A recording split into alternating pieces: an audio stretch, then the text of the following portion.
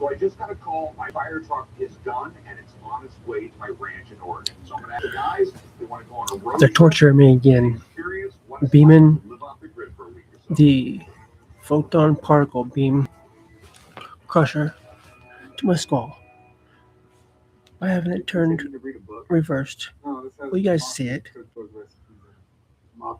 And they're showing me Hey, guys. people they murdered and removing their bodies. I mean, you guys can see Well, my fire truck is done. the vectors that they're making literally showing up on your computer. So, what's the deal here? Actually happening. Yes, I'm actually getting my fire Everyone truck. He's restored it. It's going to be up there in a few days. Let's As take bikes. Let's make this an adventure. I mean, just think about it. everyone Yeah. has the nice, comfortable, luxurious, financially free lifestyle that they have now and have their whole lives Now listen, okay? because Think about it. This is me, so of you know, me and bikes are down right now. I'm gonna what get a car bike too. they have taken, Okay. but didn't do it Monday responsibly. morning, leave the pawn shop. They were supposed to have it returned to me Okay, cool. when I was old enough to be able The fire alarm to box should be actually Sweet. be birthed from my mother, if you want to be technical. So we'll just put the past behind us for now, since we need quick results that are functional in a civil matter, beautiful Oregon coast to my ranch. We're stopping which by my requires place. He has a 138-year-old ironwork machine shop. everything There's you know. so much stuff in there, it's literally a picture of paradise. With three of us going through it, I'm sure To we'll find have something. a lawyer Hey, Jeff. Hey, man, what's up? How you doing? pick me up I'm pretty good. What's up, Corey? Hi, pleased to meet you. to do the paperwork Oh, yeah. with me for their internal review board disciplinary hearing process for their 14th Amendment and mine, which is very simple. Holy I. And Holy hell. There's just Make a sure- ton of stuff in here. Yeah, like tetanus everywhere.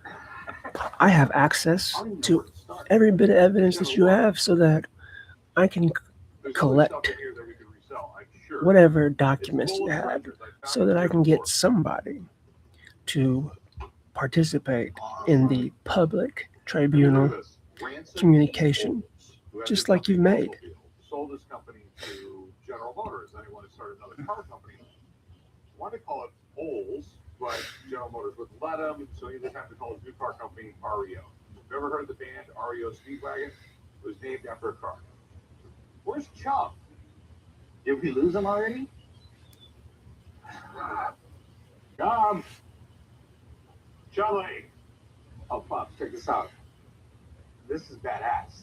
It looks like a 1914, 1915 Excelsior motor. Excelsior motorcycle? Yeah. It looks a little rough. I'm sure it's a boat anchor at this point, but it's the first motorcycle to ever go 100 miles an hour. Okay. And Schwinn bottom and like screwed everything up. I know at auction Excelsior motorcycles in great condition they go for like $100,000, right? If they're mentioning 200,000, but the motor looks toasted. Even if it does work, I'm never going to be able to find a frame for it. I mean, maybe you can clean it up. Maybe you can use it for parts, depending on how the parts look inside. You know, the case might have been full of water at one point. Check out this. Do you know what that is? None of that. Compass. No, it's a measuring tool. It's like this. Say you want to measure from here to here on a circle. So you can't really go straight. It has the marks on here. You have the starting point right here would be your starting point. Oh, that's cool. And then you go to your next starting point, you know the difference. All right, well, you hold on to that. I'm going to find some more stuff. You got the score right there. Jeff. Jeff?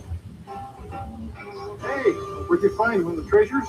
This is like a 19-teens Excelsior, It's right? 1912, I think. Family lore says one of my great grandfathers bought it and used it for a while. And it was used as a son of motor back in the 40s. This is a what motor? A sawmill. I actually took this and made a sawmill out of it. Another example of being cheap and using everything until it's used up totally. The whole bike was here. As a dumb kid, I didn't want the bike frame. I wanted a dirt bike, so I framed it over the things to the junkyard and off it went. Okay. Not the greatest move. No, it was. What are you trying to get out of it? I consider it decorative. Yeah, I mean, I don't think it could be restored at all. I mean, there's so much rust on it. It's dead. Maybe 1,000. Cool, I'll give you that. I mean, I'm just never really in this position. Normally, people come into my store. Would you let me give you $600 for it? Jeez. I mean, otherwise you're just going to stub your toe on it forever and ever. Would you go 650? Absolutely, my man. 650. Got a deal. Thanks. All right, cool. All right, and what about this Chum's measuring tool? This is really, really cool. I mean, this has got to be 100 years old, right? Yeah, that's for measuring horse and buggy wheels. What do you want for it? About 75. 40 bucks. You're a tough one, but you come by quite frequently, so yeah, I'll do it for you. All right, sweet. 40 bucks. All right, let me get you paid. Hold on. I found something else. Do you even know what that is? It's a butt hook. A what? I don't know what this is. It's called a butt hook. It's for the giant logging tongs, and you strap this onto the butt end of the tree, and you pick it up like a stump, a huge stump. Okay. Yeah. How much for this? Oh, that's pretty much just scrap these days. How about 50? How about 25? Ah, come on now. How about 35? Can you just do 30 and make me look good in front of my boss? Absolutely. Learn from the best. You just wanted that because it's called a butt hook. I wanted this because you need it for your trees out on your property. I could probably use it. Thank you, chum. Thank you, Chum. And who picked that out as well? You picked this up. Thank you, chum. Thank you, Chum. You're welcome. Anything for you, boss. Okay, so we got 30, 40, and 650. That's $720. All right, thank you. Great, man. All right. I can't believe I found 2 things here. I'm good at this picking stuff.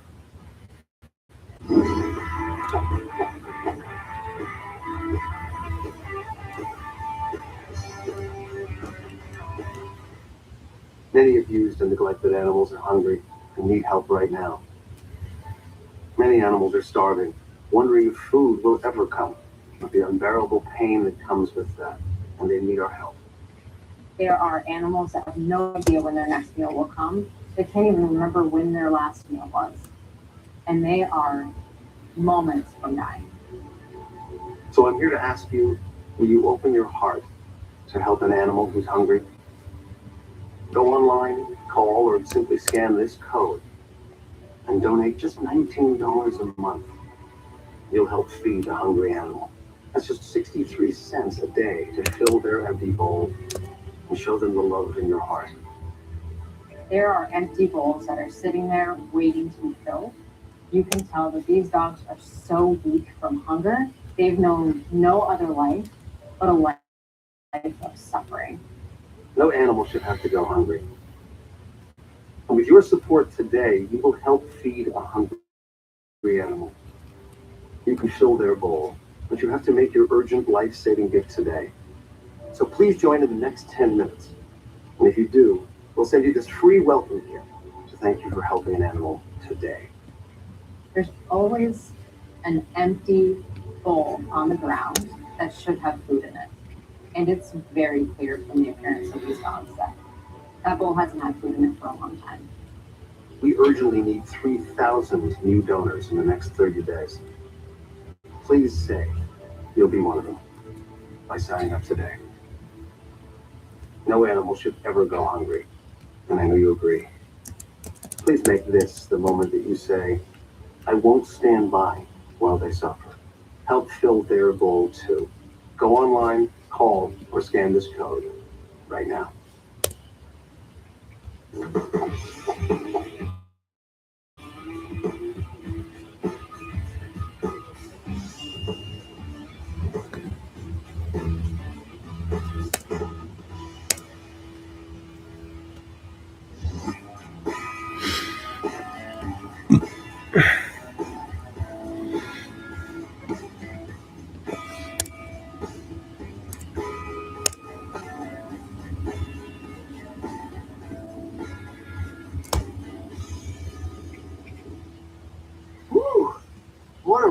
ride, Rick. I can't believe I made it up here on the 650. Come on, nice and I remember it, Rick. You did some work.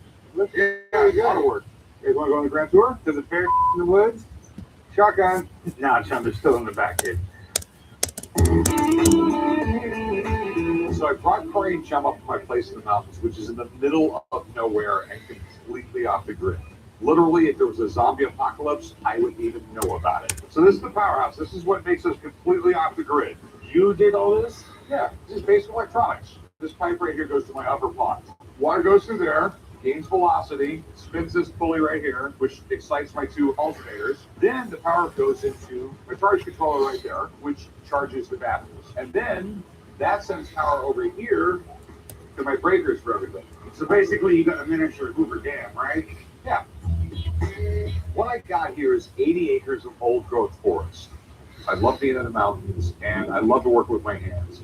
My dad made me start working construction when I was 12 years old, so I basically can fix anything myself. So here's the workshop. This is pretty sweet. Right? So what kind of stuff you have to build in here? Well, it's everything. It's like things break, I have to fix things. I gotta work on my tractors, my razors, everything else like that. And sometimes I gotta make my own parts. The turbine was made in the 1950s, so there's no parts for it. So whenever there's something to build my own parts, so then You have to make your own parts to fix the turbine? yeah, because they don't make parts for it anymore. So we're just off the grid building turbines now? I mean, once you understand the physics and the theory, you know, the rest of it's not that hard. Okay, let's go see more of the property. Let me go show you the well. See this right here? That's the well. That's where I get all my water. The great thing about that, it's up here on top of the mountain, so everything's gravity fed downhill, so I don't need a water pump or anything. It's the less power I gotta use. How much water does it hold? It holds 5,000 gallons. Good, because I like to take a lot of baths. All right, let me show you the rest of the property. This is what I love, just living off the grid and doing everything myself. I basically have everything here except one thing, a fire truck. And I'm getting that soon.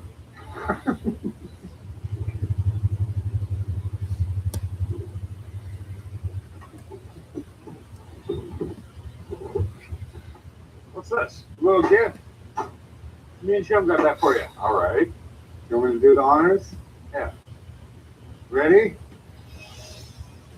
Oh, cool. Check that out. It's an old 1930s firebox to go with my fire truck. Yeah. That's pretty sweet, huh? I love those things. The seller brother needs to shop. When we got it, it was just a rust box.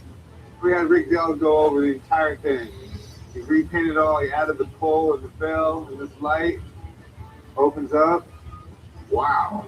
Does it actually work? You can't actually get the fire department out here, Doesn't send a telegraph anymore. but we have a remote where you can set this on and off. Well, cool, guys. I appreciate it. Now I'm going to get my fire truck. I'm going to have the complete package. You're welcome, Rick. Thank you, guys. Can I I said hug? thank you. Sure. You can get a hug, Jump. Don't touch me. In case of emergency, most of us have the luxury of a swift response from a local fire department. The sirens blare, a truck pulls up, and bam, Niagara Falls. A pressurized stream of water at roughly 1,800 gallons a minute. So how did such a complex and effective firefighting system come to be? By the 1700s, American cities got larger and larger. A single fire had the potential to kill thousands. Before firefighters had the ability to uncork a virtual machine gun of water in just seconds, house fires were fought by ordinary people with ordinary buckets of water, bucket brigades, which meant get in line, pass leather buckets of water to the front of the line, and dump it on the fire. It's not the most effective way to fight a blaze, but it's all they I'm working on the new physics, These early bucket brigades were tapped but into pre-built water systems. I'm at a standpoint Literally, step down, until dump the water, whoever and they would have to drill it. responsibility is to terminate and fire the people who are over the research studies that set up their organizational structure, their executive branch, as a to make it be a bottleneck to clog the information flow to prevent the photon particles from coming through. Unless, of course, you live off the grid in Oregon. Try Formula 44 from Vicks, the cop silencer. Vicks scientists refine the formula 44 times to attack your cop at the source, providing powerful cop relief for up to 8 hours. Formula 44 from Vicks, the cop silencer. I've had this fight since the very start. I always wanted more. I went back to school at 39, 33. 42. And know my skills? Much like at Capella University, we help you catch what you're chasing. What can't you do? You find 100 for it today? What do you think they're worth? You're looking at anywhere from about $8,000 to $12,000. Wow. What do we have here? It's a Claude Monet painting. If it's the Monet, it should be 150 years old. If it's real, it's probably worth in the neighborhood of $2 to $3 million. So is it real? 200% sure, not real. Oh, Do you know what you have here? No, not at all. What you have here is pre-revolution Russian imperial jewelry. I'm hoping to sell it for a couple thousand. Fabergé was one of the most famous jewelry designers in the world. He was the jeweler to the Russian court. This is the kind of stuff that royalty wears. It's absolutely beautiful. This is Fabergé. I'll give you $15,000 for it. Guys, you gotta be. I'm going into the pawn shop today to sell my grandfather's gold coin. There's a lot of fakes out there. This coin is in really great shape. It's almost too good to be true. So if this is a real piece of Spanish treasure from the 1700s, I want it. This is like the Royal Crest of Spain. 8 is the denomination, biggest gold coin the Spanish made. What were you looking to get out of it? Like to get 2,000, if I could. From everything I can see on this one, it's absolutely genuine. Okay. It's like finding treasure. Absolutely. You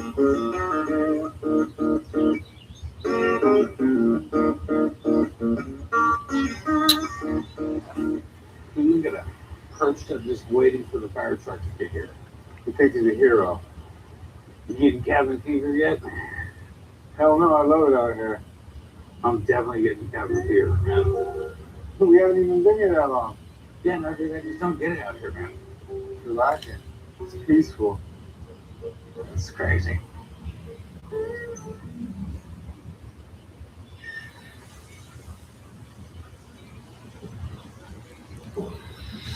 Look, it's the truck. Is that the truck? Truck coming down right now, man. Dad. Dad. Rick. This is delicious. Why would we have noise if we have AI?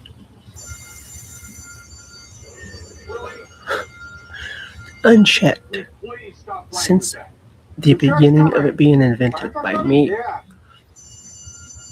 Turn it off, please. There it That is. proves Oh, that is the incarnation, reincarnation, soul, spirit, all of that shit that the Pentagon has sadistically, secretly been doing while they have us held hostage, confined since the 40s. Amanda Nunes, I cannot wait to be able to contract you for the Holy War.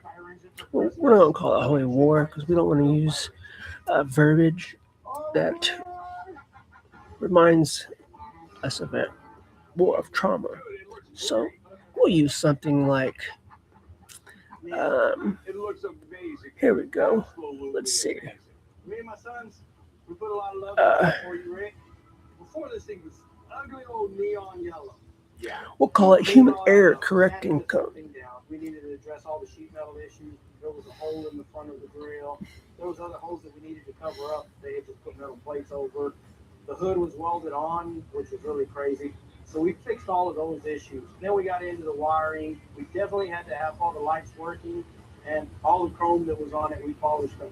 It's absolutely amazing. Great, Dad. I'm glad you got yourself a little toy. It's not a toy. This is serious equipment. Dad, if there's a fire, please call 911. I am the fire department. Right, John? Yeah. I'm a deputy. You guys look like a great team. Oh, you polished up the siren. The most important part. This siren was a nightmare, but I wish they would just come clean with everything that they've Remember we had that ugly old they're making us all we had all the other be enslaved and pay their salary until they restore communications with me and get me a PR, public relations manager, and legal team before anything else, because that's not getting paid out of my fund, out of the any of Parliament of States or anything national security. They pay for that. Well, we had a few more issues than we kind of thought about. So we're kind of a little bit over. Okay. What's a little bit over? 27,200. Well, that's not bad at all. I paid $5,000 for it.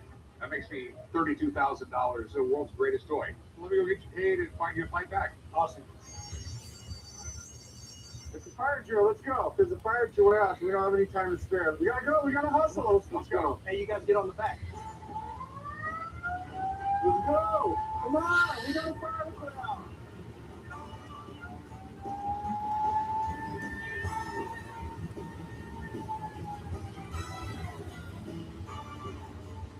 Fire over there. Come on, hustle. Hustle, muscle. Let's go. Get it out. Come on. Hustle, Rick. Over the hill, go. Yeah, we did it. We did it, Rick.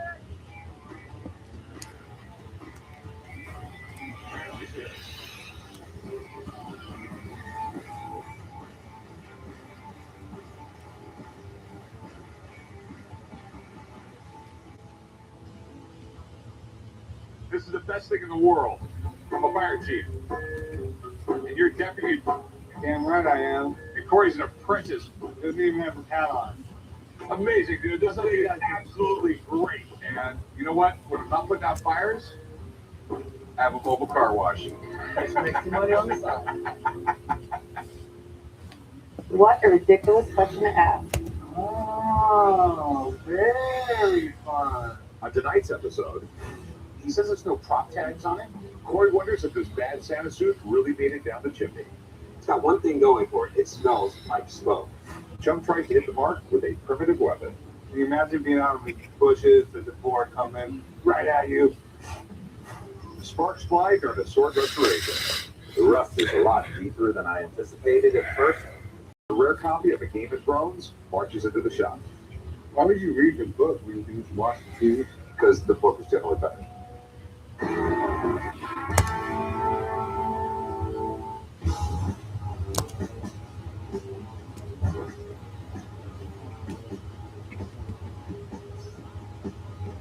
Oh, this is super cool.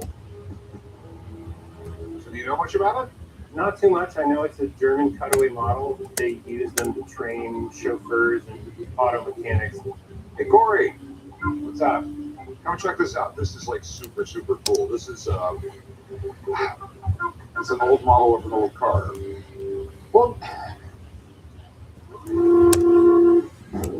I like cars and I like car models, and happened to fund this. A museum was selling it, and I bought it at an auction. Starting to enjoy it over the last 3 years. I like to play with it. I like to look at it, but I wouldn't say it's sentimental. If I'm able to make a deal today, I'll probably end up buying another car model. this is really neat. The first day of mechanic school, this is what they would be teaching you on.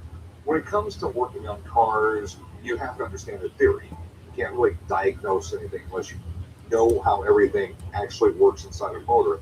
Like a differential gear, you just can't learn that from a book. You really got to see how it works. If you don't see how it works, it makes no damn sense in the world. If you have a cast iron frame here, you have working suspension.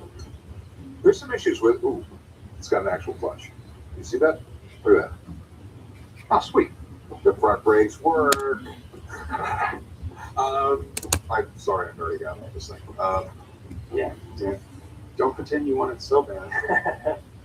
So, have you ever plugged this in? No, I haven't. Okay. We don't know if it works exactly because you really can't turn these things by hand. How much you want for it? Well, restored, I've seen them sell for 3,000 or 4,000, but I know this one needs a lot of work. I'd like to get $700 for it.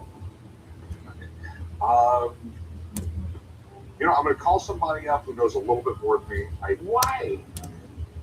All right, first off, a lot of these are museums, so I'm going to call a museum guy. You just want to nerd out with somebody. Just hang out. I'm going to call Mark on that. I'll be right back. I'm sorry about my dad, man. I'm sorry. He's gonna. Hey, I like it. He's into it. Literally nerd heaven, like psycho nerd right now.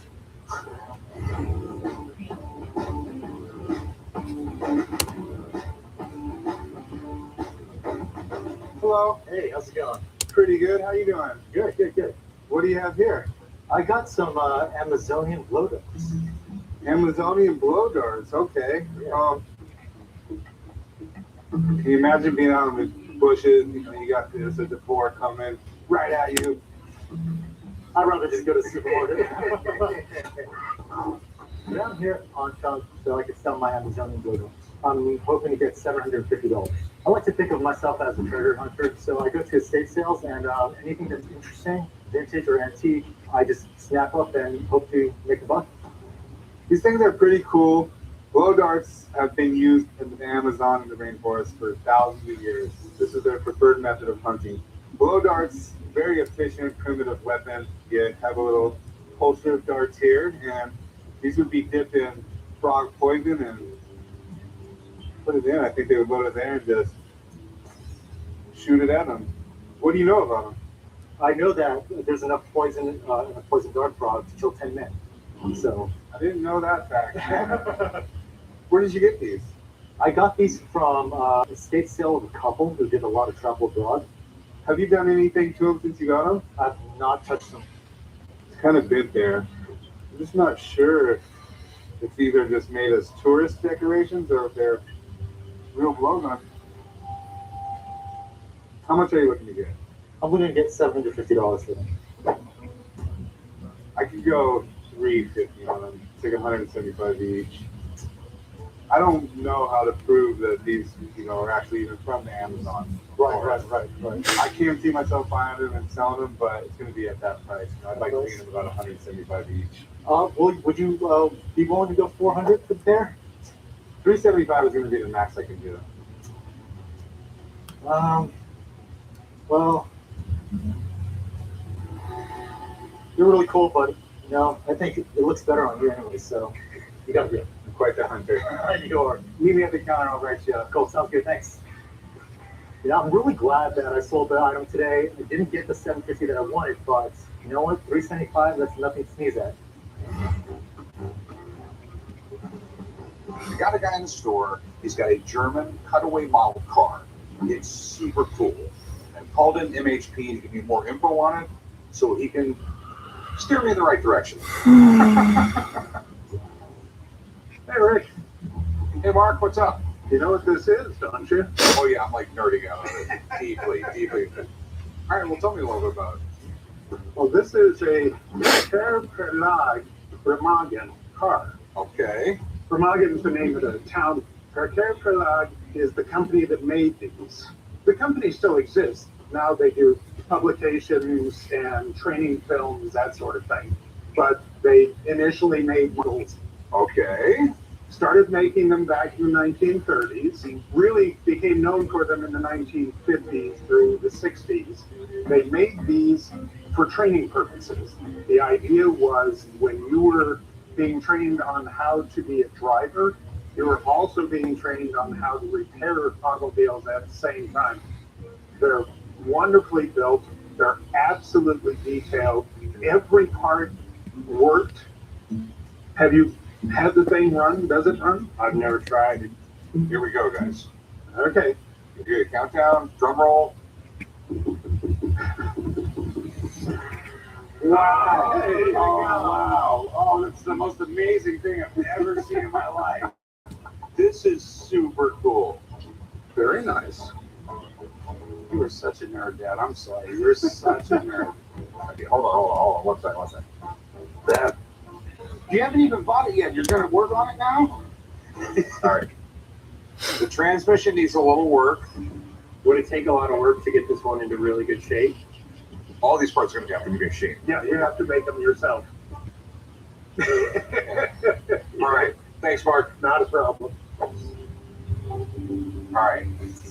All right. So how much you want for this again? $700. You got a deal? $700 to write them up for you? All right. Dude, see, this is seriously, I could have saved so much time in my day right now. Come on, man. I appreciate it. This thing is so cool. What's going on there, my man? Hey, what's up? Back again. Good to see you. And I bring you the sword from Zelda. It doesn't look like Excalibur that was pulled out of a stone. It looks like it was a pile of rocks. Actually, got pulled out of the rock. It's sitting there waiting. This was under a pile of rocks. It wasn't pulled out of the rock. This was in a pile of rocks. I have a very old, what I believe is a Moorish sword from the 17th century that was fabricated in England. I'm looking to hopefully get $200 out of it. If Rick and I are able to make a deal, I'm going to take that money, put it into fixing my car, and keep it on the road.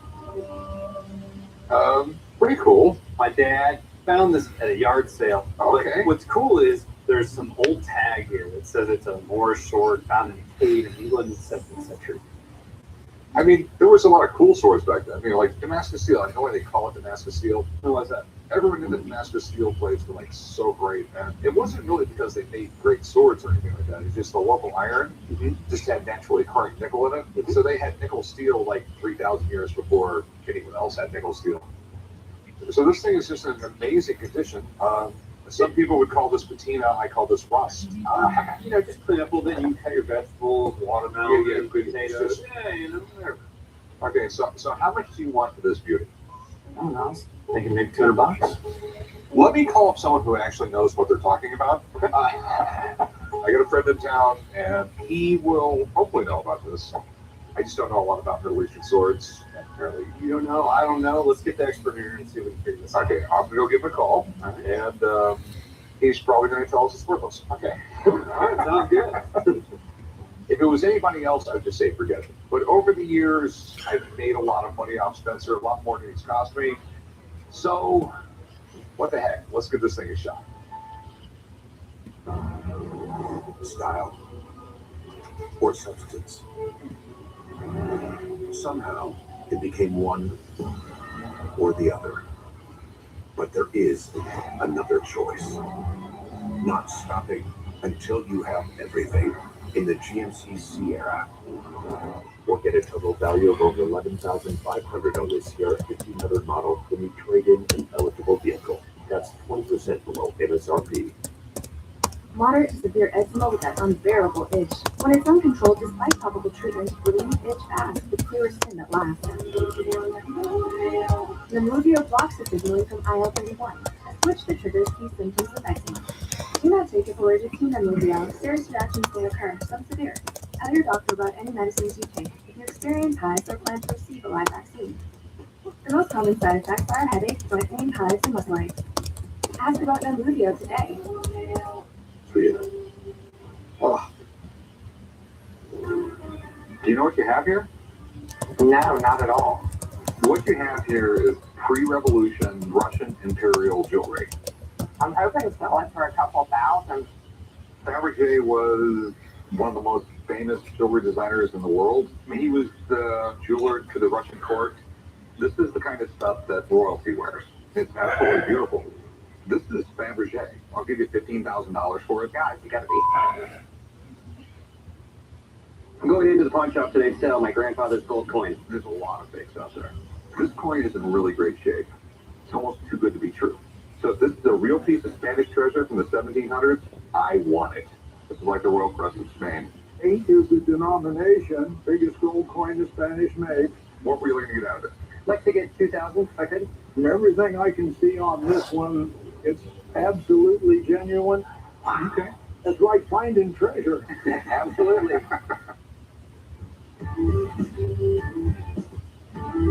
This is interesting. So what do you got, man? Well, this is Billy Bob Thornton's Bad Santa suit, born in the original movie, as well as the burglar mask. You got to realize my position here. It's not every day I have somebody bring me in a Santa suit and ski mask at the same time. I'm here at the pawn shop today to sell Billy Bob Thornton's Santa suit from the film Bad Santa. I got the suit from auction shortly after the release of the film, so I would like $3,500 for the Bad Santa suit today. So it's from the movie Bad Santa? Yes, it is. That's awesome. Do you mind if I come around and take a look at it? Absolutely. Yeah, I think I must have seen this movie at least 1,000 times. Me too. It's like a complete cult classic. Universal actually passed on it and said it was too obscene. I could understand why they would do that. Yeah, what it made, I think 70 million at the box office or something. At that time, you never really saw Billy Bob Thornton playing that kind of character. Right. Most people still recognized him from Sling Blade and stuff. So you just see this guy who's just known for just playing them in the most ridiculous comedy you've ever seen. So, do you got any paperwork or anything with this? I do. This is for the suit. That's all inclusive of all this. And this is his black burglar ski mask. Typically, from prop houses, they'll have prop tags on them. Right. Is there any on these? No, I imagine they wore off throughout the shooting of the movie. Okay, that's a little weird. That they last forever. They're sewn in. It's like the label you're using, but that doesn't have to mean everything. I'll tell you what, my man. I got a friend that really knows about all this stuff. And do you mind if I have him come down and take a look at it? Not at all. Hang out. I'll give him a call. I have no problem with an expert being called in. I have researched it. I have matched it up to scenes in the movie. So I'm convinced that it's 100% legitimate.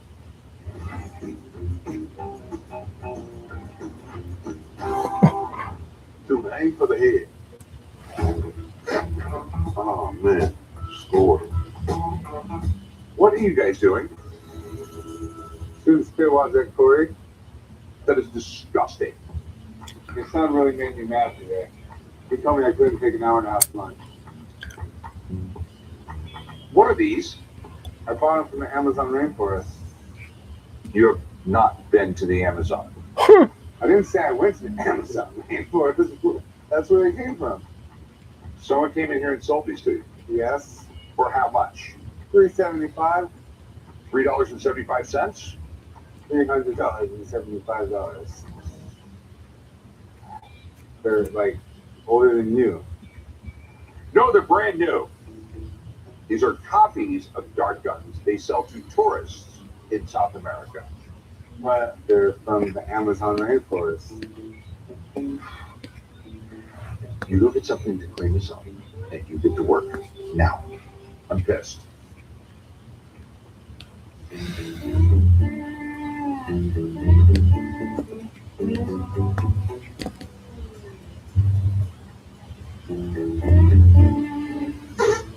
Whoa.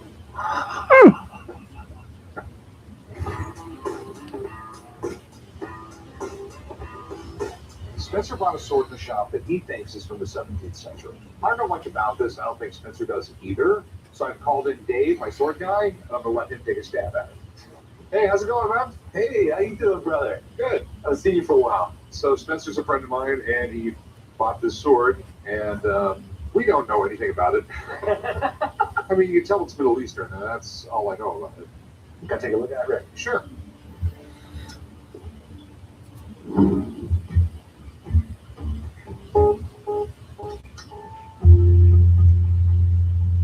Well, you seem highly interested. Yeah, the silence makes me wonder here. Well, I gotta say, it's definitely a full one from Afghanistan.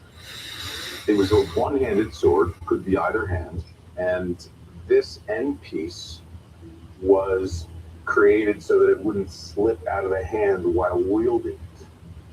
And the curve is in the first third of the sword. The reason That's neat. for that is because this was a horseback sword. The warrior would be riding the horse and slicing the enemy or the other horses or whatever from horseback, and they didn't want it to slide out of the hand. The reason it has these curved end pieces is because the warrior would catch another sword in this curved guard and then break it with one hand while riding horses. The fact that it has the grooves, it denotes that it's a little bit of a higher end piece The grooves are put in a sword to lighten up the sword. And if you'll notice, they're grooved in as top is wider, so it's for strength while cutting. Okay, so when was it made? The 17th century. It's a neat piece. Okay, so what's it worth? As is $500 maybe. But actually, if I restore this for you, it'll be worth on the outside $500. And how much to restore it? $1,500. Okay. Thanks, man. I'll let you know. Thanks a lot. Good to see you. All right. All right. Well, let me go get you $200, dude. $200, not gonna happen. $450. Well, there's not a lot of money to be made here, dude. I know I got a legal. All right, $250. $350. I'm already cutting that low.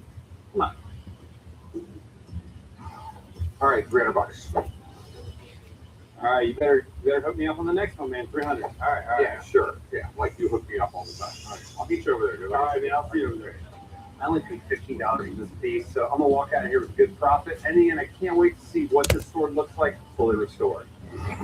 Modern warfare doesn't look anything like it did centuries ago. Back in the 17th century, it was up close and personal. Imagine a soldier charging you at full speed on a horse with a cavalry sword. It wasn't pretty. Back then, the smallest advantage in the battlefield literally meant life or death. A Damascus steel blade turned an Afghani warrior into a harbinger of death. So how did this rare steel dominate the Middle Eastern and European battlefields for centuries? Right around 500 AD, Arab swordsmiths started forging Damascus steel blades from blocks of steel harvested in India.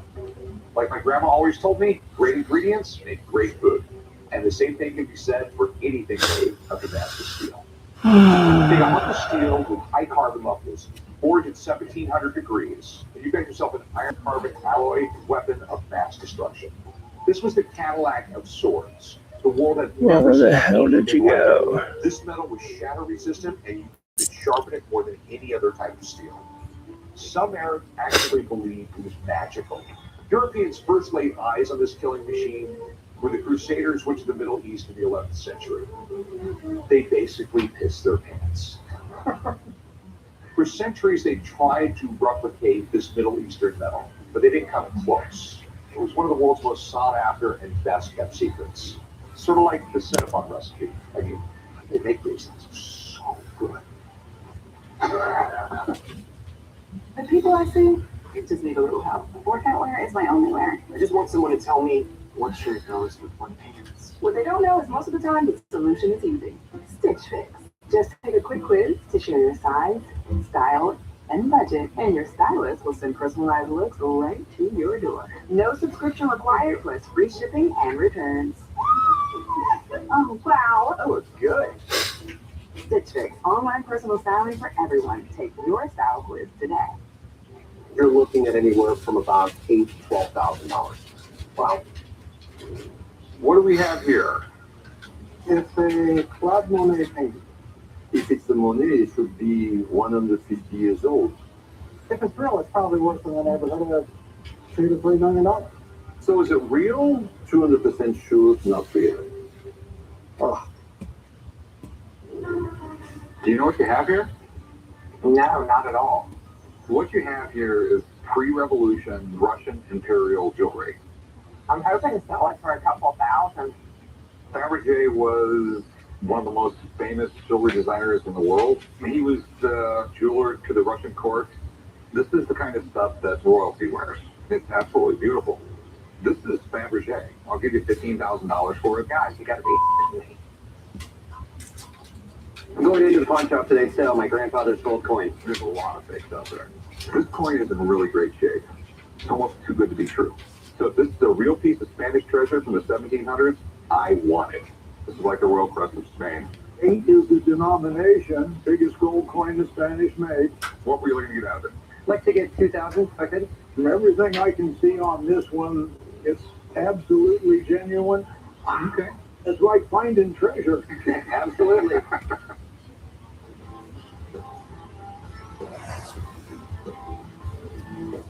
I have a guy in the shop who's thinking he has Billy Bob Thornton's costume from Bad Santa. I'm not sure if it's legit, so I called up Tall Rock to see if he could come down and take a look.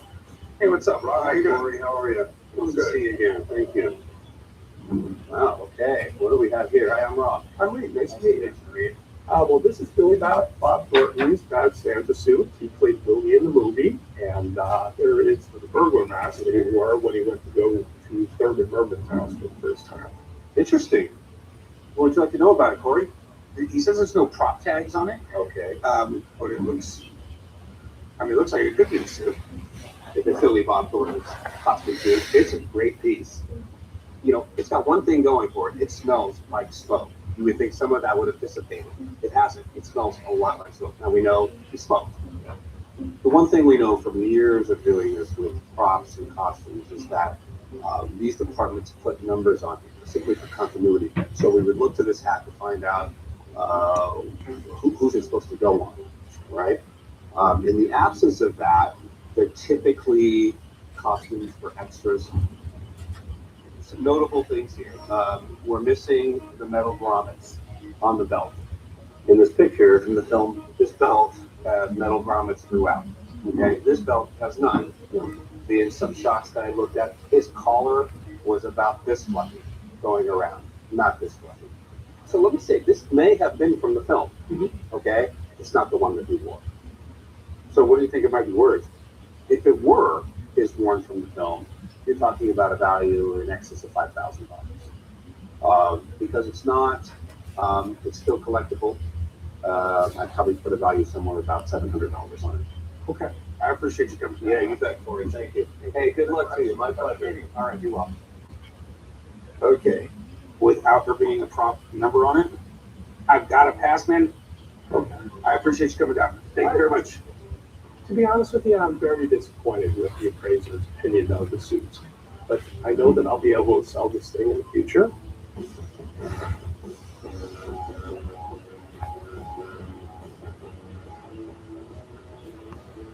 Can you pull this up without spilling it? Here's the radiation. It doesn't have all the stuff. I'll go back once I got started.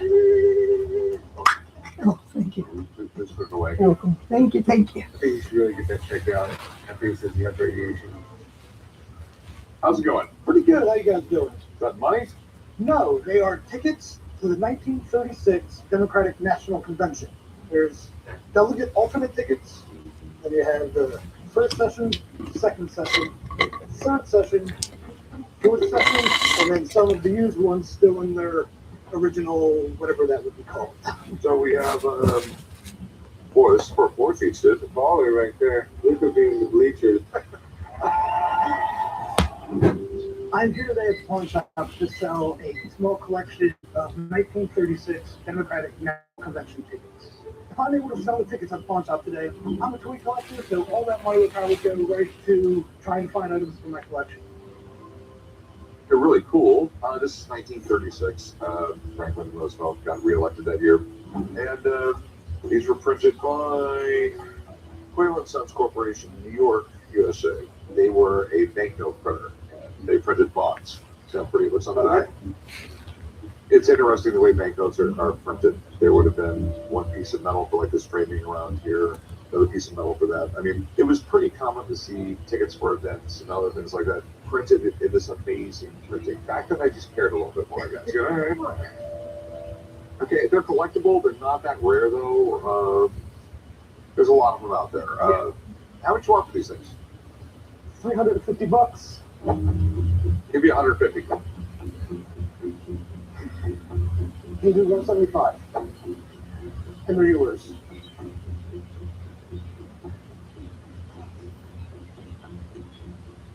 Sure, what the hell? Right, thank you very much. Can I go write them up? You want to write this for me? And quite frankly, it's been so long since I wrote a ticket. Wow.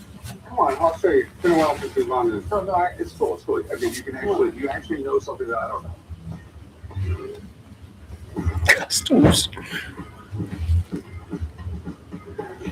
Hey, how's it going? Hi, how are you?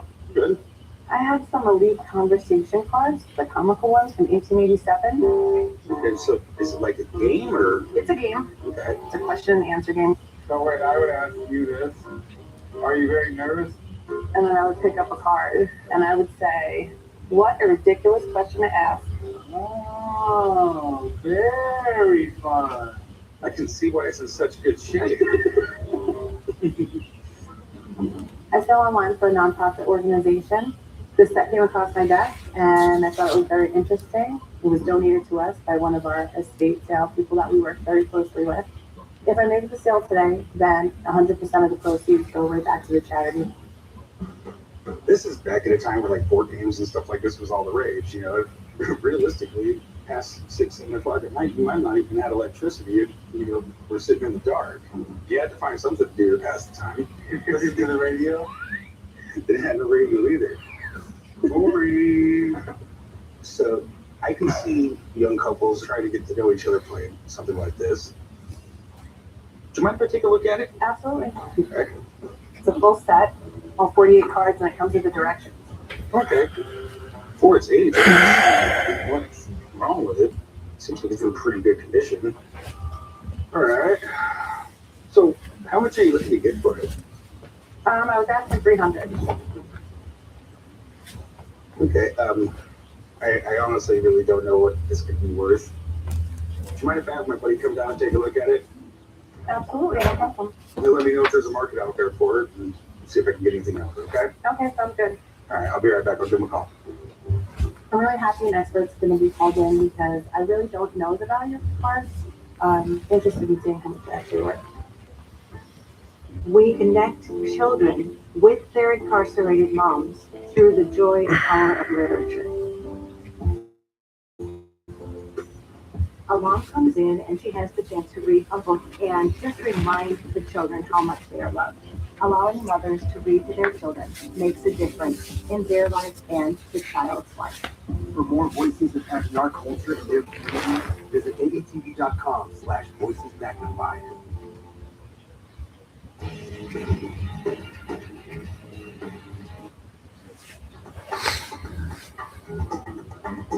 I have a customer here with what sounds to me like a boring card game from the 1800s. To me, it's not really all that interesting, but for the right collector, it could be a big deal. She's asking for $300, and I don't think it could be worth much at all, but I've been wrong before, so I asked Steve to come down and tell me what it's worth. Hey, Steve, how you doing? What's going on, guys? Hey, what's up? What's up, man? Not much. Help me out here. The elite conversation cards. You guys been playing the game or what? I tried, but Corey's a real stickler. He doesn't like playing games. Corey, come on. I had to bring you down here because I really don't know what they could be worth. And they look like they're in good condition, but I think that's because no one ever played it. It was a funny game. You got to think late 1800s, early 1900s.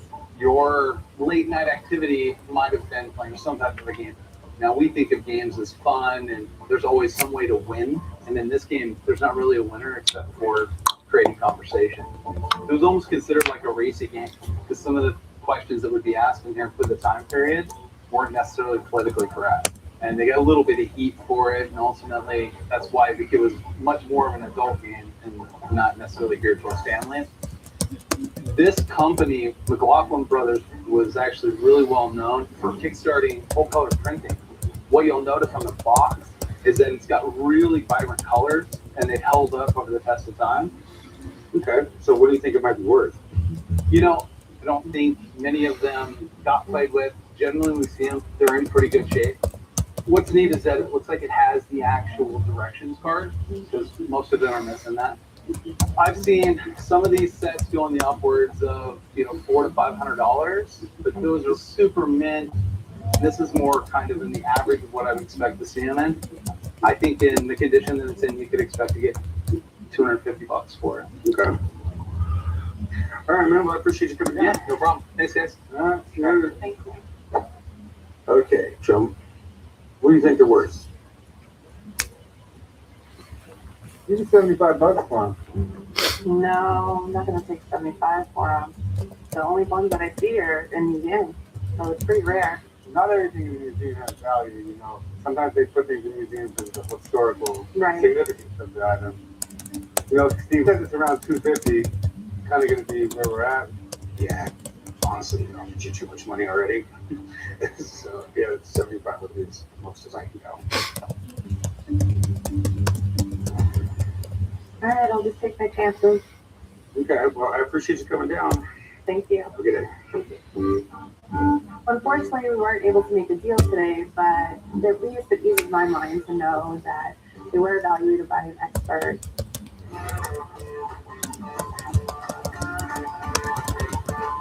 So I bought this old rusty Afghani sword off Spencer a couple weeks ago for $300. Last time I saw it, it was in rough shape, but Dave Goldberg's been working on the restoration and says it's going well. And that's why I'm here. I'm checking on the progress. Hey, man, what's up? Hey, how you doing, brother? All right, so this is it right here? So this is it. It's not done. Give me a half an hour. Okay. The rust is a lot deeper than I anticipated at first, so it's taking quite a bit longer. I mean, it was 10 hours to get this far. Okay. But it's going to be marvelous. This is going to be a magnificent piece. And I want to show you the process that I use to get to this place. Okay. Let's go over to the grinder and I'll show you. Okay. Here, you need to wear these. Take care of your eyes. I'm sure I look great in this. Oh, you look very sexy.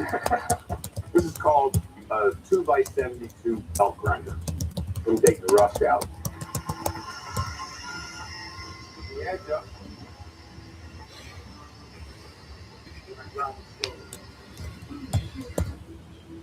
Where it's shiny is where I ground it. And I keep the angle so that it sort of keeps its original integrity. All right, cool. So what's next? I'll go over to the other bench and we'll start filing. All right, let's go. Let's go check this out. All right.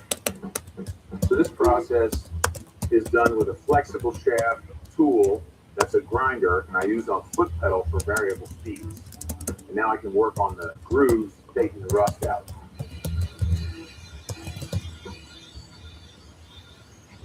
And you can see here where the rust is coming off.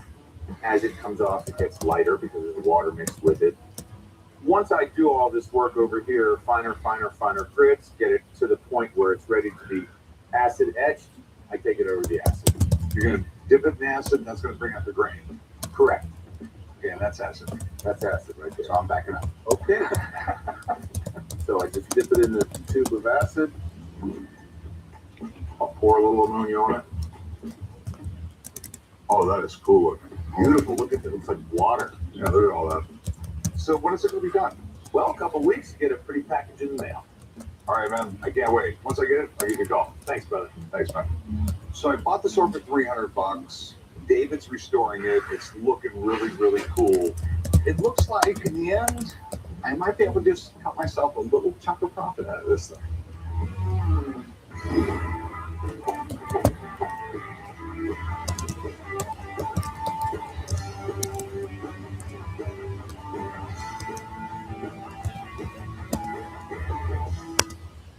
A century ago, our founders made a promise to always take care of their own. That promise is still at the heart of everything we do, and why our members know we'll do what's right, because at USAA, we take care of our own. I was in this line asking price. It really could be an American treasure. That is an awesome piece of American history. I don't know if some, all, or none of these are real. The collection is over 250 vintage Hollywood autographed postcards. What you have here is really amazing. I am hoping to get $2,500 for it today. What do you think they're worth? You're looking at anywhere from about $8,000 to $12,000. Wow. What do we have here? It's a Claude Monet painting. If it's the Monet, it should be 150 years old. If it's real, it's probably worth in the neighborhood of $2 to $3 million. So is it real? 200% sure, not really. Oh. Do you know what you have here? No, not at all. What you have here is pre-revolution Russian imperial jewelry. I'm hoping to sell it for a couple thousand. Fabergé was one of the most famous jewelry designers in the world. I mean, he was the jeweler to the Russian court. This is the kind of stuff that royalty wears. It's absolutely beautiful. This is Fabergé. I'll give you $15,000 for it. Guys, you gotta be kidding me. I'm going into the pawn shop today to sell my grandfather's gold coin. There's a lot of fakes out there. This coin is in really great shape. It's almost too good to be true. So if this is a real piece of Spanish treasure from the 1700s, I want it. This is like the Royal Crest of Spain. 8 is the denomination, biggest gold coin the Spanish made. What were you looking to get out of it? I'd like to get $2,000 if I could. From everything I can see on this one, it's absolutely genuine. Okay. It's like finding treasure. Absolutely.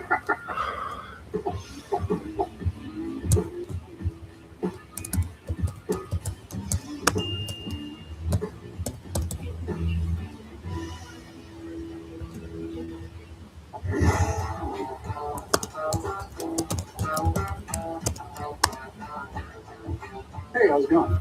How's it going? Good. So what do you got here, Ben?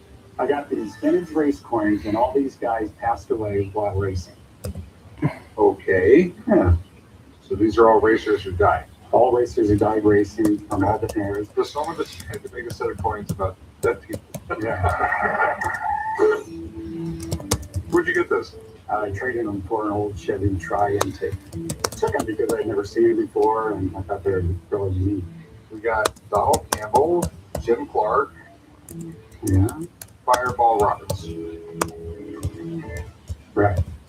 Never heard of them.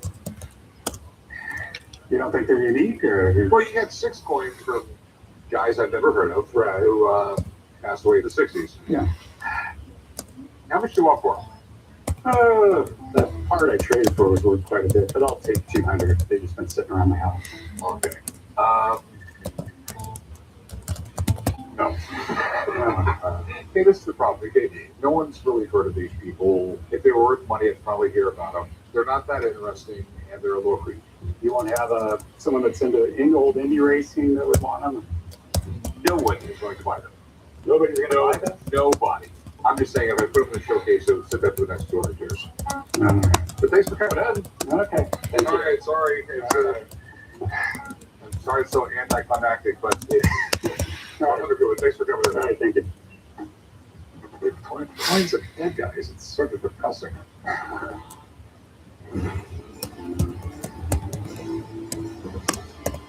Hey, how's it going? Good. How you doing today? I'm good. How can I help you? Got a rarest edition of Game of Thrones book looking to sell. A rarest edition? Rarest edition ever made. Okay. Winter has come, Rick. All right, let's see what you got. Why would you read the book when you can just watch the TV? Because the book is generally better. Most You can't look at Khaleesi's book. I have a Game of Thrones first edition signed copy by George R.R. Martin. I'm looking to get around $2,500 today. If I'm able to make a sale today, I'm going to use that money to put towards my hobby, which is collecting high-end sports cards. I love the Game of Thrones. Where'd you get it?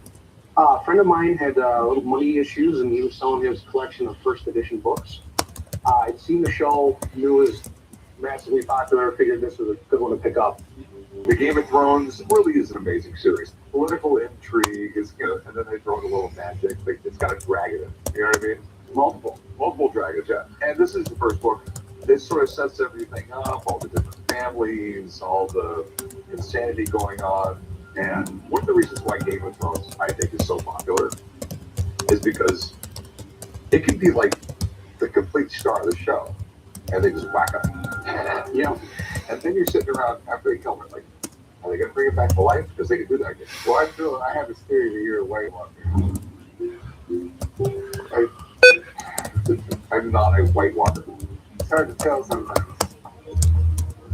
Okay, so it'll go down in history as one of the most popular series ever produced. Absolutely. It looks like amazing condition. Do you know if it's the first printing of the first edition? This is the first print of the first edition. They made 500, 52 were lettered, 448 were numbered. This is a numbered copy. And it has been properly stored since the day he got it. So how much you want for this thing? I'm looking for $2,500. All right, so I have no idea what this is worth. I really don't. And you want $2,500, which is a lot for a modern book. So, let me give someone a call. Absolutely. I'll be right back. Game of Thrones is the biggest phenomenon on TV right now. Everyone's watching this bloodbath. 12.1 million people tuned in for the season 7 finale, which basically makes it the modern day MASH. In the 1990s, author George R.R. Martin, a self-proclaimed Lord of the Rings geek, wanted to create his own mythical world steeped in royalty and blood. So, where did he turn? To history, of course. So what historical events inspired the bloody world of Westeros? The War of the Roses in 1455. It was a real-life story that would make for TV magic. We had the Lancasters and the Yorks, a royal family split in two, dueling for control of the English throne for 3 full decades. It felt like a sports rivalry. Each side had their own logo. The Yorks had the white rose, the Lancasters had the red rose. So what caused the family to implode into war? This is going to sound like a game of 6 degrees, but let's give it a shot. It all starts over a slight. King Edward III is ruling England, and his son Edward, the Black Prince, dies in battle. And instead of giving the kingdom to one of his other sons, he gives it to Edward's son, his grandson, Richard II. Now you have Edward of Lancaster and Richard of York. They both want the throne, and they are pissed. 30 years of bloody warfare. The crown changes hands 8 times between the two sides. Endless backstabbing and over 50,000 casualties. Yeah. And you thought your family was messed up? USA Safe Pilot, I can save when I road trip safely. Or USA Safe Pilot Miles, I can save when I staycation. Yeah, with Safe Pilot, you can save when you drive. Or with Safe Pilot Miles, you can save when you don't. I've had hidradenitis suppurativa, HS, for years. Painful bumps that come and go. I used to think, why me? My symptoms made me miss work, miss out with my kids. I said, enough. You are stronger than this. Keep fighting. Take on HS differently with Cosentyx. It works from the inside to target a believed source of inflammation that may cause HS symptoms. Real people saw 50% reduction in bumps and abscesses after 16 weeks. Don't use if you're allergic to Cosentyx. Before starting, get checked for tuberculosis. An increased risk of infections and lowered ability to fight them may occur, like tuberculosis or other serious bacterial, fungal, or viral infections. Some are fatal. Tell your doctor if you have an infection or symptoms like fevers, sweats, chills, muscle aches, or cough. Have a vaccine or plan to, or if inflammatory bowel disease symptoms develop or worsen. Serious allergic reactions and severe eczema-like skin reactions may occur. I found help. I found relief. You're not alone. Ask your dermatologist about Cosentyx. To the Russian court, this is the kind of stuff that royalty wears. It's absolutely beautiful. This is Fabergé. I'll give you $15,000 for it. Guys, you gotta be. I'm going into the pawn shop today to sell my grandfather's gold coin. There's a lot of fakes out there. This coin is in really great shape. It's almost too good to be true. So if this is a real piece of Spanish treasure from the 1700s, I want it. This is like the Royal Crest of Spain. 8 is the denomination, biggest gold coin the Spanish made. What were you looking to get out of it? Like to get 2,000, I could. From everything I can see on this one, it's absolutely genuine. Okay. It's like finding treasure. Absolutely. All right, there's a guy in the show, and he has a signed, limited edition, George R.R. Martin, Game of Thrones book. This is super cool. It's an amazing condition, but I just don't know the price on it. So I've called in Rebecca, because when it comes to the game of books. So who was like a really big mean guy? The Hound? Yeah. Are you talking about a book? Yes. Whoa.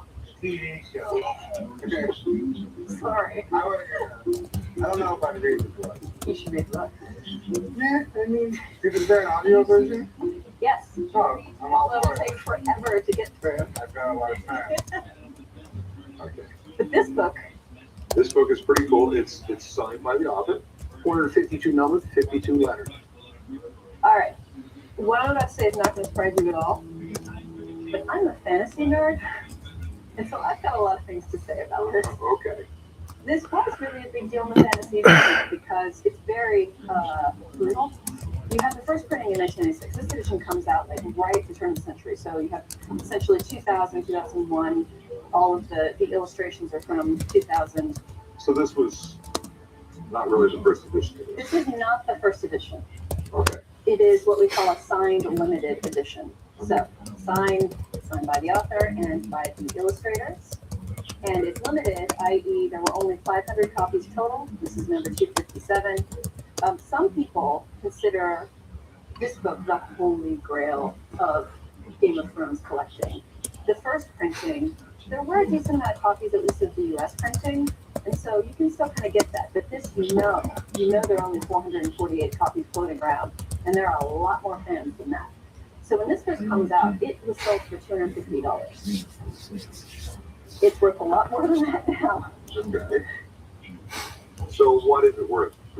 I know that copies of this sell for $2,000, $2,500. I know you can get that. You could get more though. You could legitimately put the price up, $3,500, $4,000, see what happens. Because right now people want this. All right. Thanks. Yeah. I sort of got an idea now. All right, take care. All right. So what's your bottom line on it? So 2,500 is where it's at. Could go a lot higher. I think it's a really fair price considering how popular the show is. It goes right around 2,500. If I'm lucky, I might be able to get more. You know, I'll give it $1,500. More than any other book dealer's going to give it. I think it's a pretty safe bet. With how popular the show is, it's still a bet. 2,000 would be. I give you $1,500. 1,800. I'll give you $1,600. Not a penny more. You got a deal. Sweet. You'll go write them up. Leave it right. You never do anything. Harrison's always getting intense.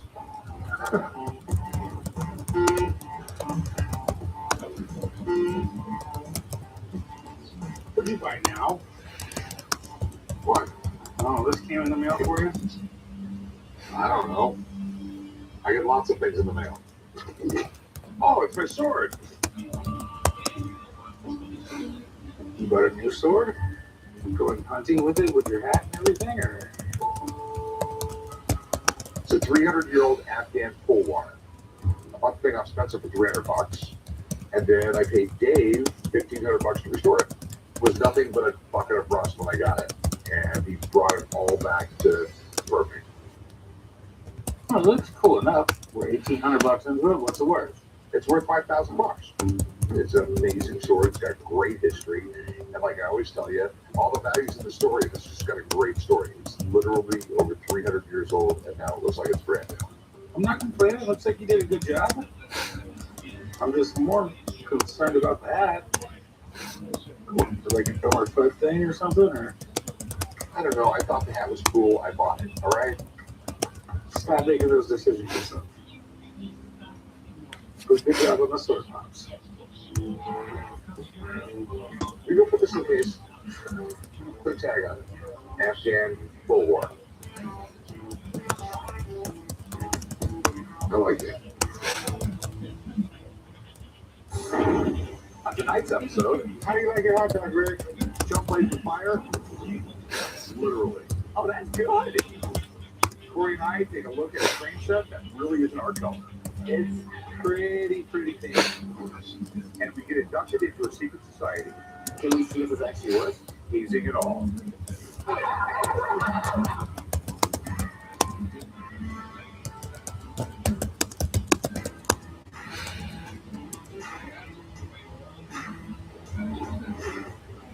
What are you doing?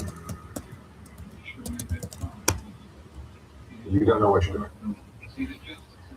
What can I help you with? I have this book. Okay. Oh, you love books. Oh, you'd like this one too? It's the Guinness Book of Records. Oh, yeah. They just broke a record the other day. 547 Spider-Man in the same room. Okay. What was the previous record? Who cares? There's a new one. I have Guinness Book of Records from 1955. I found my Guinness Book of Records in an antique store in Sugar Creek, Ohio. I'd like to see $200 for it. If I'm able to sell my book today, I want to go find more books to sell. Okay, pretty cool. Do you know much about the history of this book? I don't really. It dated 1955. 1955 was the first year. There was a guy who worked for Guinness Brewing. I had no idea. Guinness beer in this book? And he went hunting some particular birds and didn't get anything. So he was like saying to his friends, must be the fastest birds in the world. And all his friends said BS, so they tried to look it up. They couldn't figure it out. So he actually hired two guys, those are fact checkers, to get together a book. And he was just going to give them out free to bars. And he just thought it would be a great promotional thing for Guinness beer. I mean, it was so popular, they started publishing them. And just like became this worldwide phenomenon. Wonder if I could get a job just breaking records all day. Like, what record would you break? Become the most irritating employee? Obviously, I'm the best employee right now, so that would be a major leap. What's the heaviest amphibian? I don't know, but I think you're in here for the baldest mammal. There's not a category for the baldest. You could call up Guinness Book of World Records and get in there.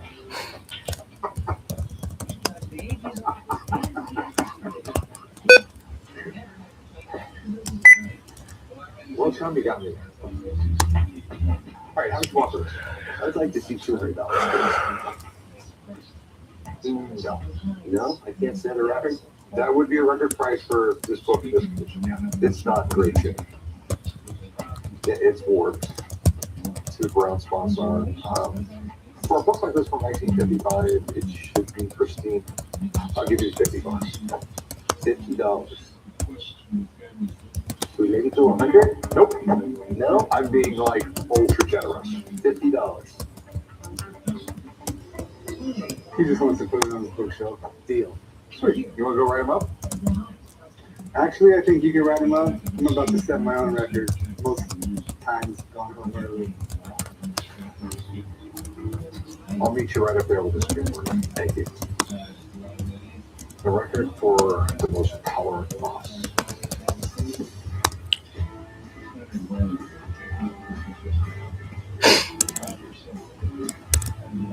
Hello, how's it going? Terrific. What do we have here? This is a fine antiquity. It's a Greco-Roman mortar. As you can see, it's been used. Where did you get it? I bought it from a mountain man. He was big and wore skins, and you could tell that he made his clothes. Yeah, he was something. I'm coming in the shop today to sell my antique mortar. I was told it's over 2,000 years old, and I've had it for at least 30 years. I would like $5,000 for my antique mortar. It's interesting. It's cool. You don't see these a lot anymore. But during the days of the Romans, this was like a necessity in a house. Like just like today, you got to have a blender, or you got to have a powder. Right. Back then, when you went to a market, your cinnamon wasn't powdered up. You bought it in sticks. And your mustard wasn't in a bottle. It was in mustard seed. It was just the way that commodities were sold because there was like airtight containers and stuff like that. And the seed's going to last a lot longer than the powder is. So you would have the powder at home.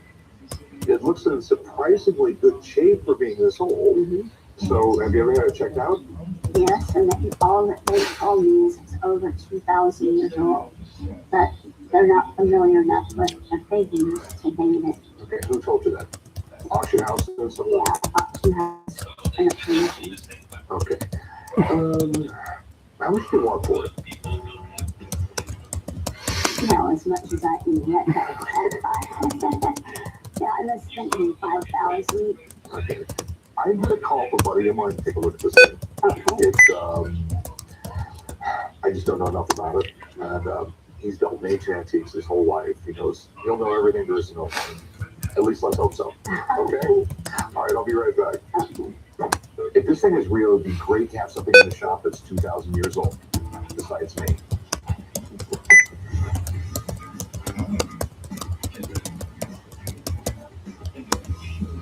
Hey, how's it going? You doing? What do we got here? We got a 1957 Lionel girls train set. Girls train set. Pops, I got the perfect train set for you. Come here. I'm coming to the pawn shop today to sell my 1957 Lionel girls train set. I'd like to sell it for $7,500. I'm able to make the sale today. I'd like to take my family out for a mini vacation somewhere. Okay. Where did you get this? I picked this up at an estate sale. I bought a collection, and this was a part of it.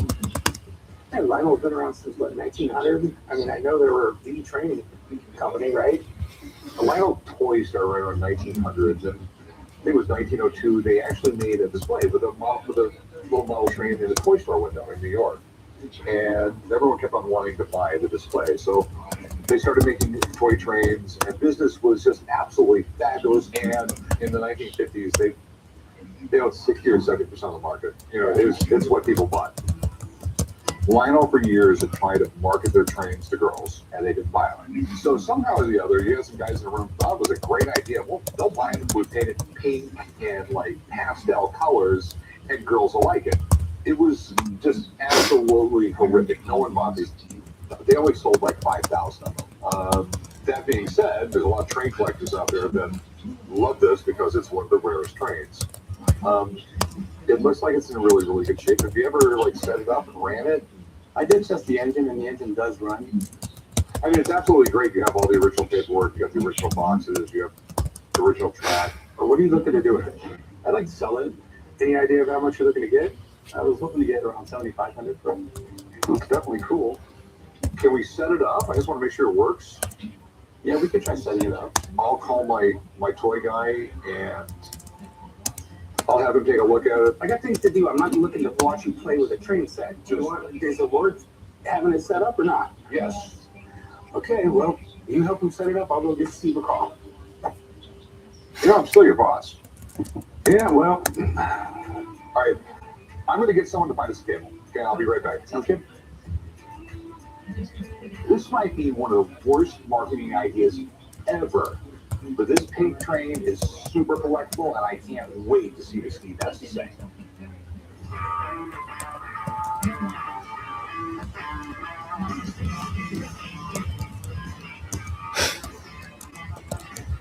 So how long we got to do this again? 3 hours. We got to beat that record. 3 hours? Yeah. I'm not doing this for 3 hours. You want to be in the World Book of Records? Oh, Take my name in the Guinness Book of World Records. now you got me sold. 3 hours. Dude, this is an awkward motion to see you. Might want to try standing up. This is definitely 3 hours of doing that, you're gonna hurt yourself. What is this? This is a rope. What is going on right now? We're breaking a world record. It's tug of war. Your dad bought the book. It's right over there. Me and Anton were going through the book, and this was kind of like the easiest, least time-consuming thing that we could do to break a record. I don't even know why I'm even discussing this. Antoine, I got a line out the door and I got no security in the shop. Sean, I got a line at the pawn counter and I got nobody working there. We're trying to beat a world record here. 2 hours and 41 minutes. The more you stand here and talk about it, the more I'm going to have to reset and start over for the world record.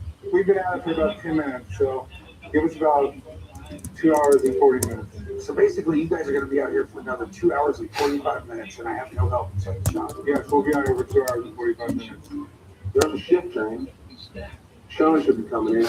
Get back to work. That's all I can say. All right, we'll be in there in a minute. Jeez. Come on. All right. Get in your hands. It's an old technique. Carts and Parts is your home for all things golf car. With 0% financing options available for qualified buyers, you can get that golf car you've always wanted. Call us today or visit us online at cartsandparts.com. That's cartsandparts.com. Landview wants his hair the same way every day, on the left. Boatview lets the wind part his hair however it wants. I haven't seen a cold in days. While Landview douses himself in nautical themed cologne. Boatview naturally smells like adrenaline and sunshine, which he can enjoy with boat coverage from Geico, thanks to 24/7 claim support from Geico Boat Insurance Specialists. Let us hit 50, 75. It feels good to be Boatview. It feels good to Geico. An unrelenting itch when moderate to severe eczema is uncontrolled despite topical treatments, relieving itch baths with clear skin that lasts. Nemluvio blocks the signaling from IL-31, which triggers key symptoms of eczema. Do not take if allergic to Nemluvio. Serious reactions may occur, some severe.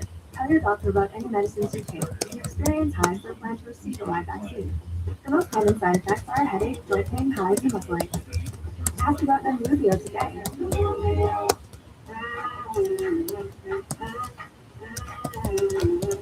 You love a clean plate. Almost as much as we do. And we've been dedicated to a safe, effective clean for 70 years. Cascade leaves no mess, no residue, no worries. Cascade, leaving nothing behind since 1955.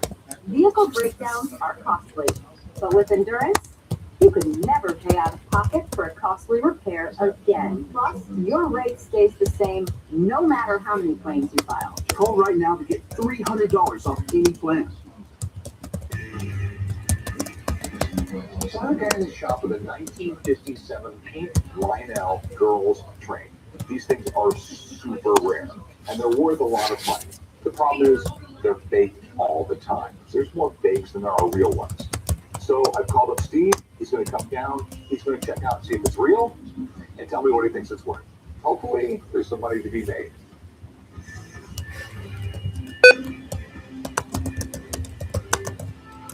Oh, it's all set up? You said this thing was pink. It's definitely pink, yeah. I mean, I still to this day can't understand it. I can't believe there's guys in the boardroom who are like, yeah, girls will buy that. And if a girl was going to buy a train, she probably wanted something that was more realistic.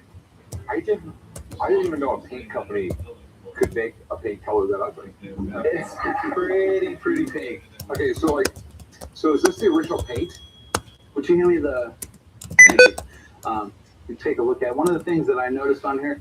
If you were going to strip this down and repaint this, a lot of times the metal, you're going to see ripples in the paint a little bit. In the case of here, you can see the paint has stayed smooth. It looks consistent. So I would say that the train's not been touched. You know, overall, it looks nice. It's a nice set. So can we turn it on? Does it run? Plug it in. Go for it, conductor. Take a look at this. All right, put this. Well, I'd like to see it working. As old as it is, you know, sometimes they're going to be finicky. Do you have other questions about it? Or? Yeah, what's it work? Well, that's funny because if I show up and it's running, it's a different volume. You know, in this condition, everything, I think you could expect to get $4,500 to $5,000 for this set. Thanks, Fred. All right, thanks. Call you if I get it. I appreciate it. Thanks, guys. All right, so how much you want for this thing? I'd like to get $7,500 for it. Well, the guy just told me I could probably get $5,000 out of it. I'm lucky. I don't think you'll find one this complete. I'll give you $3,000 for it. I think the best I could do is 35. I'll give you $3,300. You probably paid $5 for it. Make it 34. Get yourself a beautiful pink train. All right, $3,400. I got a train. That's not exactly beautiful. All right, so it's a train. I'll write you up. Corey's just mad because I never bought him a train set. Because he didn't deserve one.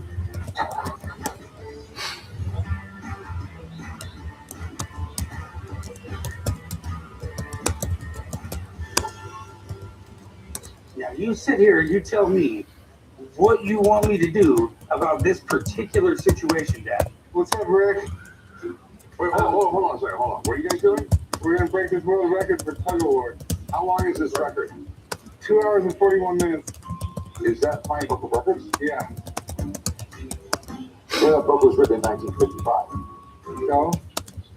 So there's been like 63 years since then, and every record in that book has been broken. It's probably 50 or 100 hours on it. And second of all, you want to be in the Guinness Book, they have to come out and document it while you're doing it. Wait, they have to document it? They're not here to document it, therefore it doesn't count. Go back to work. But it isn't official. The only thing official here is me, and I say go back to work. Do we understand? Yeah. Put my book away. Corey, can you help me find the numbers for the Guinness Book of World Record people? No. If you're jealous, I'll break the record with you and not Care about the record.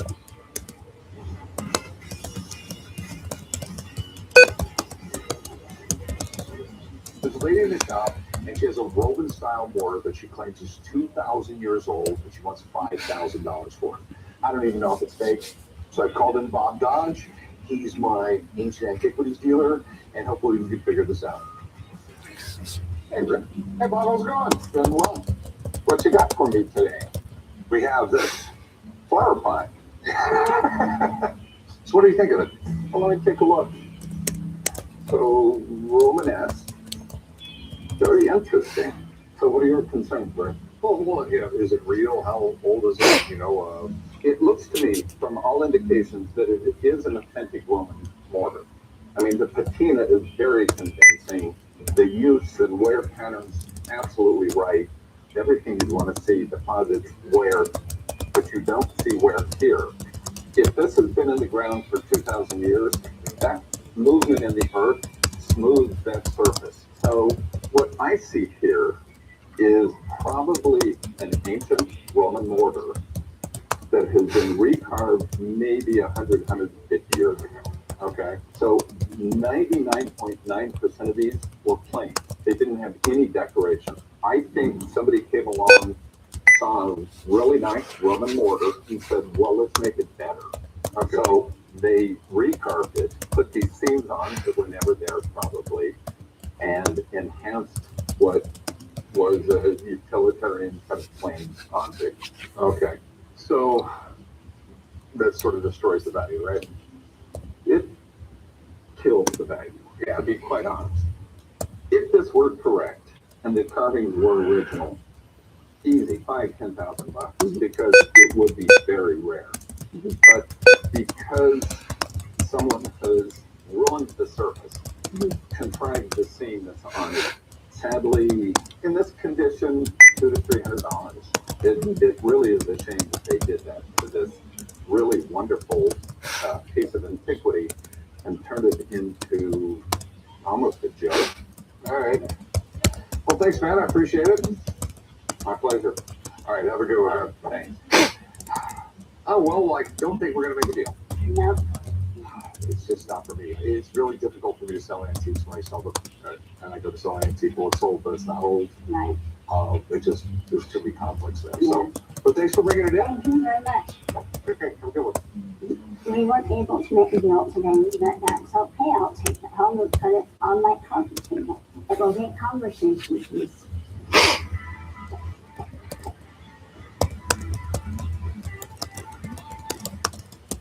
It's Ashley's Christmas Day sale. Discover incredible deals with Hot Buy starting at just $3.49. And save up to $1,000 off your entire purchase. Or take advantage of no interest financing for 60 months. Only at Ashley. This is the story of the one who knows well-prepared workdays take off smoothly and land right on time. That's why he counts on Grainger. With next-day delivery and professional-grade products, Grainger helps ensure he, his crew, and thousands of passengers fly through the day like clockwork. Call, click Grainger.com, or just stop by. Grainger, for the ones who get it done. And this is an important step for all our employees. Certain you're on mute? Yeah. Are you supporting me, French firm? Oh, Certainty matters. So when you need the right high-quality promotional products, printed perfectly and guaranteed to arrive on time, that's the certainty of 4imprint. Wow your clients, nail your next event, or inspire your team by visiting 4imprint.com. 4imprint, 4imprint. You have no idea how long Marvin's waited to sing like this. Before getting his new teeth from affordable dentures and implants, Marv wouldn't let himself dream about getting back on stage. But now, he's back under the bright lights, right where he belongs. Sing your heart out, Marv. You've earned it. Affordable dentures and implants. That's what we do. Thanks. 8 is the denomination, biggest gold coin the Spanish made. What were you looking to get out of it?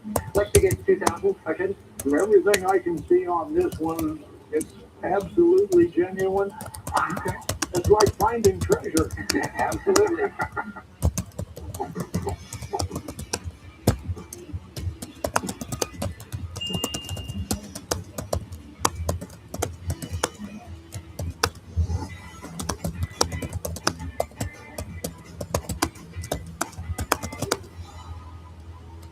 How you doing? Pretty good. How are you? Is that what I think it is? Yeah, it definitely is. It's not a flamethrower. Let's check it out. Check it out.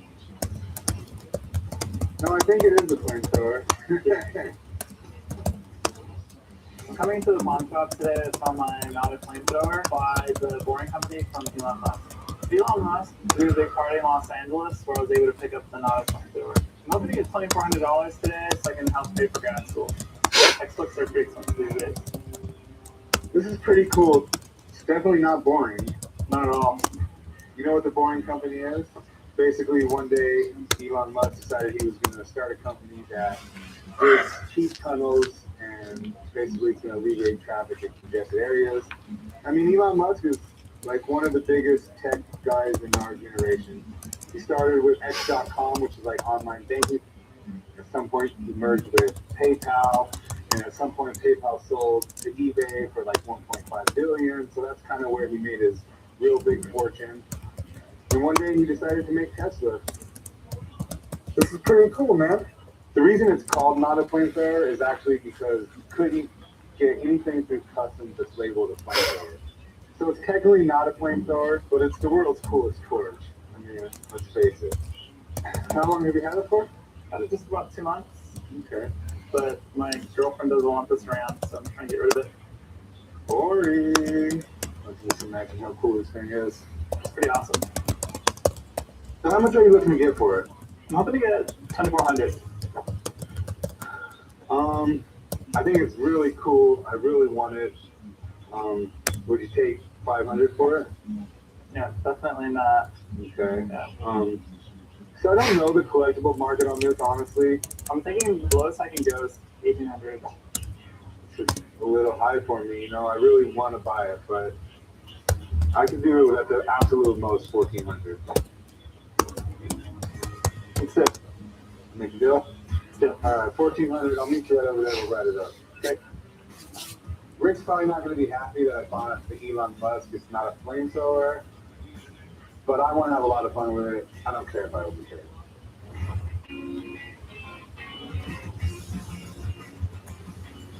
How's it going? Good, sir. I got a ring I'm looking to sell. Okay. You might want to put your sunglasses on first. There's a lot of bling coming at you. Whoa. It's a 2009 World Series Yankee ring. There's over 119 diamonds in it. That is impressive. Can I try it on? Yeah, go ahead. Okay, cool. Didn't know I was an athlete, did you? I have a 2009 New York Yankee World Series ring, and I purchased in a pawn shop in Florida. These rings are very rare, and they don't come up to auction money. If I'm able to make a sale today, I'm going to give my wife half the money and probably pay her Jeep off. The Yankees, they know all of the world. Exactly. Some people would call them like the most iconic baseball team in the United States. I mean, they had Babe Ruth, they had Lou Gehrig, they had Murderers Row, they had Mickey Mantle. I mean, they had everybody. The rings are really collectible. People dig them. Is this from a player? It is a staff secretary ring. And I was told about the ring that, George Steinbrenner, before he passed away, made a point that he wanted all the staff members to have the same ring as the players. I guess he wasn't as bad as them, so, you know. How much you want for this thing? I get $25,000. Okay. There's a whole crazy price system on these rings. It's the team. Is it a staff member? Is it higher management? Is it a coach? Or is it a player? And this is staff. So it's the same as a player's ring. Okay. It's the same as a player's ring, but it's not a player's ring. Okay. So there's always a big difference there. Let me have someone take a look at it. I just want to know what he thinks it's worth. Let me go get this guy a call. I'll get it down here and we'll figure out a price. Thank you. I'm totally fine with an expert coming in, appraising a ring, and see what it's actually worth. Collecting model trains is no kid's business. But where did this obsession start? 1901 is when there was the first electric train set. It was a smash hit. Everybody wanted it. The problem was it wasn't even for sale. It was a display in a window of a store. The store was bombarded by people wanting to buy it.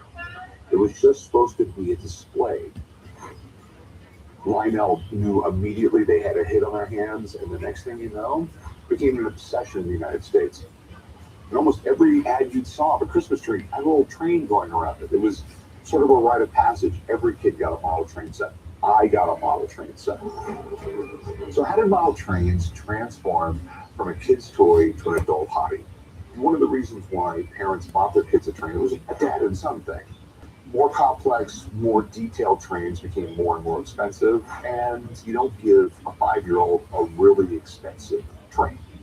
Dad has to do it, and then when the kid goes to college, dad's still doing it. Oh, Lord. To this day, people are still fascinated with trains. 500,000 people today in the United States are active hobbyists. I actually got a few. My favorite train collector of all time, Bobby from The Sopranos. When Bobby from The Sopranos was assassinated in a train store. It's probably one of the greatest train wreck scenes ever on television, too.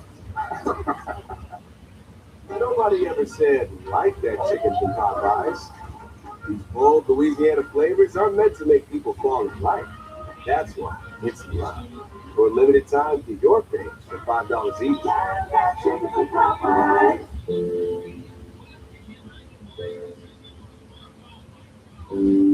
Okay, so before we come over, can I ask a few questions? Yeah, sure. Do you have any pets?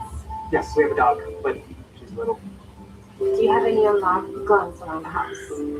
We do have a gun. It's stored securely, locked in a safe. The kids can't access. I appreciate you asking. Yeah, of course. So does Friday work? Sounds good to me. We'll bring pizza. If a Claude Monet painting, If it's a Monet, it should be 150 years old. if it's real, it's probably worth in the neighborhood of $2 to $3 million. So is it real? 200% sure not real. Ugh. Do you know what you have here? No, not at all. What you have here is pre-revolution Russian imperial jewelry. I'm hoping to sell it for a couple thousand. Fabergé was one of the most famous jewelry designers in the world. He was the jeweler to the Russian court. This is the kind of stuff that royalty wears. It's absolutely beautiful. This is Fabergé. I'll give you $15,000 for it. God, you gotta be. I'm going into the pawn shop today to sell my grandfather's gold coin. There's a lot of fakes out there. This coin is in really great shape. It's almost too good to be true. So if this is a real piece of Spanish treasure from the 1700s, I want it. This is like the Royal Crest of Spain. 8 is the denomination, biggest gold coin the Spanish made. What were you looking to get out of it? Like to get 2,000, I could. From everything I can see on this one, it's absolutely genuine. Okay. It's like finding treasure. Absolutely.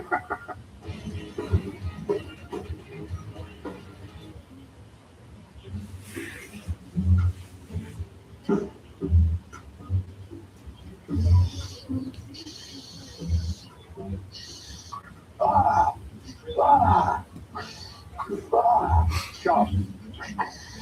Chop. Chop. What in the hell are you doing? And what is that? Not a flamethrower. From Elon Musk. It's not a flamethrower? Nope. But it shoots flames? Yeah, it shoots flames. That would make it a flamethrower. No, it says right on the First, where did it come from? I bought it. It came to the shop. How much did you pay for it? $1,400. What's it worth? Who knows? Who cares? It's dope.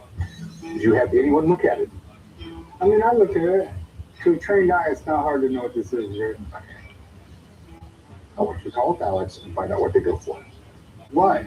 Because I'm just assuming you overpaid for it, and I'll tell you what, if you did overpay for it, you're buying it off. Well, it's not going to be a hard sell for you, Rick. I bought this for me. Put it down. Okay. Quit playing with it. It is not a toy. All right. We got some stuff to do in the front. John, put it down. You were to call Alex, and we are to take a look at this thing. I'm telling you, Rick, this is a good buy. I bought it for me. We buy things in here to make a profit. Sometimes you gotta take a loss, Rick, and just sell something for what you paid for it. Why would I do that? Because you like me? I'm your best employee.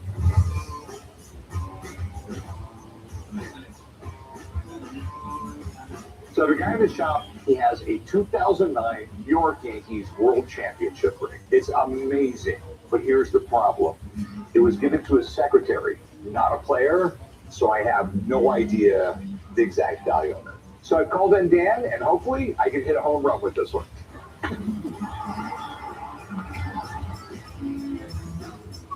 What's up, man? Hey, how you doing, Rick? Good to see you. Oh, That's sick. Yeah, this is the Yankees' 27th World Series win. This is an 09 made by Bell 4. I know a lot about this ring. It's a 14 karat gold. This is a year that they won the World Series against the Phillies. They won 4-2. And it's the first World Series they won since the year 2000. Jeter, Posada, Matsui, A-Rod, all on that team. It was a killer team. And this, it looks like this is not a player's ring now, which is a little bit less desirable, but it is desirable because it's a Yankee World Series ring. So it's definitely a great ring. so the big question is, what do you think it's worth? They were pretty hot right after they won. A big factor in the value of rings is having the original display box. I do not have the box. I am working on in the very near future to get the box. Yeah, that'd be great because it does add value. So the ring, in my opinion, is worth $22,000. All right. Well, thanks, man. I appreciate it. You got it. Thank you very much. You're welcome. Take care. All right. So, what's your best price on it? I'm looking at $25,000. Are you 15 grand? Oh, The thing is, it's not a player's ring. right. Okay. And you don't have the box. You said you're trying to get the box. If you get the box, I'll buy that off you too. But at this moment, we just have the ring. The lowest I can do on the ring today would be $22,000. I'll tell you, I shouldn't go this high. I'll give you 20 grand for it. 21. No. Split it. No, not a dime more. And I shouldn't go that high. I'm sort of crazy, but like, there's a Yankees man. I got to stay firm at 21. Sorry. All right. Have a good one, man. Thank you.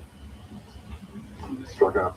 I'm a little disappointed that we couldn't make a deal today. I want to hunt down the original display box for the ring and bring it back to make the sale. I'm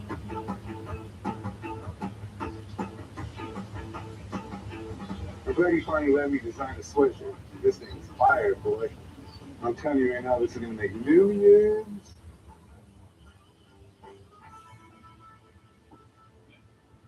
How you doing? Great. How are you? Amazing.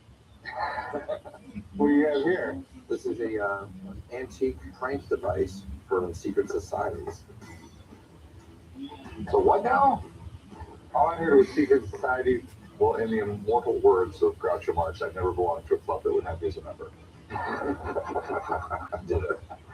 I have an antique Llewellyn Brothers prank device. I got this device at a garage sale. I wasn't exactly sure what it was, but I knew I needed to have it. I got it for a great deal. I'm looking to get $3,000 for my antique device. So what exactly is this? So this is electric branding iron, but it's a prank. So it's not, you don't actually brand somebody. You pretend to brand them as a way of initiating them into like a fraternity prank.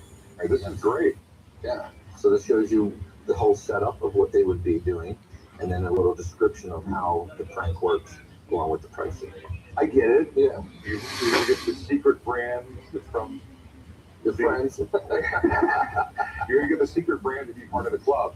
I mean, I'm just thinking, how you must really, really, really want to be in this club if you're willing to get branded. Yes, I think so. You know, there's always been secret societies and fraternal organizations. I mean, the Masons have been around forever. They were huge in the United States. But in the late 1800s, tons of them start popping up, like Elks Lodge, Moose Lodge, Buffalo Lodge, the Odd Fellows. We just had the Pond Lodge. We won't let Corey in. No Corys? No Corys. How much you want for it? I'm looking for $3,000. Yeah. I mean, I know it doesn't look like a lot, but in the catalog it's $15. Yeah, well, that was 1910 inflation. To tell you the truth, I have no idea what it's worth. But I know a guy who will. Perfect. Okay? As a matter of fact, his hair looks even more electrocuted than yours. I'll be right back. I'm going to call it. Check you out for a few minutes. I feel great about having an expert come in because it'll just verify the rarity of this item and how cool it really is. Want to go to Burger King? Kids don't need much to feel like royalty, and right now it costs even less. There are other kids meals, but only this one crowns you both. The Burger King Kids Meal, $3.99 for a limited time. With McValue at McDonald's, you'll get deals on breakfast. So when the family shows up, you can show out. Enjoy a $3 sausage McMuffin with egg or egg McMuffin and pair it with $1.49 any size Coke. I am hoping to get $2,500 for it today. What do you think they're worth? You're looking at anywhere from about $8,000 to $12,000. Wow. What do we have here? It's a Claude Monet painting. If it's the Monet, it should be 150 years old. If it's real, it's probably worth in the neighborhood of $2 to $3 million. So is it real? 200% sure, not real. Oh. Do you know what you have here? No, not at all. What you have here is pre-revolution Russian imperial jewelry. I'm hoping to sell it for a couple thousand. Fabergé was one of the most famous jewelry designers in the world. I mean, he was the jeweler to the Russian court. This is the kind of stuff that royalty wears. It's absolutely beautiful. This is Fabergé. I'll give you $15,000 for it. God, you gotta be me. Going into the pawn shop today to sell my grandfather's gold coin. There's a lot of fakes out there. This coin is in really great shape. It's almost too good to be true. So if this is a real piece of Spanish treasure from the 1700s, I want it. This is like the Royal Crest of Spain. 8 is the denomination, biggest gold coin the Spanish made. What were you looking to get out of it? Like to get 2,000, I could. From everything I can see on this one, it's absolutely genuine. Okay. It's like finding treasure. Absolutely.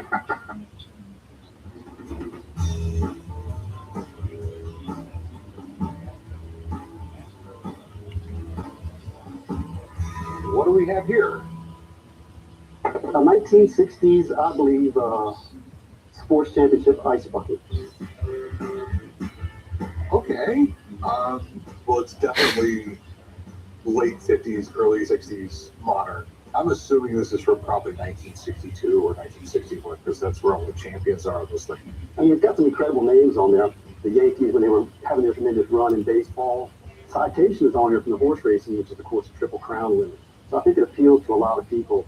Okay. All right. I'm going to be completely honest with you. It appeals to nobody. I mean, all I can say is it's hideous. It's zero collectability. I'm just surprised someone hasn't run it away. Seriously, somebody that collected like a Yankees fan with like 1950s huge run. What do you want to get something like a 1950s baseball or just I mean, you have an ice bucket.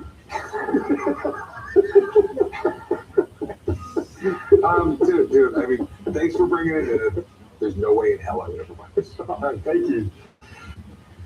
It's like I always say, just because it's old doesn't mean it's worth money. I don't know why he thought it was worth money, but it's just one of those hell no moments.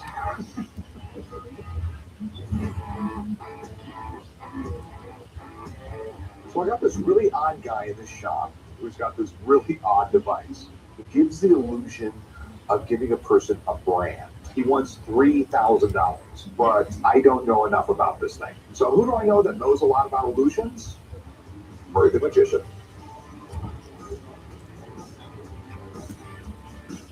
Good guy. Murray, nice to meet you. Nice to meet you, man. How you doing? You well? Yeah, I love the hair. Thanks. My God, a guy who's got better hair than me. So this is it. This looks like one of the old branding irons used to use in the secret society. This is great. The subject would be in the room, and they'd see an iron like this, or a metal iron in or over an oven burning, to create the illusion that, wow, that's hot. Then you get blindfolded, and they take it behind you, and they don't realize you're switching out for this little small wooden electronic plate thing. So mentally, you thought you were actually branded. In reality, you were just shocked by this. Yeah. And then the mask is taken off, this discloses it's this prank. Can we see if this actually works? Yeah, absolutely. We brand you, chum? Why not? Better not shock me hard. Pull your sleeve up. I'm gonna do it in your sleeve, sure. Okay, so you can see it work. Yeah. So you hold this against your skin. I'll hold it. Okay. And then I'll get the thing charged up and then it'll if it does shock you, smack me in the face. It didn't even happen. It didn't happen. Yes, it did. No. I think I'm getting sick, Rick. I'm gonna have to go home. So the cool thing with this works with this is amazing because this thing is way over 100 years old. Yeah, so what's it worth? Well, because this works, this is a huge factor. The value of this is between $2,200–$2,400. Thanks, man. So there you go. Thanks. Hey, Good luck. All right. Thank you, sir. All right. Take care. Have a good day, man. Take care. So, how much you want now?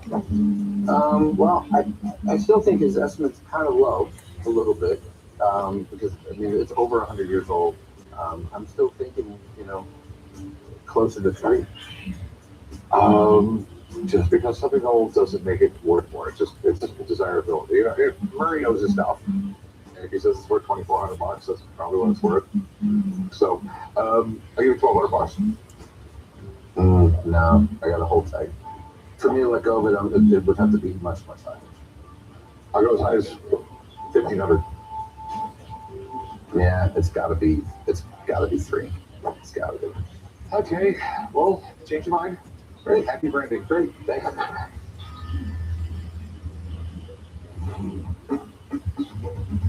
Some people say a secret society is a social club where you have to take an oath of loyalty to join. That's all cool, but I definitely am not going to get a brand to join one. We've seen all the movies about secret societies. They make their members look like they're on acid. They're wearing masks, hoods, dancing around altars, looking like zombies. Crazy, weird stuff. Is that what they're really all about? Well, if I knew for sure, they wouldn't be secret societies, would they? But what I do know is some of these secret clubs are packed full of planet Earth's most powerful people. Take Bohemian Grove. It's basically a summer camp in California for the most elite men in the world. We're talking presidents, industry titans, celebrities. The waiting list to be a member is 33 years. And I thought the lines at Disneyland were bad. At these meetings, there's supposed to be no business happening. But in 1942, they got together, they created the Manhattan Project, which eventually made the most powerful bomb in the world. Some rules can be broken every once in a while. You take over 1,000 of the most powerful men in the world, a lot of booze. I can only imagine the conversations that are happening. Speaking of, I'm waiting for my invite to the party. But seriously, in the immortal words of Groucho Marx, I would never belong to a club that would have me as a member. Eczema isn't fair, and it isn't your fault. But with Epcos, people with moderate to severe eczema can have real results, like skin that's still more clear at 1 year. Don't use if you're allergic to Epcos. Allergic reactions can occur that can be severe. Eye problems can occur. Tell your doctor if you have new or worsening eye problems. You should not receive a live vaccine when treated with Epcos. Before starting Epcos, tell your doctor if you have a parasitic infection. Ask your doctor about once monthly Epcos. Driving a Nissan Sentra with sport tune suspension is kind of like driving a legend. See why it was named the 2024 Best Value on Cars.com. Drive a Nissan Sentra today. If it's the money, it should be 150 years old. If it's real, it's probably worth in the neighborhood of $2 to $3 million. So is it real? 200% sure, not real. Oh. Do you know what you have here? No, not at all. What you have here is pre-revolution Russian imperial jewelry. I'm hoping to sell it for a couple thousand. Fabergé was one of the most famous jewelry designers in the world. I mean, he was the jeweler to the Russian court. This is the kind of stuff that royalty wears. It's absolutely beautiful. This is Fabergé. I'll give you $15,000 for it. God, you gotta be. I'm going into the pawn shop today to sell my grandfather's gold coin. There's a lot of fakes out there. This coin is in really great shape. It's almost too good to be true. So if this is a real piece of Spanish treasure from the 1700s, I want it. This is like the Royal Crest of Spain. 8 is the denomination, biggest gold coin the Spanish made. What were you looking to get out of it? Like to get 2,000, if I could. From everything I can see on this one, it's absolutely genuine. Okay. It's like finding treasure. Absolutely.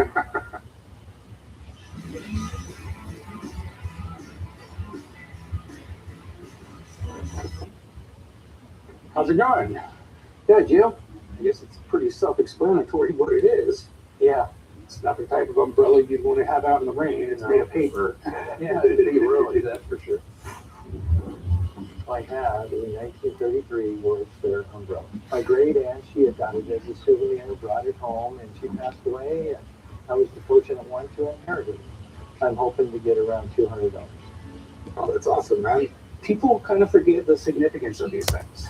The World's Fair was the equivalent of the Consumer Electronics Show and the Detroit Auto Show and mold them into one super thing.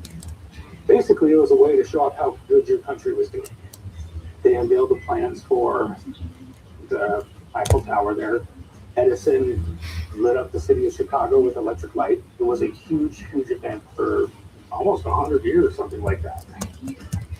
But this is a big deal, and this was a pretty common souvenir for somebody to get. And it's in great condition. I mean, And a lot of them, I checked online to look at them, and a lot of them are tore, ripped. so what are you looking to do with it? I'm looking to sell it. Any idea what you're looking to get for it? I've seen them sell online for $275 in this condition, so I'm looking at about $200. Okay. I have one slight condition with it. Mm-hmm. That is, it's really hard for me to display something like this. Yeah.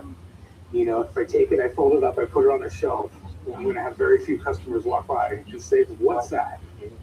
You know, I can't really frame it. That being said, I'd like to offer you $150. I think that's fair. I'd take it. All right, cool. Meet me over there, do some paperwork. All right, thank you. I thought he made a fair offer. I wanted around 200, and I was willing to take 100, and when he offered 150, I just accepted and not haggled with him.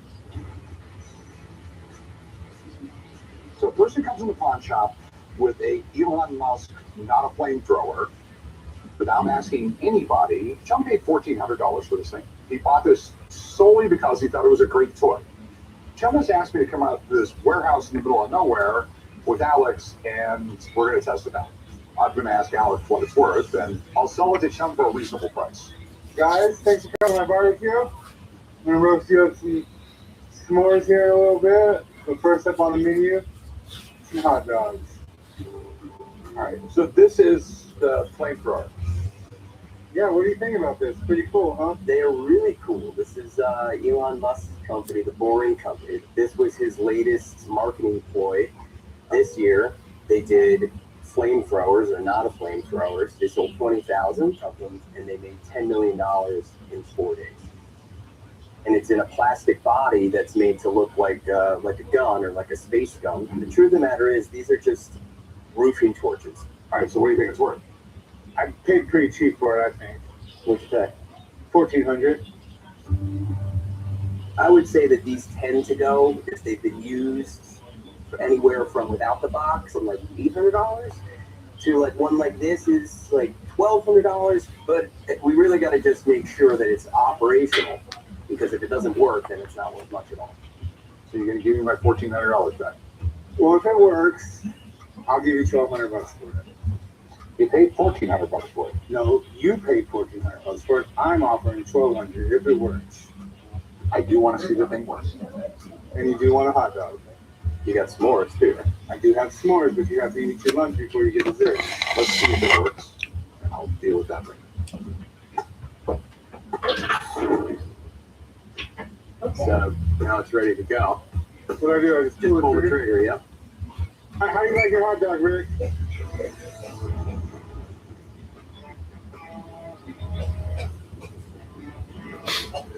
Oh, that's good.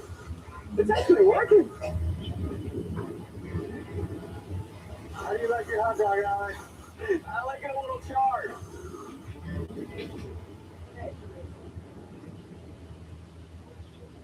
Who's gonna try the first bite? What? No. You try the first bite. Fine. Is it good? Are you still going to buy this thing off me? I can do $1,000. You paid $1,400 for it, chum. No, you paid $1,400 for it. I'm just going to take $1,200 out of your paycheck. I'm going back to work. Pack this thing up and bring it back to work. I don't know why I put up with it. I really don't. We didn't even get to the s'mores. That stuff is amazing. Aww. On tonight's episode, On the right day or the right buyer, it ought to be $5,000. Corey tries not to get burned by a little stove. Right day, right buyer is like saying there's a sucker born every minute. Well, you know, Yeah. I head out to Philadelphia after getting a tip on some incredible sports memorabilia. game-used items from opponents' swag. That's pretty amazing. Chump strikes gold with a bronze bust. 80 grand. Holy cow. I rub elbows with a legend. Oh my God.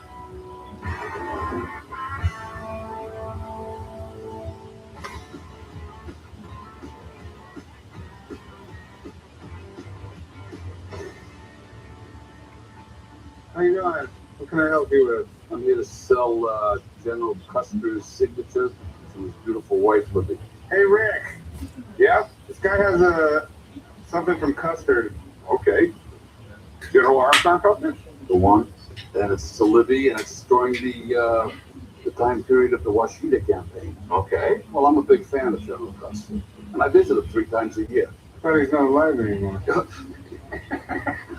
He's buried at West Point. I have a General Custer signed envelope addressed to his wife, Libby. I purchased this in 2011 because I am a collector of Custer. I admire him. He's not political. He was a soldier. I go for the underdog. How did you get this? I acquired it in an auction. It's a really interesting piece. Custer's an amazing guy in history. I mean, he goes to West Point, I think, in 1861. They almost expelled him. I mean, he got in trouble all the time at West Point. He graduated last in his class. The guy I can relate to. So, but you have to just imagine this guy going in right at 19 or 20 years old into the Civil War is going to screw your head up. It's basically he dealt with massacres every day. They make him the second lieutenant. By the end of the Civil War, he's a 24-year-old general. He's a really big part of the culture, too. I mean, after he passed away at the Battle of Little Bighorn, he was like deified. But the problem was his dad, military tactics, that's really bad treatment of Americans. Is this the only paperwork you have on it? Yeah. And how much do you want for this thing? I'm asking $2,000. Okay. I know he's really collectible. I don't know how rare a signature is. I have an autograph expert friend of mine. He'll know all about it. He'll tell me if it's real. He'll give you value. Okay? Wonderful.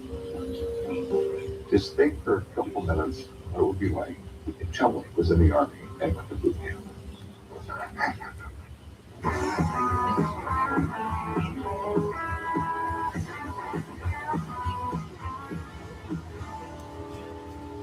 Hey, how's it going? Oh, pretty good today. All right. You don't really buy boxes. Is there something cool inside of it? Actually, there is. It's an item I'm hoping I can stop owning and you can start owning it. Okay. Okay. Looks interesting. What is it? It's got a salesman sample stove. Salesman sample, huh? Yeah. You're from the 1920s. Got any cold? No, I don't. Oh, here's a pawn shop today to go sell my salesman sample stove. When I first came across the stove, there was an online auction. I really liked it a lot, but it's time for it to go. I'm really hoping to get $3,900 for it. If I was to make a deal, this town is known to have extremely good smorgasbords. Buffets, you go in here. I didn't get looking like this, but not eating buffets. These things are actually really cool. Basically a model of what they would put in your basement. Yeah.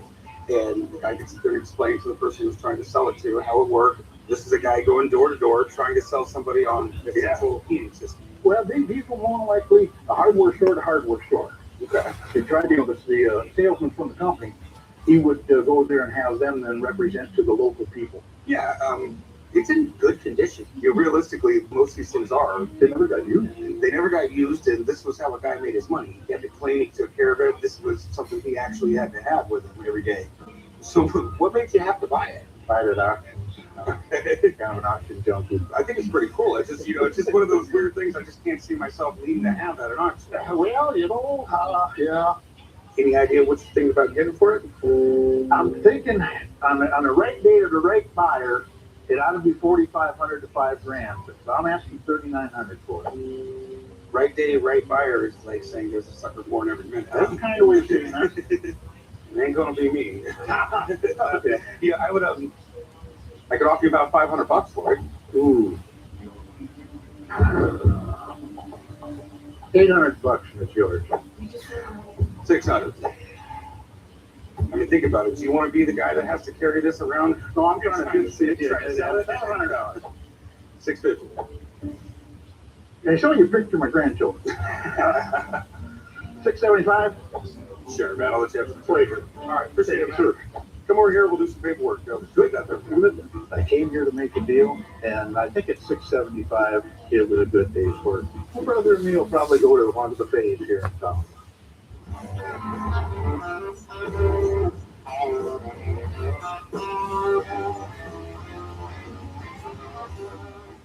How you doing today? Pretty good. How you doing? Got this vintage Ford Lotus. All right. It's pretty cool. Just a box? Nope, there's a car inside there. Check it out here. Mind if I go ahead? So where'd you get this?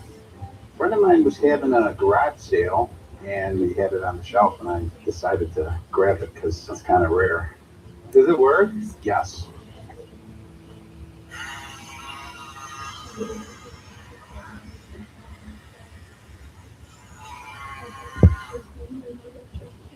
That's not annoying. I'm coming into the pawn shop today to sell my Lotus Ford Formula race car. I'm looking to get $650 today. I got my race car from a garage sale, and it's in perfect condition. It's pretty cool, the evolution of the toy car. I mean, now if you pick something up like this as a Christmas gift or for your kids, you better have a remote control. Yeah. The Lotus is pretty cool, though. They've been making cars since the 50s. They still make cars in America, Europe. They do race cars and they do cars for civilians, but they're pretty beefed up and fast. So, what drew you to this? Well, I'm a toy collector, and it's vintage 60s, and that piece there is always one of the pieces that are always broke. It is so fragile. So to have that piece with that car really makes it. Try to find one of those.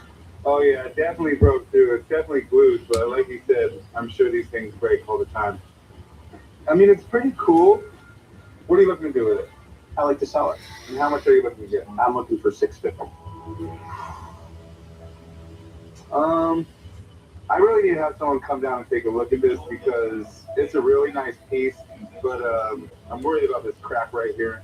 And the box looks like it's in pretty good condition, but it does have some warping. You could have a nice box and have a nice toy though. Your goal is for collecting to have a nice toy and a nice box. Gotcha. All original, pristine condition. Yeah. And that's where you get the big, big money. So if you have a few minutes, I'll call a buddy of mine in. He specializes in antique toys, and he can tell us exactly what you have here and how much he thinks it would go for. Sounds cool. All right. Give me just a minute, I'll give him a call. I have no problem having the expert look at this item because I think he's going to appraise it for higher than what I'm asking for.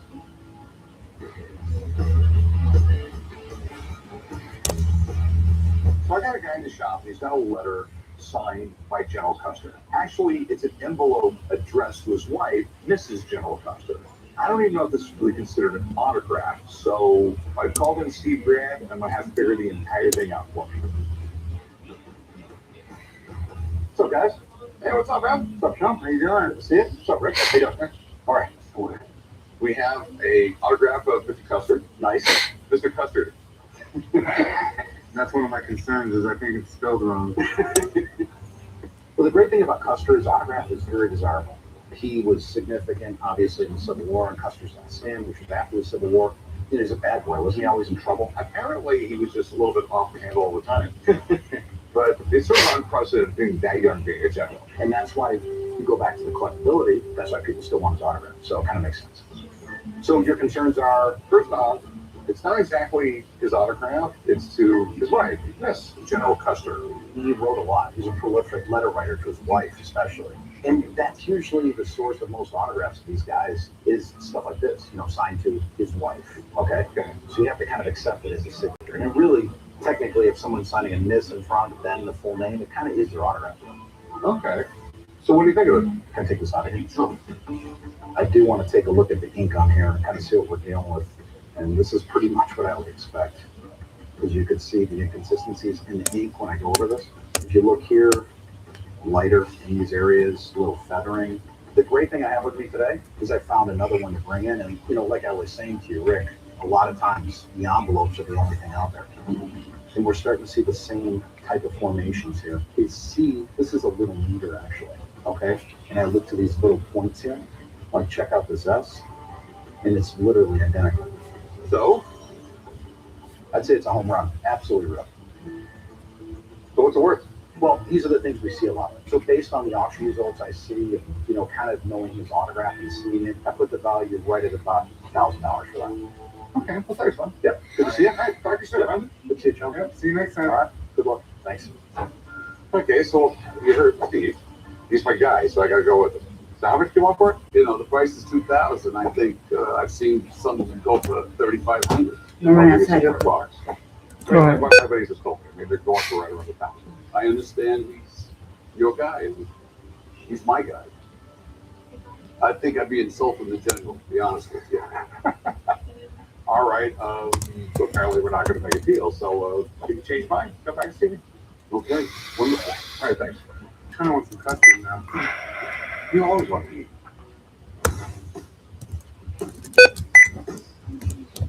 So I got a call from Dan, my sports guy. He's got a line of memorabilia from Kareem Abdul-Jabbar's personal collection. Kareem is a basketball legend. We're talking high-end items here. So Dan's got a hookup where I can check this stuff out and bid on it before it goes to auction. So I gotta get on a plane, I gotta get to the East Coast, and I gotta let Corey stuff out. If I can find it. There you guys are. What's up, Bob? You're working really, really hard. You're taking a break. How long are you taking a break? 2 hours. Anyways, what dragged you all over to these stairs? Going out of town because I'm going to buy a bunch of Kareem Abdul-Jabbar stuff. What do you know about Kareem Abdul-Jabbar? I know his stuff's worth money, and I'm going to go take a look at it, and I might buy it. He's got championship rings. He's got his first jersey. He's got really, really cool stuff. Do you have any balls signed by him? Probably. Bring me one back for me. I'll put it on my shelf.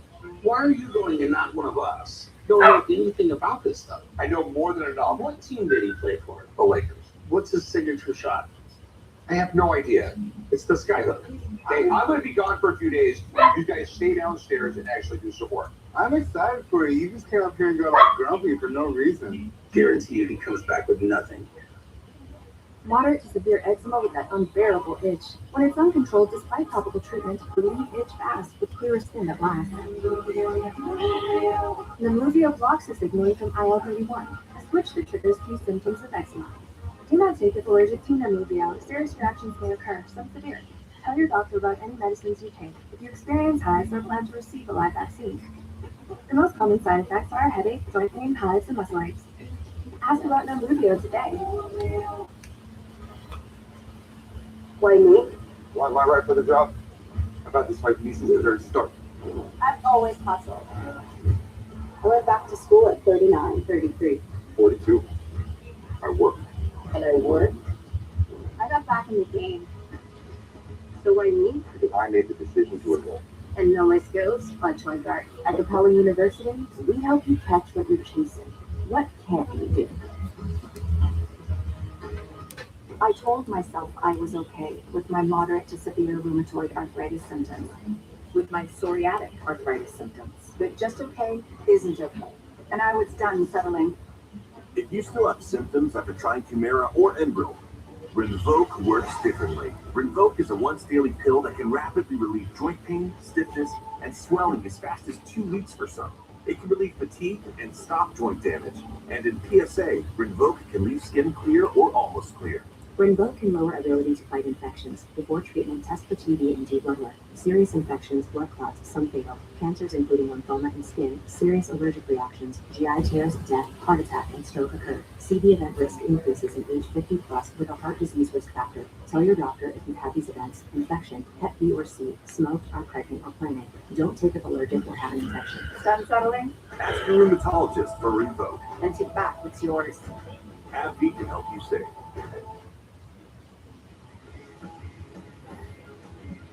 I have a customer in the shop right now with a Lotus Ford Racer. He's asking $650 for it, but I'm not too sure about the box. So I have Steve on his way down right now to tell me the condition, and if he thinks it'll be an easy sell in the shop. Hey, John? Kevin, Steve. How are you? Pretty good. How you doing? Oh man, good. How you doing? Nice to meet you. This is Gary's Lotus Ford F1. What do you think? This is a cool car, man. You know, in like the mid 1960s, the car was starting to evolve. We were used to the tin toys. We were used to maybe like a Tonka that was just a stationary vehicle. And then companies started producing actual functioning cars. Yeah, I think it's pretty cool. It seems like it's in good condition. So my biggest concern is like this little, looks like it's been cracked and glued back together. The spoilers on these usually don't exist. So for you to even have one in front of you is really awesome. Listen, if I had this toy, that thing wouldn't have lasted 2 hours. I would have jumped it off the table and it would have been done. As far as the box condition goes, Chum, you sound a little concerned on it, and I'll be honest with you. I think it's actually a pretty nice box. The writing is good, the picture's good, I just wasn't sure. And you got to think about how old this is.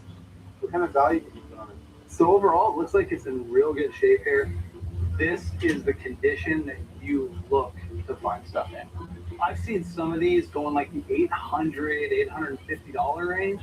I would say this one, I think you'd have no problem getting somewhere between, $625 to $700 for this. You're going to have a collector that's definitely going to want this. I think it's fair. Fair, that's what you came in asking for. I'll let you guys get to your business, all right? Thank you. Good luck, man. Thank you. Beautiful car. The box, I guess, is in really good condition, he says. Would you take $375? No. I think it's worth a little more. I think $450 sounds like a good price, gives you some room to make some money. Would you do $425? No, $450. You stuck on $450? Oh, man. I think that leaves me enough room. I can do $450. Thank you. All right. I'll meet you at the counter. Let's write it up. Okay, thank you. I paid $15 for it, so the $450 is a really good score. I feel great.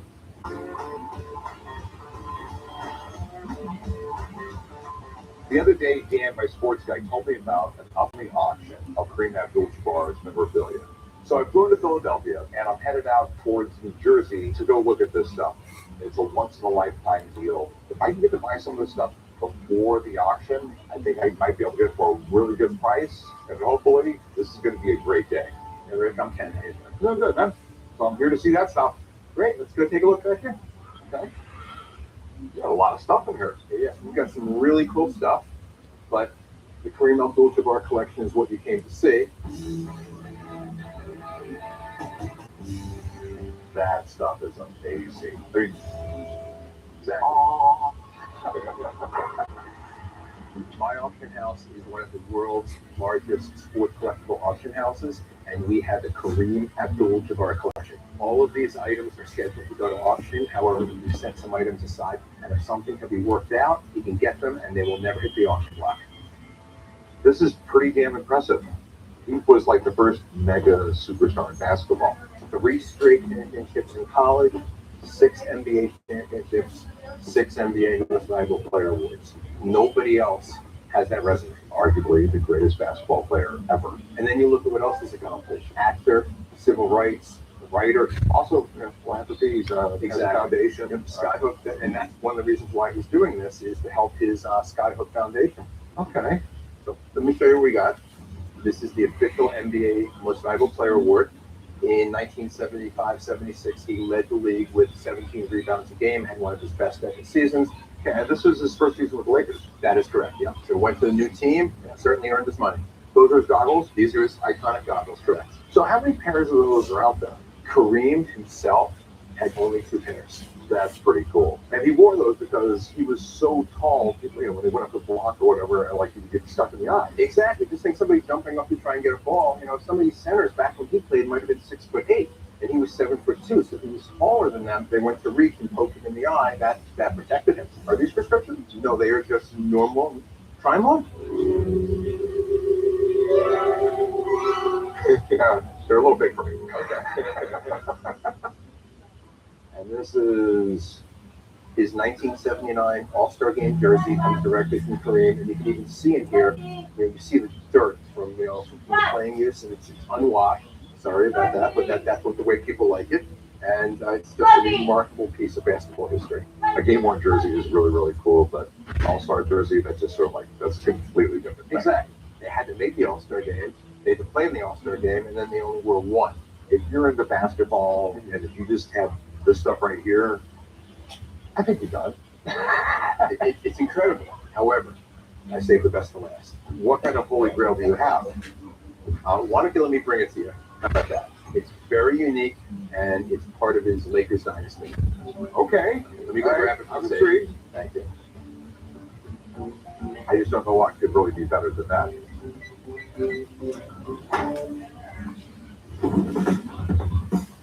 Basketball is hugely popular all around the world.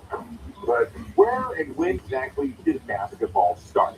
In 1891, James Naismith was given a challenge to come up with an indoor sport. Because in New England, let's face it, it's not really great playing sports outside in the wintertime. He wanted a game where it really wasn't violent, there was less chances of getting injured, so he came up with the whole idea of basketball. He actually nailed a peach basket up on the wall, and that's what he threw the ball into. That quickly changed because peach baskets don't last a long time when you're throwing basketballs out. They ended up putting the net in, and this is the crazy thing. For the first 10 years of basketball, the net didn't have a hole at the bottom. You would make a basket, the ball would just sit there, someone would walk up with a stick, push it out the top, and they'd start playing again. Fast forward to today, basketball is hugely popular all around the world. Every year, 300 million people play at least one basketball game. Me, on the other hand, with these days, I'll just watch it from the couch. With McValue at McDonald's, you'll get deals on breakfast. So when the family shows up, you can show out. Enjoy a $3 sausage McMuffin with egg or egg McMuffin and pair it with $1.49 any size Coke. American treasure. That is an awesome piece of American history. I don't know if some, all, or none of these are real. The collection is over 250 vintage Hollywood autographed postcards. What you have here is really, really amazing. I am hoping to get $2,500 for it today. What do you think they're worth? You're looking at anywhere from about $8,000 to $12,000. Wow. What do we have here? It's a Claude Monet painting. If it's the Monet, it should be 150 years old. If it's real, it's probably worth in the neighborhood of $2 to $3 million. So is it real? 200% sure, not real. Oh. Do you know what you have here? No, not at all. What you have here is pre-revolution Russian imperial jewelry. I'm hoping to sell it for a couple thousand. Fabergé was one of the most famous jewelry designers in the world. I mean, he was the jeweler to the Russian court. This is the kind of stuff that royalty wears. It's absolutely beautiful. This is Fabergé. I'll give you $15,000 for it. God, you gotta be me. Going into the pawn shop today to sell my grandfather's gold coin. There's a lot of fakes out there. This coin is in really great shape. It's almost too good to be true. So if this is a real piece of Spanish treasure from the 1700s, I want it. This is like the Royal Crest of Spain. 8 is the denomination, biggest gold coin that Spanish made. What were you looking to get out of it?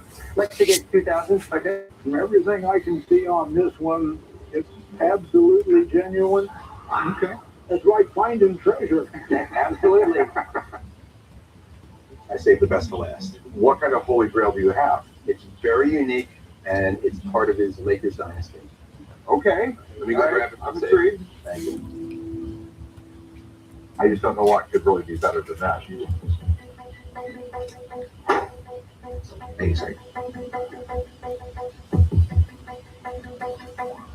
This is the 1987-88 Los Angeles Lakers ring presented to Kareem Abdul-Jabbar. It's a back-to-back ring, and it is the final championship that he won in his NBA career. Hello?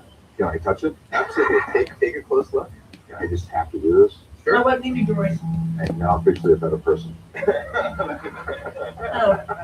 mean, obviously, Oh, the why oil can't I get kept it in mint condition, and just like baseball cards, the better the condition, the more valuable the idea. I understand that, but there was a reason As, for it. as you probably know, And, dealing with the rings is the most precious item for an athlete. They will, Hopefully they'll do the jerseys, I'll come about so I can tell you all about it. These players do not give Now up they their were in my championship mail rates. already. They're really rare. There's something dirty going on. And this is And I know you the can biggest figure out what my name pleasure is ever going on. make any of these items available. That's pretty I'll amazing. talk to you about it later, Mom. I don't want to talk about it right now. So, this is the moment. How much do you want for this stuff? Well, what we're doing is we are helping Kareem raise money for his charity. For the trophy, we would expect it to go for around $300,000. For the goggles, we would expect the price of around $40,000. For the jersey, we would expect the price around $125,000. And on the ring, we would be looking for $375,000.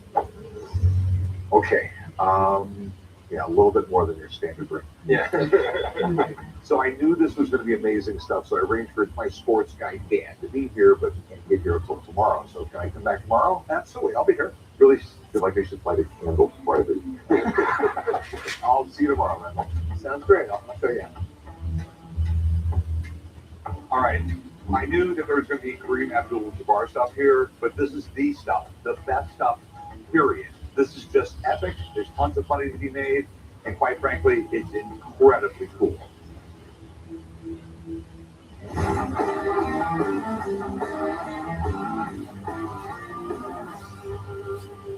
Hey, how's it going? Really good. What do we got? Got this Ansel Adams Polaroid land photography book. You mind if I take a look at it? Go right ahead. Did he sign it anywhere? On the first page there's a signature right under the title. Okay. So where'd you get it? I actually found it at a thrift store. These are pretty cool. I believe every high school in the 90s had at least a dozen Ansel Adams prints hanging on the wall. I have a signed Ansel Adams photography book. It caught my eye, so I pulled it off the shelf. And as I was flipping through the pages, I noticed it was signed. If I'm able to make a sale today, I'm going to go see a show. This is interesting. So do you know much about Ansel Adams? Are you a fan or? What I know about him is Yosemite photographs that I've seen. Yeah. And that's what really caught my attention. Ansel Adams is interesting because he's a prime example of an artist that became successful in his lifetime. Some of this guy's stuff was huge. He was basically sponsored by Polaroid, and I'm sure they wanted their camera associated with Ansel Adams. The amount of reproduction prints that the guy was able to sell was phenomenal. This guy has photos that have sold for over $700,000. Wow. As far as the book itself goes, I mean, it's in pretty good condition. I mean, you got a little bit of staining back here, but it's probably 40-something years old. I believe this is late 70s. Yeah, 1978. So what do you want to do with it? I'd like to sell it. What are you looking to get out of it? I don't know what they go for. I don't know what it's worth, but I figured $100. I can see, with being signed and everything, why you would think that. Problem is I guarantee you there are thousands, if not tens of thousands of these out there signed. And it's a coffee table book. Someone's going to buy it from me. They're going to put it on their coffee table. And once every few years, somebody's going to sit there and go through the book. That being said, man, I give you about $25. Now, how about what you do 30? I'm not going to grind you over $5, man. I'll do 30. All right. All right. Thank you. Come with me. Let's just pay for it. I didn't get the $100 that I was after, but I paid 99 cents for it. I made an extra 29 bucks. I'll use that money towards the show tonight. That unrelenting itch, when moderate to severe eczema is uncontrolled despite topical treatments, relieves itch fast with clear skin that lasts. Nemluvio blocks the signaling from IL-31, a switch that triggers key symptoms of eczema. Do not take if allergic to Nemluvio. Serious reactions may occur, some severe. Tell your doctor about any medicines you take. If you experience hives or plan to receive a live vaccine. The most common side effects are headache, joint pain, hives, and muscle aches. Ask about Nemluvio today. I am hoping to get $2,500 for it today. What do you think they're worth? You're looking at anywhere from about $8,000 to $12,000. Wow. What do we have here? It's a Claude Monet painting. If it's the Monet, it should be 150 years old. If it's real, it's probably worth in the neighborhood of $2 to $3 million. So is it real? 200% sure, not real. Oh. Do you know what you have here? No, not at all. What you have here is pre-revolution Russian imperial jewelry. I'm hoping to sell it for a couple thousand. Fabergé was one of the most famous jewelry designers in the world. I mean, he was the jeweler to the Russian court. This is the kind of stuff that royalty wears. It's absolutely beautiful. This is Fabergé. I'll give you $15,000 for it. God, you gotta be. I'm going into the pawn shop today to sell my grandfather's gold coin. There's a lot of fakes out there. This coin is in really great shape. It's almost too good to be true. So if this is a real piece of Spanish treasure from the 1700s, I want it. This is like the Royal Crest of Spain. 8 is the denomination, biggest gold coin the Spanish made. What were you looking to get out of it? I'd like to get 2,000 if I could. From everything I can see on this one, it's absolutely genuine. Okay. It's like finding treasure. Absolutely. So yesterday I saw this amazing Kareem Abdul-Jabbar collection. I'm going to meet my sports guy Dan. He's going to help me out with some prices. I want him to look at the stuff, just to make sure everything's real. The items are pretty pricey. We're talking hundreds of thousands of dollars. But there's one piece in particular, if I get that, I know I can make money.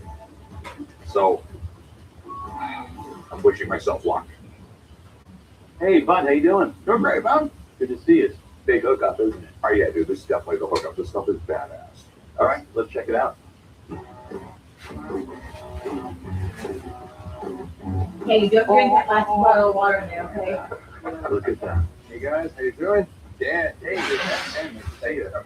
Good, I was just grabbing the ring on the safe for you. Hey, you never get to see. I mean, like this is like the ultimate Kareem Abdul-Jabbar stuff. Period. I want Dan to check these out. Sure, I mean, that's wonderful, and I don't want to trump Dan, but as far as authenticity goes, let me do you one thing. I'll be right back if you don't mind. Okay. I tried on the ring. Really? Is there any there? Yeah, take left. Oh my God. I thought that you might like to meet the man himself. It is an honor. At his collection. Hi, how are you? I'm doing great. How you doing? A very big honor. I'm Dan. Pleasure. So this is your stuff? You need to My stuff. So you can authenticate.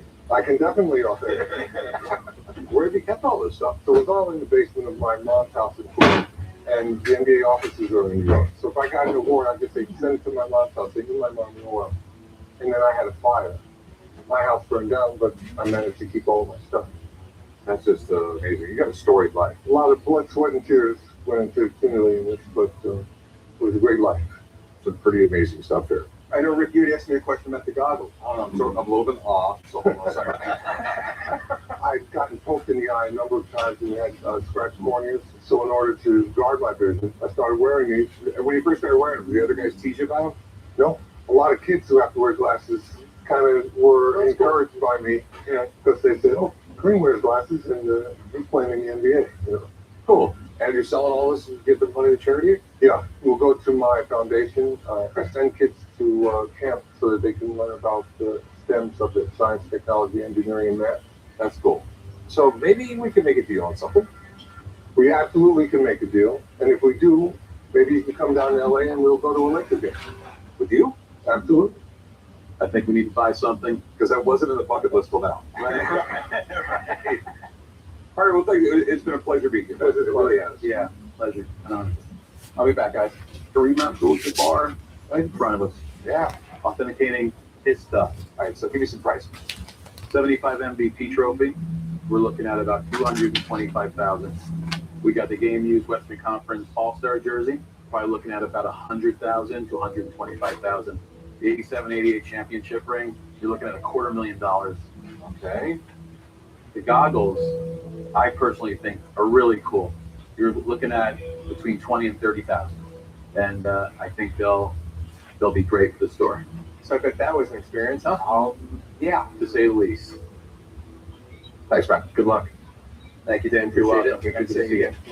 So, how much do we take for the goggles? We're looking to get at $40,000. I'll give you 15 grand. I can't take 15 grand. I'm trying to help Kareem out, and the person. I know. I can go down to 35,000. I'll give you 20 grand. 27.5. 22. Tell you what. Agree at 25,000. Don't counter. I will get you the tickets to go with him to a Lakers game this season and see the Lakers with Kareem and watch LeBron James play. It's sort of hard to say no. All right, thanks, man. It has just been an absolutely amazing day. I bought Kareem Abdul-Jabbar's goggles, and I'm going to a Lakers game with them. I can't wait to rub this in Corey and Chuck's face. It's going to be glorious.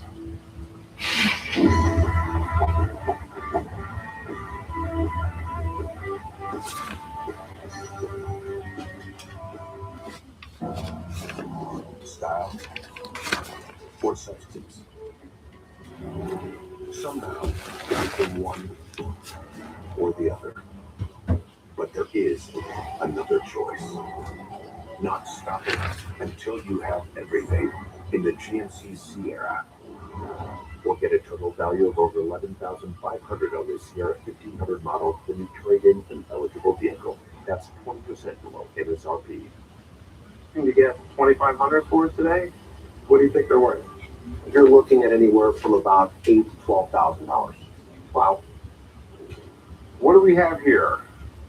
It's a Claude Monet painting. If it's a Monet, it should be 150 years old. If it's real, it's probably worth in the neighborhood of $2 to $3 million. So is it real? 200% sure, not real. Oh. Do you know what you have here? No, not at all. What you have here is pre-revolution Russian imperial jewelry. I'm hoping to sell it for a couple thousand. Fabergé was one of the most famous jewelry designers in the world. I mean, he was the jeweler to the Russian court. This is the kind of stuff that royalty wears. It's absolutely beautiful. This is Fabergé. I'll give you $15,000 for it. God, you gotta be me. Going into the pawn shop today to sell my grandfather's gold coin. There's a lot of fakes out there. This coin is in really great shape. It's almost too good to be true. So if this is a real piece of Spanish treasure from the 1700s, I want it. This is like the Royal Crest of Spain. 8 is the denomination, biggest gold coin the Spanish made. What were you going to get out of it? Like to get 2,000, I did. From everything I can see on this one, it's absolutely genuine. Okay. It's like finding treasure. Absolutely.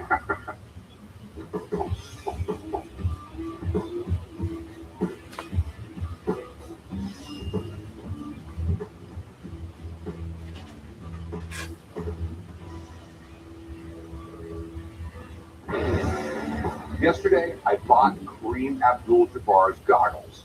And now I'm in Philadelphia. I'm about to hook up with Dan again. He has a guy who actually has Honus Wagner's game-used jersey and hat. And he might be willing to sell it to me. Tony, how you doing, bud? Hey, how are you? Good to see you. I'm Rick. Rick. How are you? I'm Tony. Nice to meet you. How's it going? I'm pretty good. So game-used items from Honus Wagner. A game-used jersey and a game-used hat. That's pretty amazing. Play ball! I have a Honus Wagner game-worn jersey and game-used hat from 1935. We've had the items in the family for over 20 years, and my daughter and I might be interested in selling the items if it was worth it. Maybe it can pay for college. This is amazing. How did you get this? We inherited this from a family member. I was always a big baseball fan, and someone said, hey, maybe Tony would like this. You know, I've had it for quite some time. My daughter, Farrah, is 11, and we named her Farrah Wagner. My middle name's Kevin. It's after nobody. Horace Wagner, I mean, like literally Ty Cobb said he was the best baseball player ever. Wow, that's pretty cool. Yeah, lifetime batting average of 329. I mean, they called him the Flying Dutchman because he was fast, a great all-around ball player. He was one of the first members inducted into the Hall of Fame in 1936. So this is a guy who was with the inception of Major League Baseball. It's cool. So what's all this stuff? It's So this is a photo that matches the jersey and the cap. And these are letters from a Air Force pilot during World War II. This gentleman's deployed out in Japan and sends Honus a postcard. Can you send me a couple of baseball caps? Because the guys and I would like to play some baseball. This is a postcard from Honus Wagner to the pilot. Correct. That's incredible. Can I see the cap? Sure, yeah. In fact, the cap is signed by Honus Wagner on the inside. There's the signature. That's crazy. Can we take the jersey out? Sure. And compare? Oh, that's unbelievable. Wow. And that's the right stitching, Spalding, the labeling. This is a very famous photo by George Berg, and this matches up perfectly with the buttons, with the lettering, with the spacing. Leads me to believe that this is authentic. This is pretty incredible. So what's it worth? I think value-wise, with the cab, you are looking at about $250,000. Wow. Yeah. Maybe that'll pay for college. Probably not. I'm psyched that I got to see this stuff. It's incredible. Thank you so much. You're more than welcome. All right. Check it out. Thanks. And I'll catch you soon. All right. So, I'd give you 200 grand for it. If you're willing to sell it for 200 grand, I'll write you a check right now. Be a down payment in college. Yeah, right. What do you think? I No? I mean, we've had it in the family a long time. And I'd keep it. you would keep it? Yeah. Yeah. Hey, Rick, I appreciate you taking the time to look at it. But I think we're going to hold on to it for a little while. Okay, I don't blame you. Nice meeting you. Hey, it's nice meeting you too. Thanks so much. Have a good one. I'm going to catch up with you. All right. I struck out. Plain and simple. I didn't get it, but hey, it was really cool to be able to see it. And you never know. If this kid goes to college, he might need the money.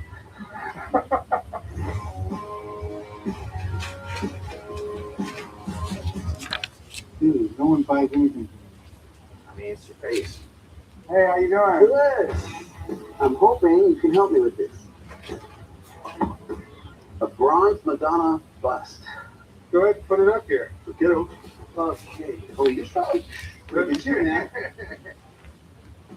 Well, that's not Madonna the pop singer. Not at all. I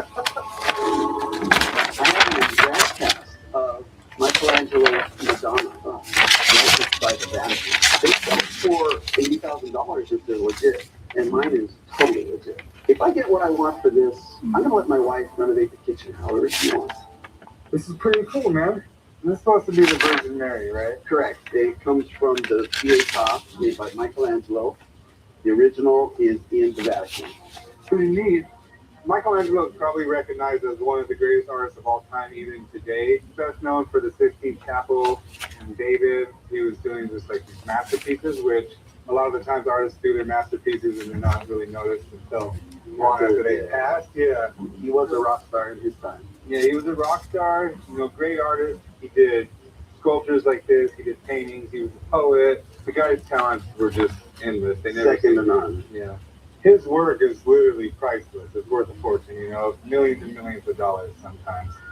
Why did you pick this up? Well, I barter for everything. So I had the opportunity to trade some artwork for this beautiful piece. It's really cool. It looks like it's in really good condition. Does it have any markings or anything like that on it? It does. It's got the seal, the license from the Vatican. 154 out of 500. That's it. So the mold was relatively new when they captured this one. Sometimes the earlier the mold, the better the capture. So that's good. You got that going for you there. It's a beautiful piece. I'm just not sure how sought after they are because Michelangelo himself didn't actually make it. That being said, I'm sure it has some type of value. How much were you hoping to get? 80 grand. That's what it's valued at. Holy cow. Yeah, I got no idea. I know the original is iconic, but this is just like a mold of that. I've got a few questions about it. So I'm definitely going to have someone come and take a look at it. Do you have a few minutes to hang out? Not all day. Take your time. I'll be right back. All right, thanks. This is a real piece, and so I'm happy for anybody to come in and inspect it. They're just that's going to prove that it is what it is. Honus Wagner was an amazing baseball player, but today he's famous for his baseball card. The Honus Wagner T206 set a record $3.12 million at auction. Why is this one baseball card so valuable? Because it is the rarest of the rare. It was never supposed to have been printed. Back in the day, tobacco companies used to have baseball cards in their packs of cigarettes. It served two purposes. The hard cardboard would help the pack hold their shape. Also, this might sound pretty bad, but they figured baseball cards would help sell cigarettes to kids. And Honus Wagner hated the idea of the cigarette companies selling cigarettes to kids. The tobacco company starts printing the cards without ever getting all the right permission. The story goes only 200 were made, 50 advanced circulation, and the rest were destroyed. You can find one of those 50s. Stop by the pawn shop. Let go when you down. Extraordinary. Full and brave signature sheets, softer with every wash. Let extraordinary take over. Only at Bowling Bridge. Get weight loss treatment through Hers for one affordable upfront price. Everything you need, all included. That means a personalized weight loss plan, access to licensed medical providers, and 24/7 support from the care team. Even medication delivered straight to your door. No membership fees, no surprise costs, everything you need for one simple price. Start your weight loss journey today at forhers.com. Hey, Paige, if it's the money, it should be 150 years old. I don't know. That's real. It's probably worth whatever, $33 million. So is it real? It'd be nice to know, is it on the card, or is he sending a new card? Do you know what you have here? No, not at all. What you have here is pre-revolution Russian imperial jewelry. I'm hoping to sell it for a couple thousand. Somebody dares, when somebody dares to ask a question to get a better understanding of it. You want to clear? No, you wasn't clear. Obviously, obviously. Then when I said, you didn't put it on the card, you got a new card? I don't know. But I told you what he said, we sent I'm going into the pawn shop today to sell my grandfather's gold coin. There's a lot of things out there. No, it's not that. It's how you're acting. Well, I'm telling you, I don't Somebody's asking a I question. told you what he said. Sit out. Somebody's asking a question to better understand, and you want to throw a fucking fit. I do. I don't. Let me get 2,000. Absolutely genuine.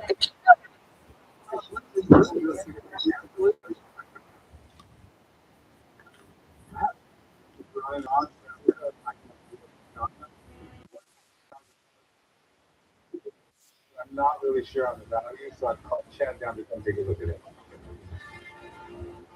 Hey, Chad. Hey, John. What are you doing, man? Look at Slim, man. Hey, you know,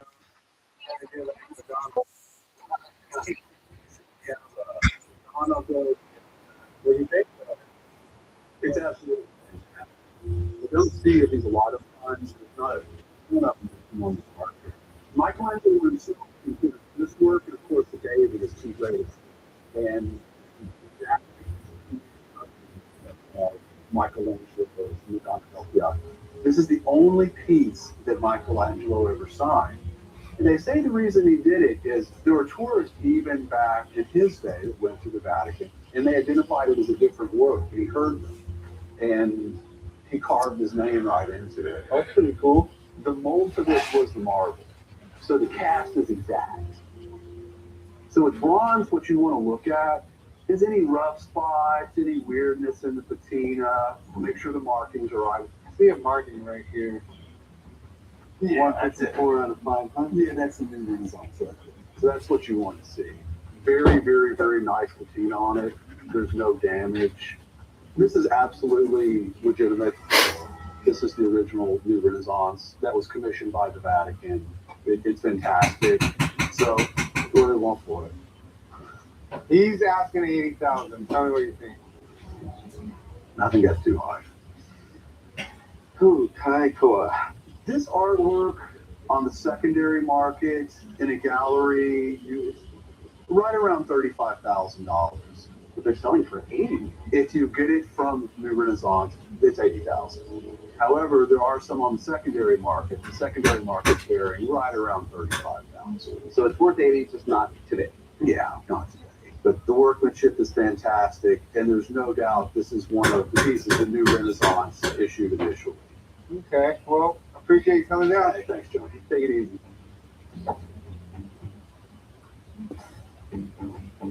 I'm looking at like 20 grand. Ooh.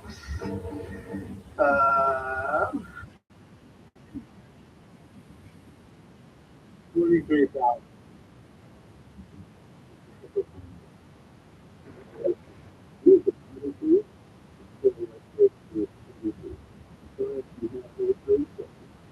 And I put $2,000 if my math is correct. It'll get it.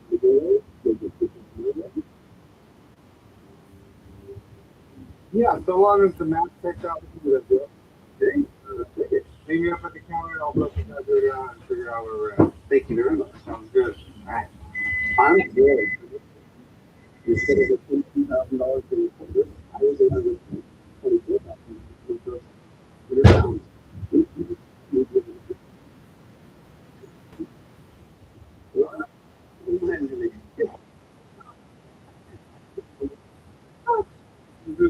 Thank you very much. I'm making this joke out of wish you would know. I could have made it by big time.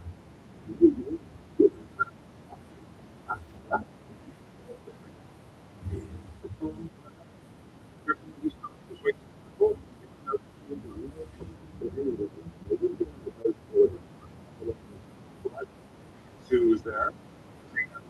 Yeah, right. We were in. And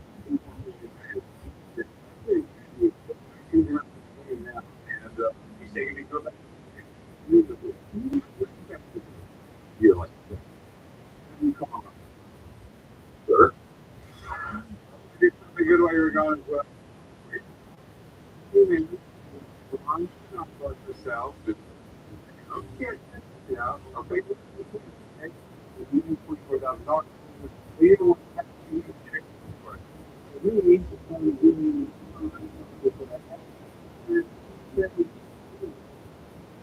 Okay. and if you on so much that $1,000. I think that's still go down. Over here. Do I look lucky to you? No. Yeah, this is maybe not before. I'm not. Yeah.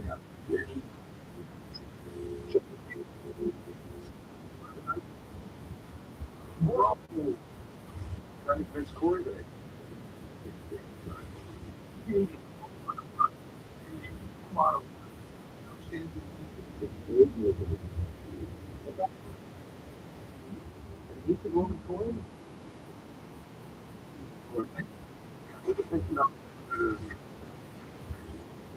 Make a bet with a payoff. And I'm well with this.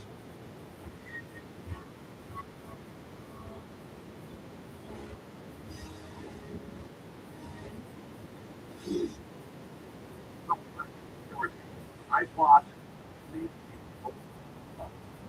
this was an absolute for Dale story. I'm here with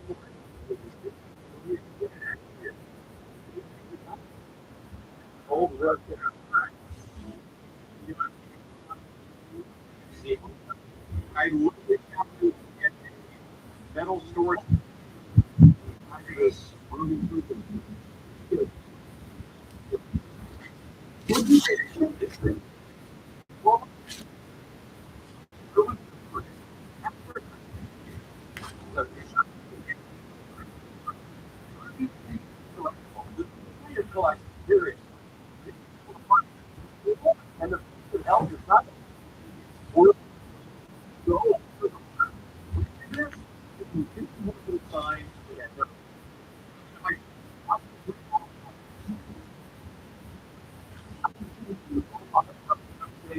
A lot of work.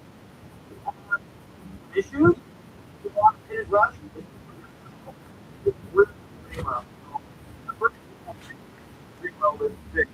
How many things?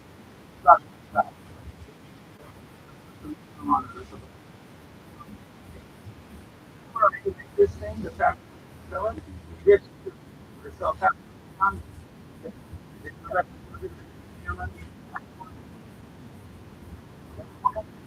Oh, that's the question. You want to do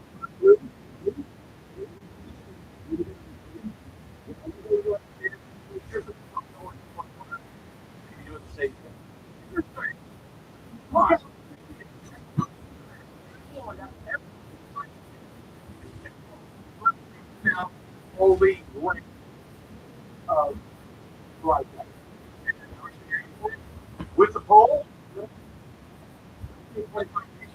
See,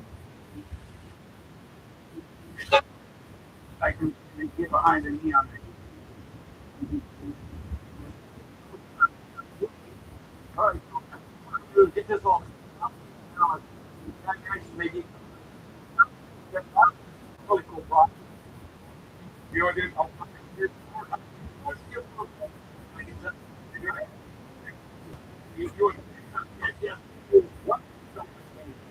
How much I realize I'm genius.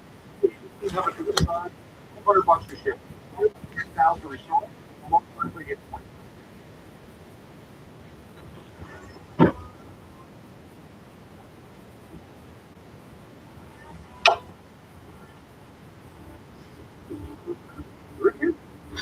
God, no. It would be a quote.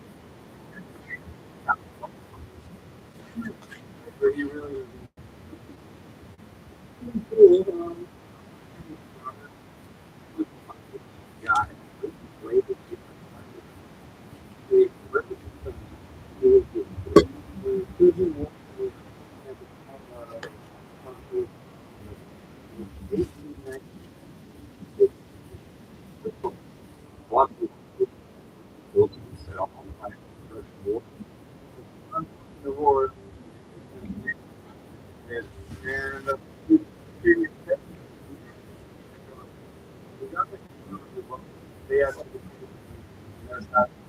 we have 4,000, a couple 100,000 civilians.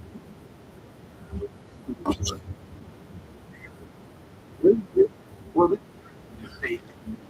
What is it? You can bring something. $1,000. It's a hard approach.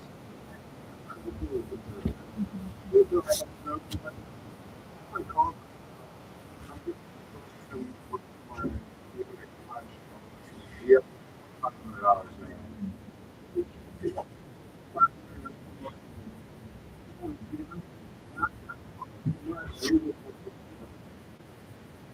Let's, you know, one, I want. Let's call the original man. All right. You're fired. No, man. In the end, it looks great.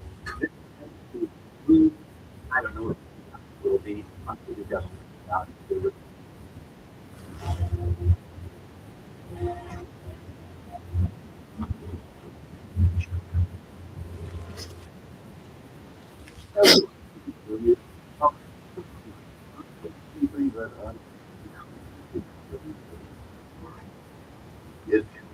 It's Roman erotic.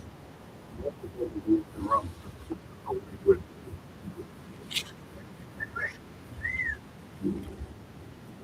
To sell my ancient tokens. I thought I bought it.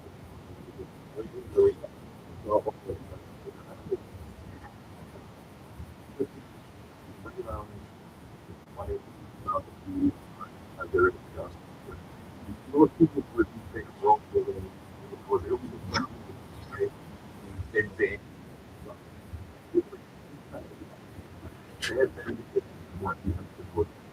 And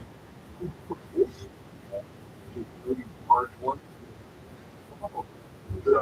They we had bars that worked upstairs. When you would see one of the girls upstairs, you would see your money and you would upstairs. The girl would go to the spot. They would ensure that the girls so what they've been doing in foreign and I bought it. Yeah. No, that's a very impressive the wall off the land. Okay.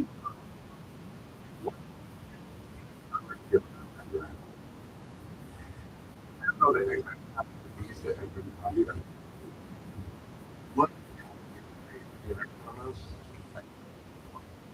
Maybe, I don't know.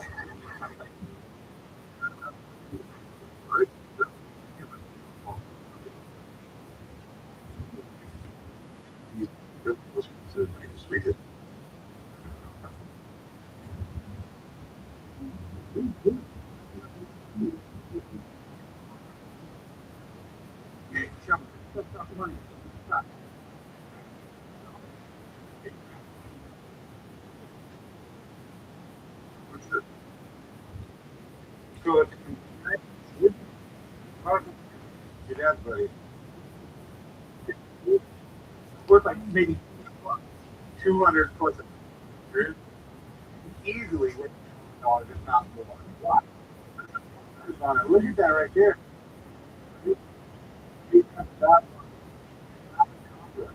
Philippine Island of 1899.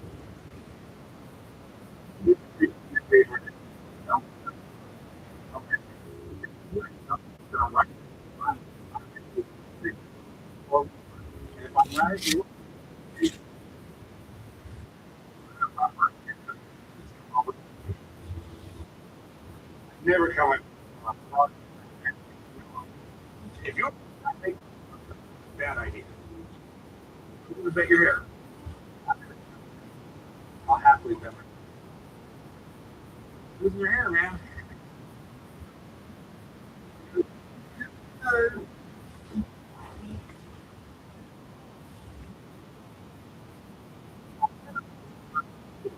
So you feel like royalty?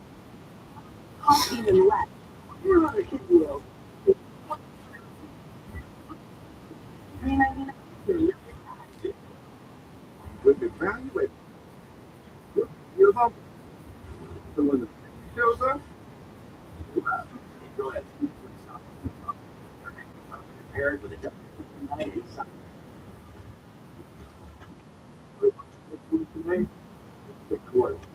you're looking at $1,000. What would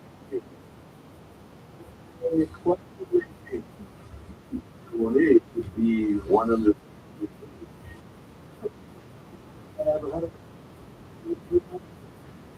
real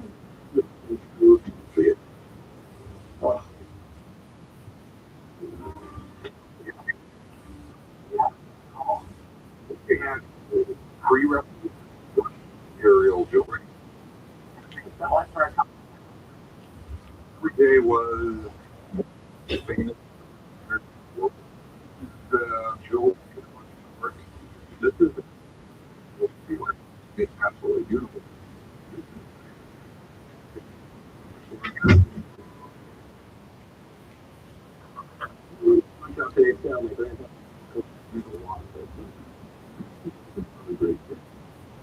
Good to be true. So this is a real piece of magic. This is like the world press. He is the denomination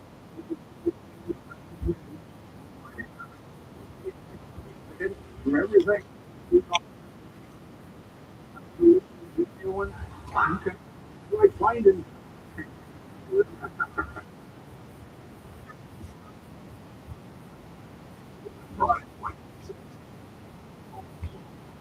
You just activated. What do you do?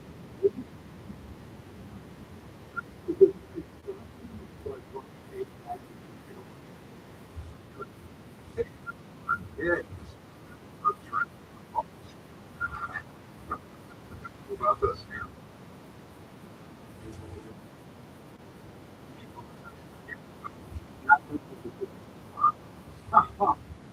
Probably. Well, the explanation is usually used in novels during the period. So,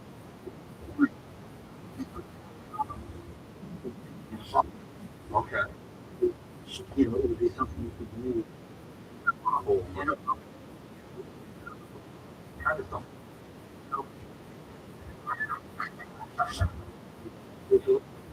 Or if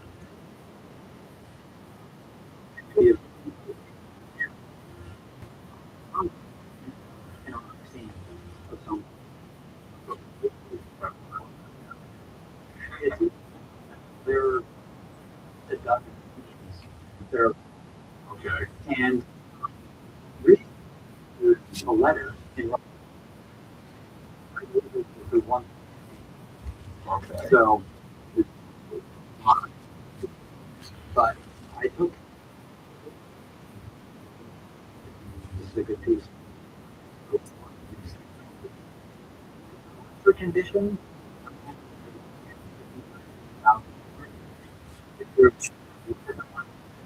can be looked. This one's no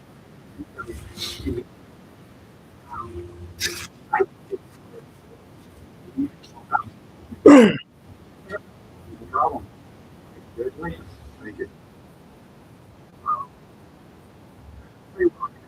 For it. Good. I'll go eat. You're a little odd. You're so sure I get it.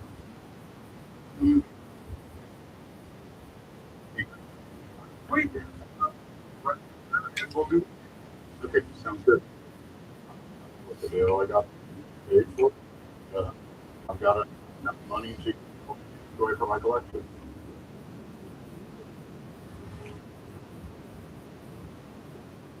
Yeah. Illustration book of Charlie Brown. Agreed. I have no short story. I'm a huge Brown. Yep.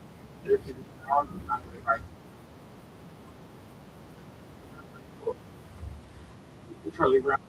The last one was 2000. Over of the newspaper. I don't know a personal life. Goodness. Everybody loves Charlie Brown.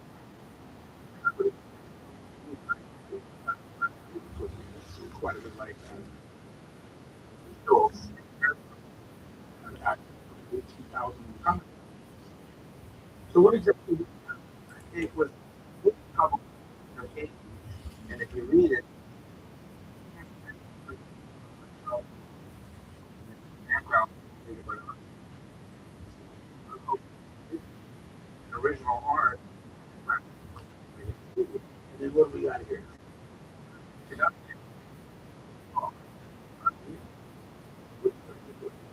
Now, how much is it? A little weird. A lot.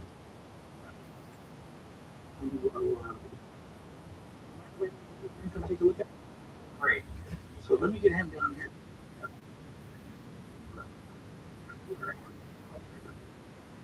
Really, the art expert.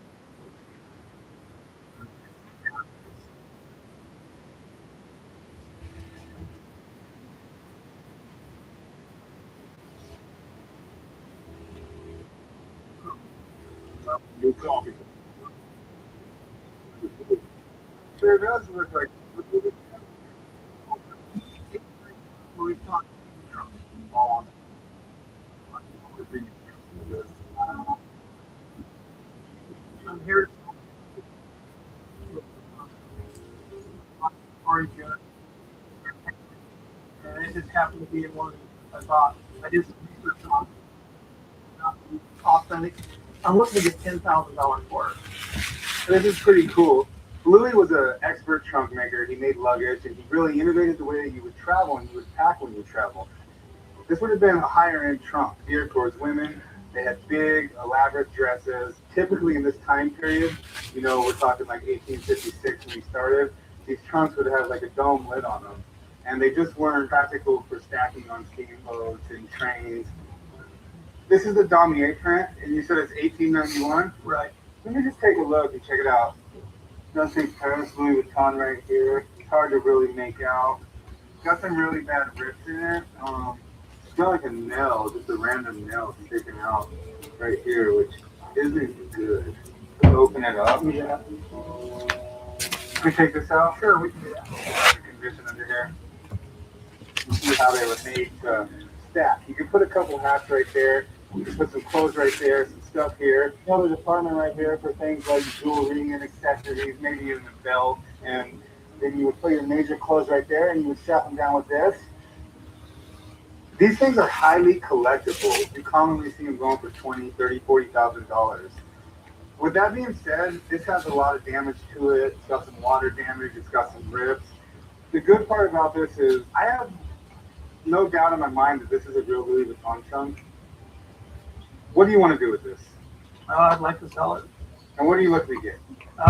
Right now I'm asking $10,000. $10,000 though is going to be way, way out of the ballpark. The trunks that are going for $10,000 and above, they're limited edition trunks. I'm looking to be there at about $800. Yeah, that's not going to happen. Can you do $1,500? I mean, it's a big drop on my part, but you know, it's just could you do $1,300? How if we split it at $1,400? Could you do $1,350? Yeah, let's do it. What's the deal? Let's go right it up. Okay. Looks like it's staying here, Antoine. Great. I don't want to take it back to the car. All right, quick question. How often do you think about the trunk of your car? Probably not a lot. But if you were living at the beginning of the 20th century, having a trunk storage space in your car would be unheard of.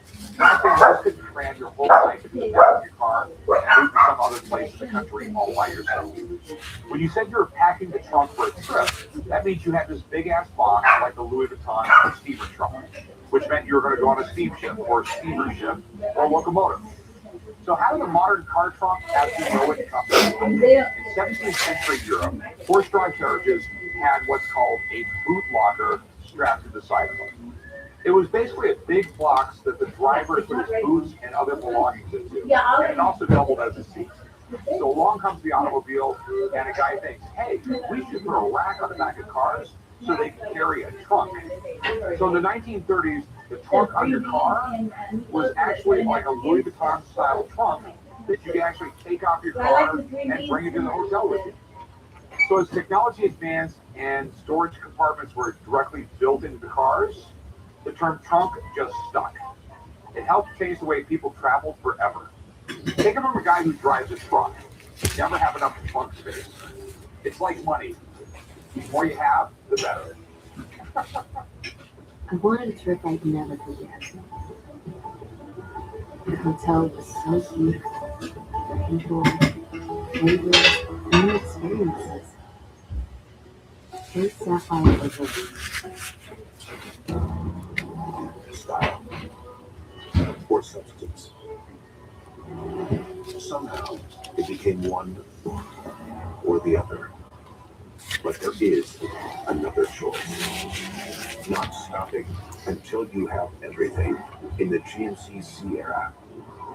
Or get a total value of over $11,500 on this Sierra 1500 model when you trade in an eligible vehicle. That's 20% below MSRP. Moderate to severe eczema with that unbearable itch. When it's uncontrolled, despite topical treatment, relief itch fast with clearer skin than last. Nemluvio blocks the signaling from IL-31, which the triggers key symptoms of eczema. Do not take if allergic to Nemluvio. Serious reactions may occur, some severe. Tell your doctor about any medicines you take if you experience hives or plan to receive a live vaccine. The most common side effects are headache, joint pain, hives, and muscle aches. Ask about Nemluvio today. Breakthrough tech isn't coming. They're always full of surprises. It's here. It's built in the H2R garage. Bigger. It is a human-piloted exosuit. Faster. Every 7 minutes, it rolls off the line. Smarter. What's the top driver?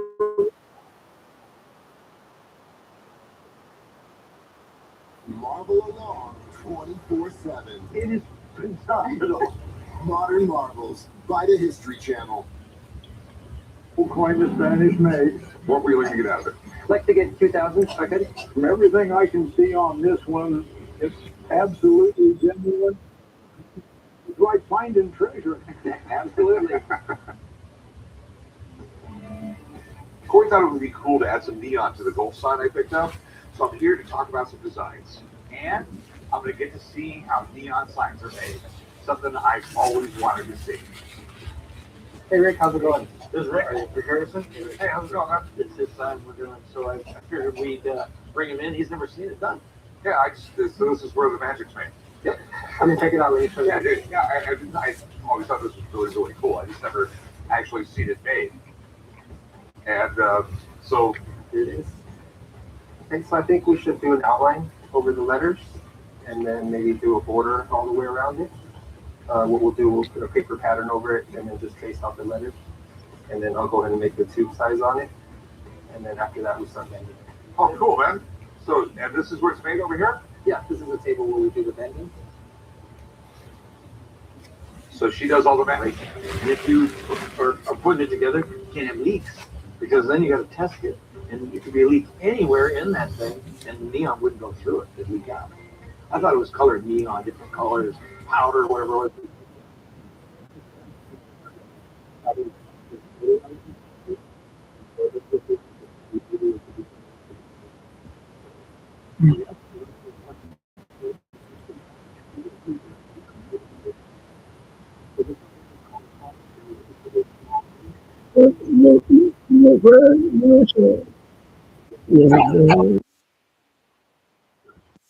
That helps it flatten out the glass. So astrology, that right there, you blow it so the glass doesn't collapse, right? So this is the ribbon burner, and this allows us to do longer bends.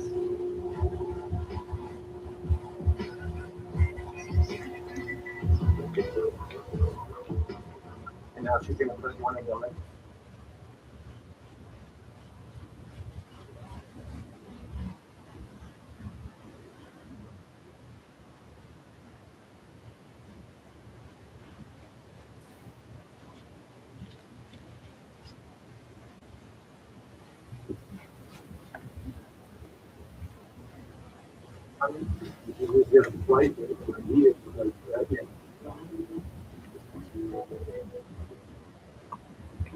Hey. Let's go light it up. Yeah, let's go over here to the post. I don't want to move.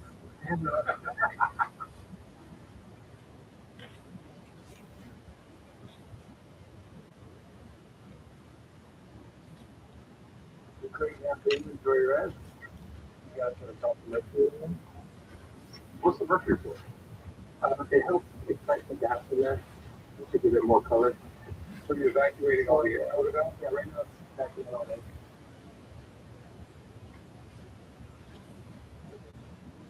Okay. So this is how it's with all the air out of it. It'll still be purple, but it still has people who the neon is this one here, the smaller one, and the big one is the argon. So you can use argon neon? Yeah, so the argon will be for the colors like green, blue, stuff like that. The neon is used for orange, red.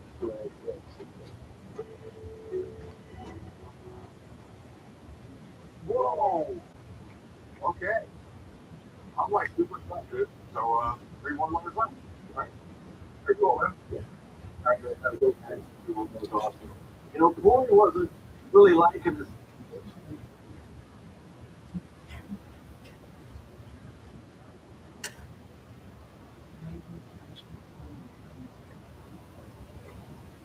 was, but he was going to make it amazing. And Rick was really impressed. And that made me feel good. Now he really understands it. I mean, this guy's it's a long time. It's not even so long on the side. So I think it's going to be well worth it.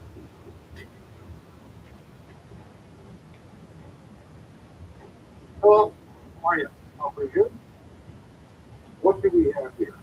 Yeah, here, Monte Cavalry Red Coat. Okay, interesting. Definitely old, I'll give you that. Where'd you get this? I bought it from a friend of mine. Usually at the store now. Why not? Let's display this with some of the stores. Good thing it came out of my desk. Really?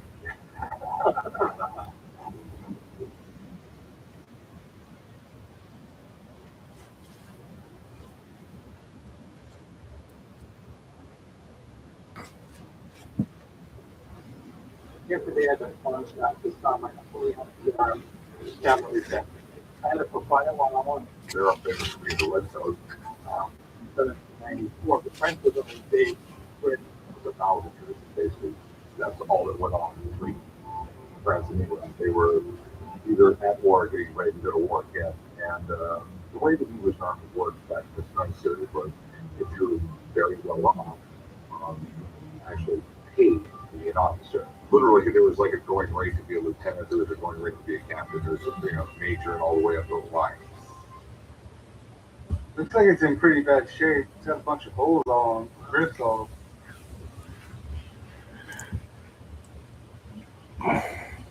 It's definitely been moth-eaten. It's not the world's greatest shape. How much you want for it? I'm asking 6,900. Let me call someone to take a look at it because I'm sort of baffled with it. I have absolutely no clue. Sometimes I know a little bit.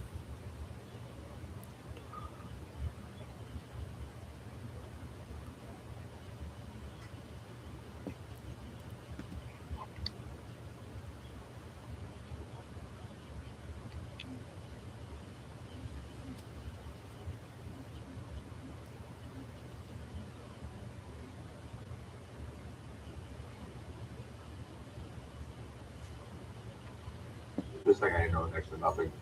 She just pretends to know everything. Moderate to severe eczema with that unbearable itch. When it's uncontrolled despite topical treatment, relieve itch fast with clearer skin that lasts.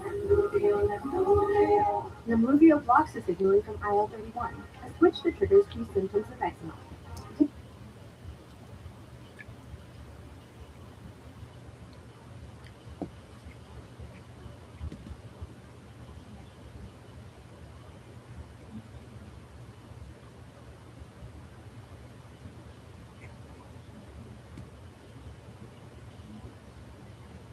If allergic to Nemluvio, serious reactions may occur. Some severe, and side effects are headache, joint pain, hives, and muscle aches. Ask about Nemluvio today. Breakthrough tech isn't coming. They're always full of surprises. It's here. It's built with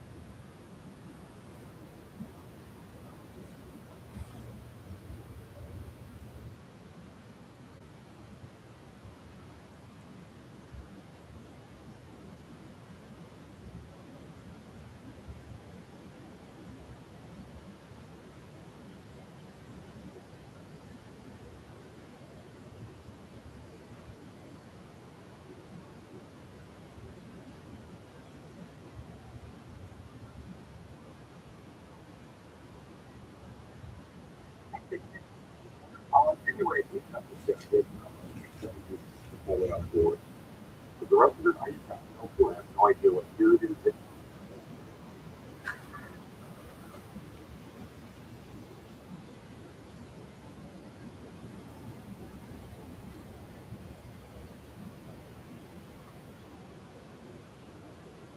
this is a Yeomanry cavalry. The Yeomanry cavalry were above the tier.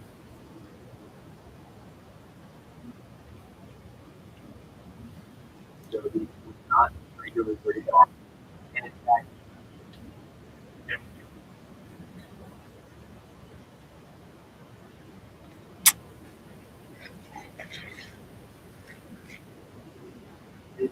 the English, it looks to me like it's Scottish. In 1797, Great Britain passed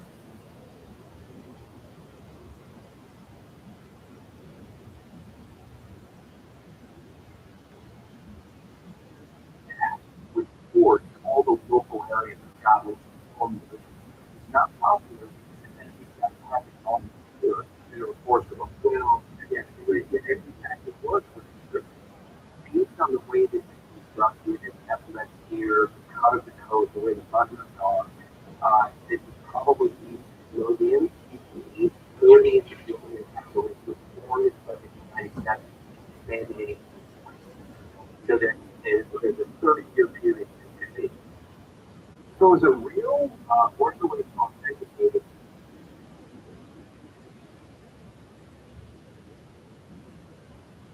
To make sure that there's no. So machine kitchen would be very close.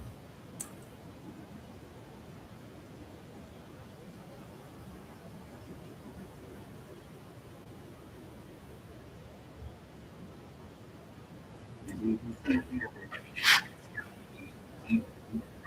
that's what we All right.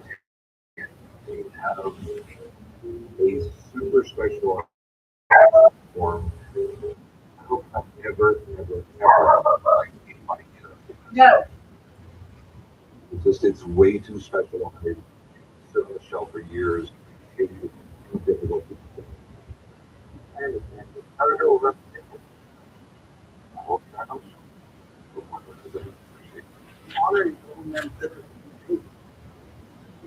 You're about to audit it. It doesn't appreciate my food today.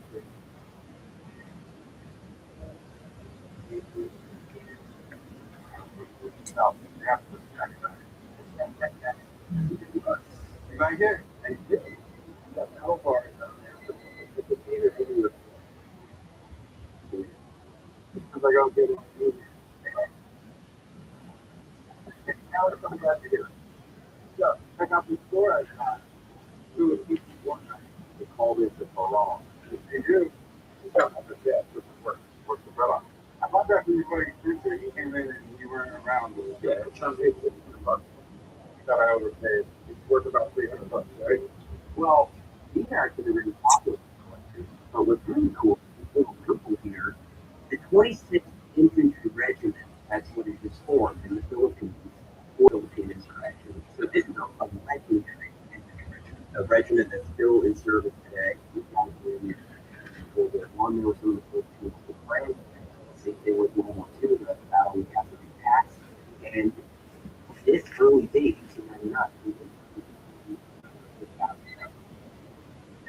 totally effective. Now, if this was just a law of benefit, $500, but with this, a positive 26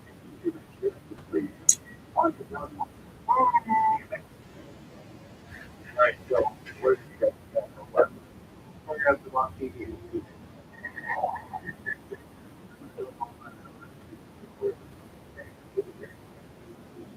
I over now. I deal with this.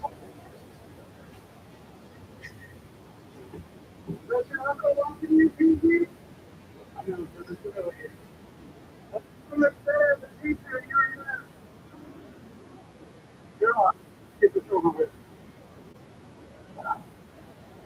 Oh, after a long day there. Hey, Cordy, I really think you should have pulled up. What do you think, Rick? Good now. So, anytime you like to swap, it's Cordy. Take it on your side. I believe you guys will that. Hey, no, we'll never say it.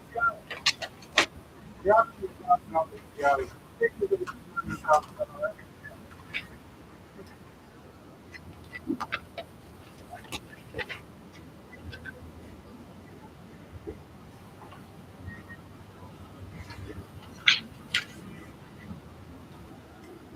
I've never felt so excited, but it was like it was stepping into it. It became so energetic that I was even just I knew it could be a person.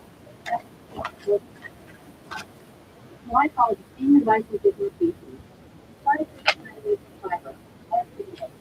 Metamucil is the only leading brand with plant-based food fiber. It's tough, it helps practically lose weight, so you can feel lighter as little as 14 a day. After trying to pursue it, I decided to keep taking Metamucil every day to help me. Metamucil is fiber also. It's free to do more. Before we're going to a healthy blood sugar. This is what you do. The number one is like nothing. And Captain Brown was like me. Metamucil. Start here. No, this is fine retailers today.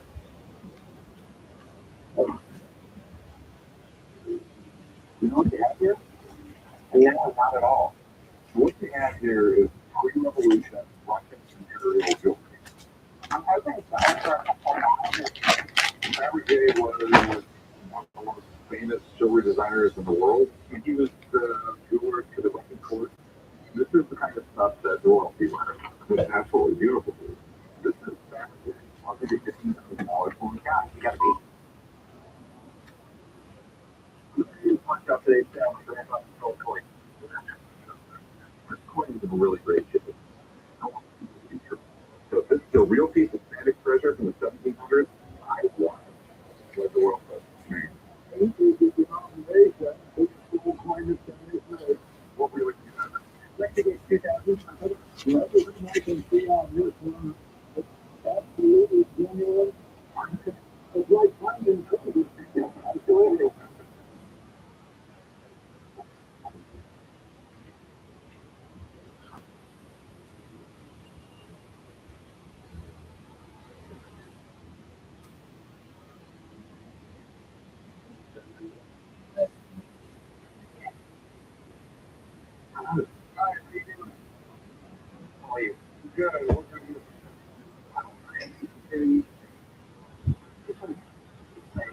Morning brooch or pen that dates back to 1824. You would put this on and you wear black after morning, and you know, it's kind of where the whole Gothic thing got their thing from. I'm here today at the shop to sell my antique Georgian morning brooch. My mother was a lecturer in antique jewelry, and she acquired this piece to use for the purposes of lecturing. I'd like to get around $3,350. Pretty cool. Yeah, morning pins go back all the way to the 16th century. It was just a way to like remember your loved ones. It's pretty nice. It's got some hair in there. They would put some hair in these, or they would make a nice scene to represent, you know, something that person enjoyed in their lifetime. See what it says on the back there. What's it say? General. What's that name? General George Vanderbilt. Who died February 4th, 1824. That's correct. That's pretty cool because you can actually date this, you know, back to the 1800s. This kind of predates when they really became fashionable. You know, Queen Victoria really brought them into fashion around 1861. That's really when they caught on big and everyone else started. That's right. So what are you looking to do with it? I'm looking to sell it. And for how much? $3,350. And what brings you to that number? Well, I've handled a number of mourning pieces over the years. I know that they normally fetch, you know, low in the kind of low thousands. But the fact that we know exactly who this belonged to, and it's a direct link to the past and to that family, you know, attaching a premium for that. I do see these go up in the range of 3,000 plus, but they're usually a lot fancier. They have the jewels on there. They have the picture on there. I could offer you 300 for it. I think we're a bit too far off on price there. Yeah, and you know, I think to maybe fetch that type of money, you have to take it, as they say, across the pond. Yeah. Where, you know, that history means a lot more to the people that went through it with their ancestors and stuff like that. Love to have it. I just think we're too far apart on price. Yeah, that makes sense. It's a pleasure. Thank you. Have a good day. Thank you. Bye-bye. I'm okay with the fact that I didn't make a sale today, and I just hang on to it. I put a bunch of work into researching this piece, and I put a real bond to it.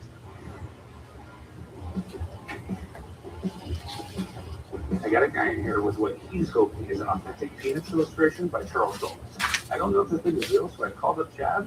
So he what's up, Chad? Hey, Corey, how's it going? How's it going, buddy? Good. Chad, nice to meet you. Hey, you. That's some Charles Schultz Peanuts. Take a look here. That's a two-piece. So this is a work by Charles Schultz, who is maybe the best known American artist, definitely cartoonist. Peanuts didn't happen until 1950. He had a couple small successes, but they were with regional newspapers, and then finally he sold Peanuts. This artwork is great. It's by Charles Schultz, but it's not an original Charles. The reason why is all of these little golden books were actually collaborative art efforts. So this is a cell. The top is going to be all of the characters in Charles Schultz. You wouldn't let anyone else illustrate the characters. You only illustrate his own page. And the back was painted by Kim and Art Ellis, who was a husband and wife team who worked for Little Golden Books for many, many, many years. And they would have done all of this background. So what he would have done is he would have sketched it, and then they would have gone back over and made the set. So it's great. It's very rare, but it's not original. You also have this piece. It's a printer's proof. It's going to show you the layout of where the text is, how they're going to split the photograph. So what do you think it's worth? If this was an original, it'd be $15,000. This is worth, by itself, like virtually nothing. That's where all the value is. I'm going to put a price of $1,500. I appreciate it, Chad. Thanks for coming down, man. Look, you wanted $1,300 for it. You heard my guy. I could probably get 15. You want to do 1,000? 1,100? 1,000? 1,000. So it's like, fine, thank you. Let's just paperwork for me. Well, $1,000 is not peanuts. It wasn't $1,300, but I'm happy, so I just go and buy some Cali goods.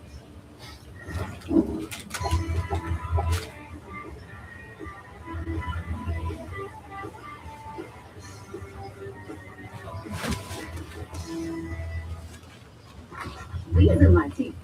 A few overlap. Others are straight, crooked, and cat. Oral-B Electric cleans better with warm, simple touch. No matter what kind of teeth, you gotta brush. Oral-B's dentist-inspired ground brusher hugs and cleans and gets in between, going where regular brushes don't reach, so teeth get 100% better clean. These are my teeth, the key to my look. And here's how I perfectly clean every nook. Your perfect clean starts with Oral-B.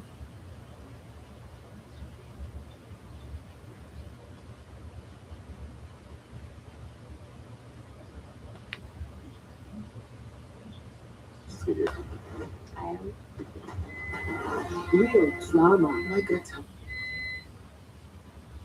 and stories that are unapologetically ours. Lifetime movies, black stories, all month long. What you have here is pre-revolution Russian imperial jewelry. I'm hoping to sell it for a couple thousand. Fabergé was one of the most famous jewelry designers in the world. I mean, he was the jeweler to the Russian court. This is the kind of stuff that royalty wears. It's absolutely beautiful. This is Fabergé. I'll give you $15,000 for it. Guys, you gotta be. I'm going into the pawn shop today to sell my grandfather's gold coin. There's a lot of fakes out there. This coin is in really great shape. It's almost too good to be true. So if this is a real piece of Spanish treasure from the 1700s, I want it. This is like the Royal Crest of Spain. 8 is the denomination, biggest gold coin the Spanish made.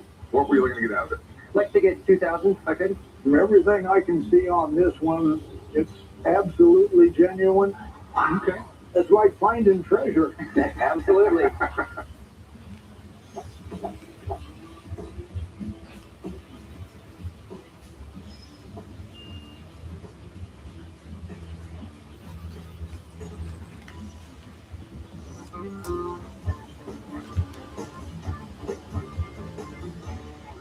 Hey, how's it going?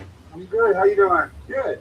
I got a bleacher seat cushion from 1931 Indy 500 race. Cool. Indianapolis 500. Not my favorite sport. You know, you just do this the whole time. I'm here at the shop today. Saw my 1931 Indy 500 seat cushion. I got it from a family friend whose husband had passed away. She knew I was into race cars and anything to do with racing. If I make a sell today, I think we go down to the sports car center and rent a supercar car now. This is pretty cool. This is still from the time period where it was a brickyard. You know, people were going out here to race and they were using these really fast cars. They were racing on bricks. Pretty unheard of today. They eventually got rid of the bricks, put the asphalt in, but the speedway will forever be known as the brickyard because of this track here. You know, originally the bleachers were just hardwood bleachers, and sitting on a piece of wood would get uncomfortable, so they had things like this that you could rent, and they later on had them that you could purchase, and this would make your day a little bit more comfortable. Just a little cushion to sit on. It's a little beat up. It's got some wear and tear on it, but it's 90 years old. You know, you kind of expect that from it. It's still cool. You can still make out the picture. You can definitely tell where it's from. Stuff like this has been around for a long time. Highly collectible. What are you looking to do with it? I want to sell it. How much are you looking to get? I was thinking about $190. Would you take $60 for it? Oh, wow. No, that's, I mean, I would do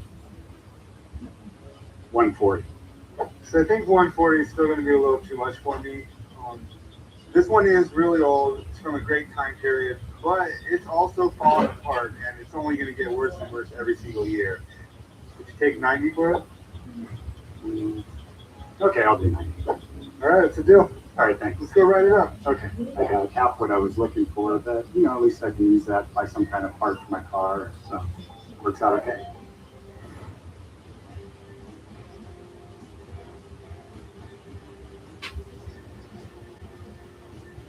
So I was down south with my buddy Spencer, and I bought this gold sign for $1,500. Plus, I had to spend $1,200 getting it shipped to Vegas. Now it's over at Rick's Restoration, and he's restoring the whole thing and adding neon. Hopefully, I didn't completely blow the budget on this thing. Pretty much guaranteed he blew the budget. What's up, Rick? All right, guys. See you excited? You want to see it? Yeah, man. Yeah, let's go see it. Yeah. I can't wait to show you. It's pretty cool. Oh, that's so cool, dude. It's cool, right? So, yeah, what do you think?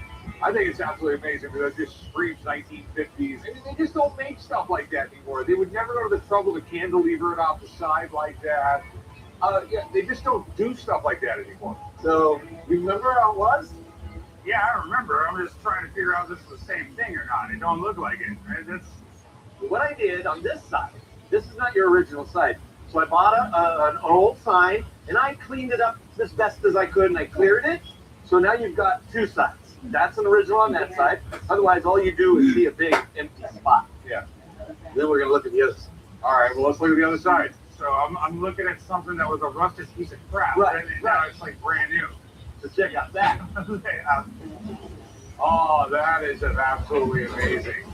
Isn't that cool? I'm in a time machine right now. Yeah, the blue, right? Oh, that's incredible, dude. You did that's an amazing job. How much can I get for this beauty, you think? How much you bought for? $1,500, but it cost me $1,200 to ship it out here. $2,700.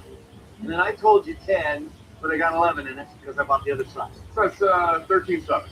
Okay, so $13,700. I guarantee. I'd say 25. I think I can get 25. Yeah. Rick, I just gotta say, man, I don't know how you do this kind of stuff.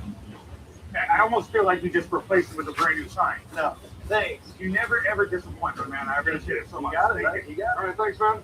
All right, I'll get you paid. We'll take care of it. Yep. All right. I paid $1,500 for the sign, $1,200 to get it shipped here, $11,000 to restore it, and it came out like that. It's absolutely amazing. I guarantee you, I will get $25,000 for this a week after I put it on the internet. As my kids would say, this is lit.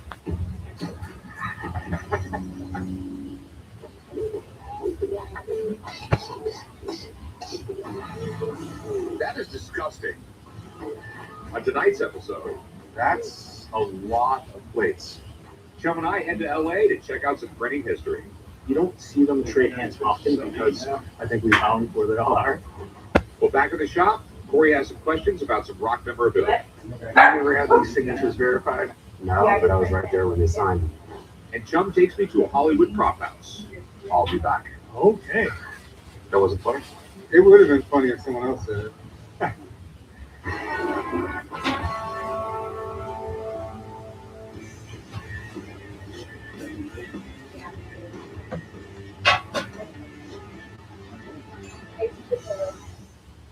Hey, how can I help you? Hi, I have this vintage Monopoly game I found at a garage sale. Okay. Mind about what? Sure. Okay, cool. This is the most popular board game ever made. I don't exactly know why it became such a popular board game, because anyone who's ever played Monopoly more than a few times have gotten in an argument with someone on Monopoly. I saw this game at a yard sale. It looked vintage and it looked really cool. So I picked it up and thought I could get some money for it. I grew up on Monopoly. I mean, it was a family get-together, and it was more of the camaraderie of playing the game together. So I do feel a little bit of a connection to the game. This is pretty cool. It literally is the most popular board game ever made. So the whole premise of the game was, if you buy up this whole neighborhood, you can double your rent because you have a monopoly. And that's the reason why it's called Monopoly. Charles Darwin is the guy who came up with the game, and he licensed it to Parker Brothers, so he got a little piece of money for everyone sold. He made a lot of money off this game because people played board games all the time back then. Even in the 30s, you had to have a radio in your house. So people sat around and played board games. This became a really, really popular board game. Yeah. It's in relatively good shape. This is the 50s. You still have wooden hotels and houses. It looks like you got all your pieces. Thimble, race car, iron, top hat, the cannon, guy on horseback, battleship. Really? No dog?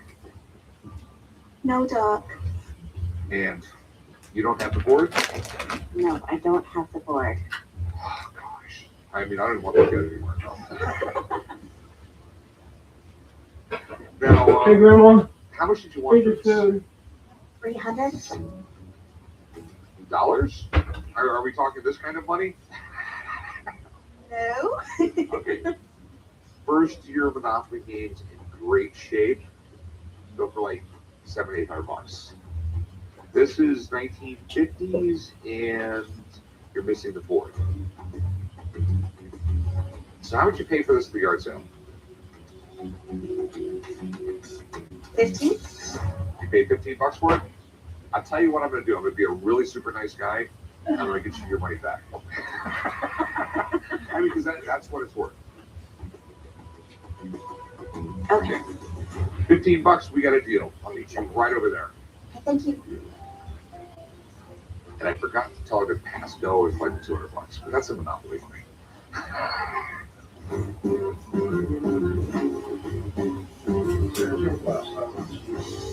How you doing? Pretty good. How you going? Not bad. I got something pretty cool for you. Huh? 1930s general store. Use your This flashlight. is pretty cool. Where'd you get it?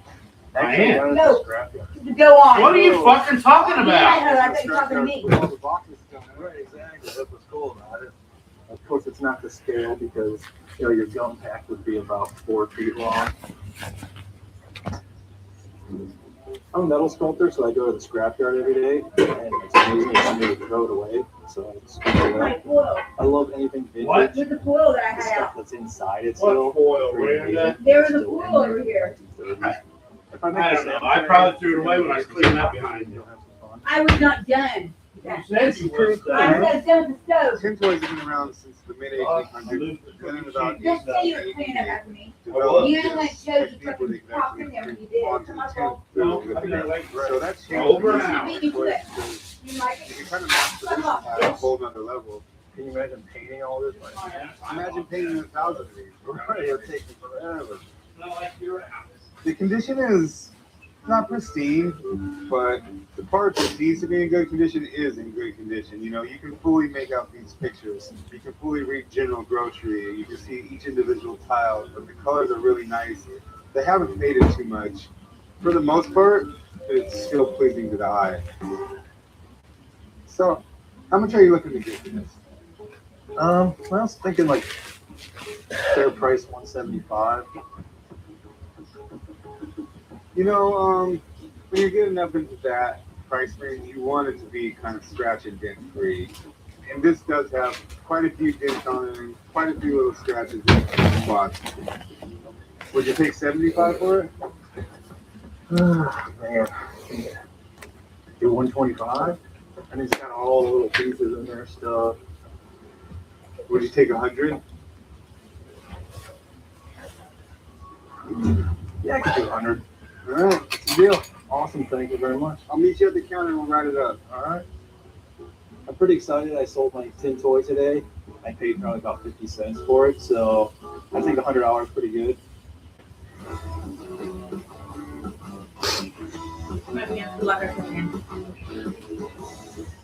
Hey, how's it going? Good, how are you? Good, what do we got? Got some autographed Alice in Chains memorabilia. Oh, wow. So, the CD cover, and This is the promo photo from the record company. sweet. And I was a music photographer back in the 80s and 90s, and this is a photo that I took and I blew up. That's pretty cool. It formed in Seattle in the late 80s. And a little bit of the theory why so many good bands came out at that time in Seattle. It rains all the time there. And you got these depressed kids who can't go outside and do anything, just sitting there on the guitar playing music.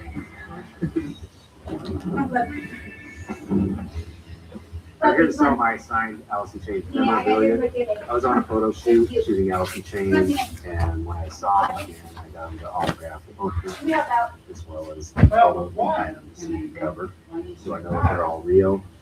I'd like to get $13,000. I think that's a fair price. These are cool. You have to put Alice in Chains in at least the top 4 bands of the 90s. Soundgarden, Alice in Chains, Nirvana, and I know I'm missing somebody else. Oh man, there we go. And they just basically wiped out hair metal. They just took away a whole genre of music and went the complete opposite. No makeup, long stringy hair, flannel shirts, you know, really just finished rock music for the entire period of the 90s. If singer Lane Staley wouldn't have happened to have passed away, who knows what they could have been. Yeah, he kind of strayed from the band a bit, and that's why they have the CD with the dog missing one leg. Mm-hmm. That was lame. Yeah, I mean, I can't think of them ever having a bad studio album. You know, their EPs went platinum. So, I gotta be honest, your poster's a little rough. You know, it looks like a rolled up poster for a lot of years. It's my favorite of the 3 because I took the photo. I mean, it's not in horrible shape, but I'm not gonna say it's great. You're looking to sell it? Yes. And what's you trying to get? About 13 grand. For all of it. Grand. Okay. You never had these signatures verified? No, but I was right there when you signed it. Okay. I'm happy with you having somebody take a look at it, no problem. Okay, because that's what I'm gonna have to do. And I gotta see kind of how collectible they are. Mm-hmm. I'll be right back, man. I have no issues with an expert coming in and looking at my items because I was there when they were signed and I know that they're real.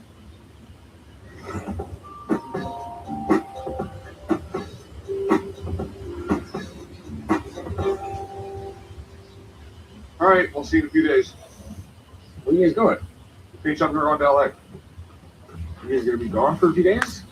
Yeah, a couple days at least, right? Yeah. I know a guy down there who bought like 1 million pounds of old printing plates.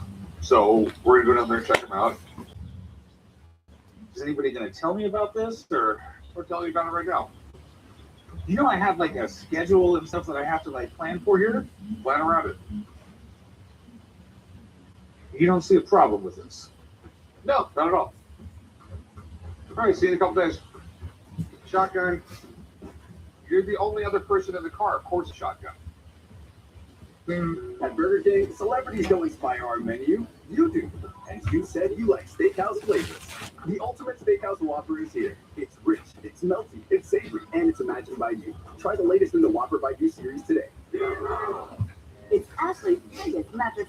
of the year. Shop incredible President's Day deals with big savings on all the top brands. Save up to $800 on select total adjustable base sets, or save up to $1,000 with the purchase of select Beauty Rest Black adjustable sets. But that's not all. For a limited time, get a free adjustable base and select mattress purchase, and save up to $1,000 on a Tempur-Pedic split king system. Going on now at Ashley's President's Day mattress sale. Shop more deals in store or at ashley.com. An unrelenting itch. When moderate to severe eczema is uncontrolled despite topical treatment, babies itch fast. Be clear of skin that lasts. Nemluvio blocks the signaling from IL-31. A switch that triggers key symptoms of eczema. Do not take if allergic to Nemluvio. Serious reactions may occur, some severe.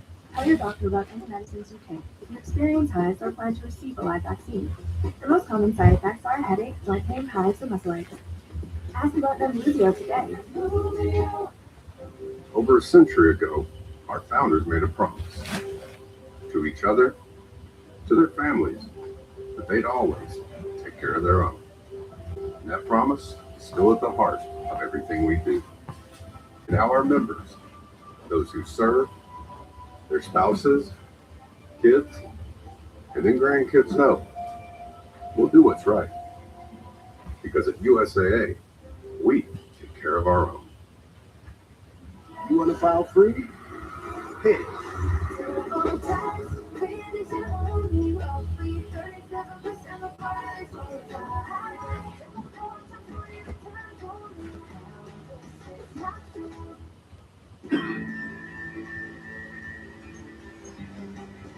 So I'm down here in LA with Chuck, and we're about to go take a look at this huge collection of old steel printing plates. I have a feeling they're going to be really heavy. That's the real reason why I brought Chuck. You want me to carry it all? That's why you brought me? I got a backpack. Hey, Rick. I'm starving. I'm just I know where to go. I know the best place in LA. So this is the place, dude, because I'm starving.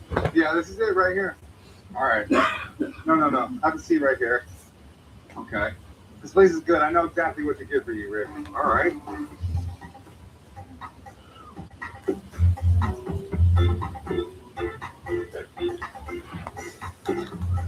Here we go. I got you a drink. I thought we were eating. We are. What is this? This is lunch. This is chloroform and this is charcoal water. Chloroform? Yeah, it's really good. It's good for you. Are you talking chlorophyll? Yeah, that's what I said, chloroform.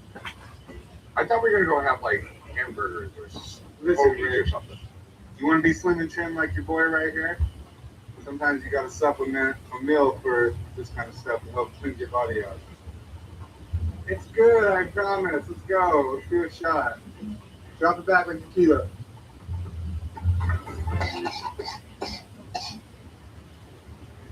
That is disgusting. Listen, this is how you do it. You finish it and you take a bite of the apple. What the? There's something weird in that. Rick, it's disgusting. I'm trying to put you onto a new lifestyle. Okay? You need some help. And this is part of what's going to get you help. No. Yes. Chuck, can we go find some place with real food? Fine, but before we go, I got this prop house I want to go check out. They have the Terminator 3 prop there. I really think it's good. I think we can make some money on it. After that, I want to do something fun with you. You know, Bond, we always had such a good time together. I figured we're out here in LA. Fine, but we're definitely not going to be able to get to this prop house today. Maybe tomorrow or something like that. But tomorrow, today, as long as we can get to it, I'm cool. Okay. We got to go find something to eat. Let's go. How can you drink chlorophyll? I don't drink that stuff. I think it's gross. Hey,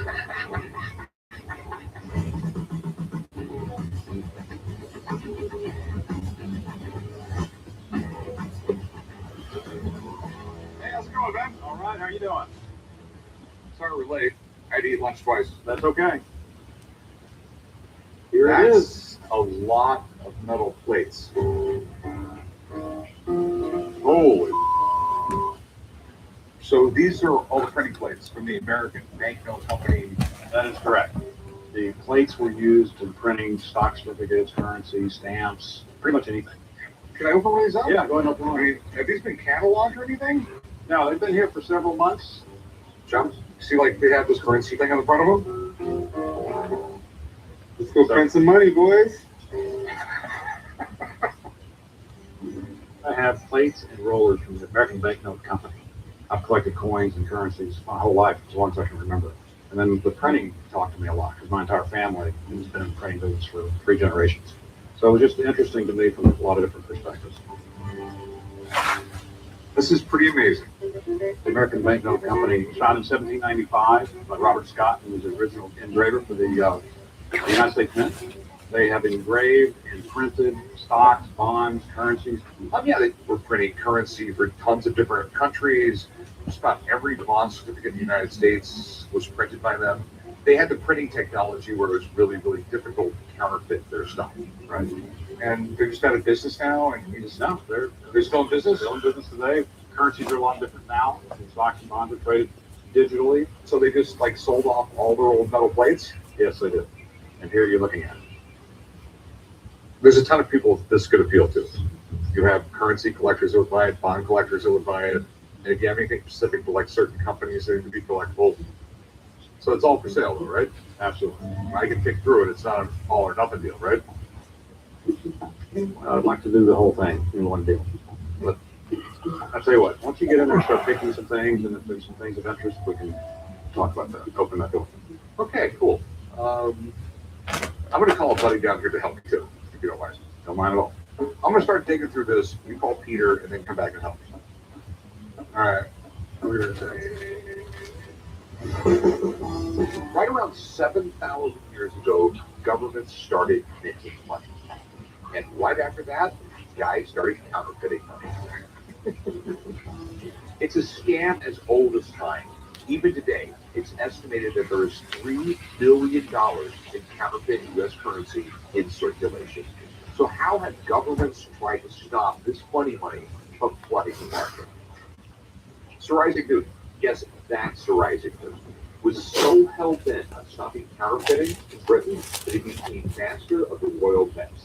Then, in the 1700s, Benjamin Franklin was actually printing continental currency for the government. He came up with great anti-counterfeiting techniques. But I think the one that worked the most is printed right on the front of his bills to counterfeit is death. And that really was the penalty. During the U.S. Civil War, counterfeiting became so bad, the federal government had to come up with its own agency to stop it, the Secret Service. And in 1990, the Bureau of Printing and Engraving added even more security items to our paper money. Security threads and micro printing. It worked for a while, but as printing equipment improved, we started beating the system again.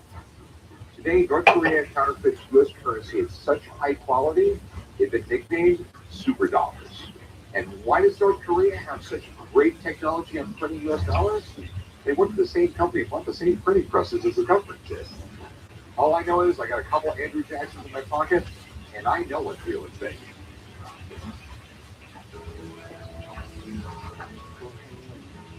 You only have so much time. So feed Science Diet with our clinically proven antioxidant blend, helping pets live healthier as long as possible. Because you're only human, there's Hills. Ready this February. Anything on ticket? Something powerful takes over Lifetime movies. How about we get to tell our side of the story? Bold love. Oh, so what else do you Real drama. My gut tells me that my daughter is up there. And icons we treasure. Really strong. And we must be friends. In stories that are unapologetically ours. Lifetime movies, Black Stories, all month long.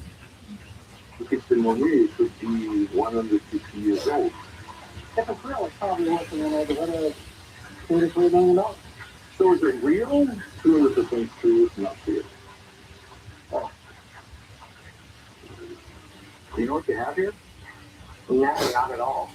What you have here is pre-revolution Russian imperial jewelry. I'm hoping for a couple thousand.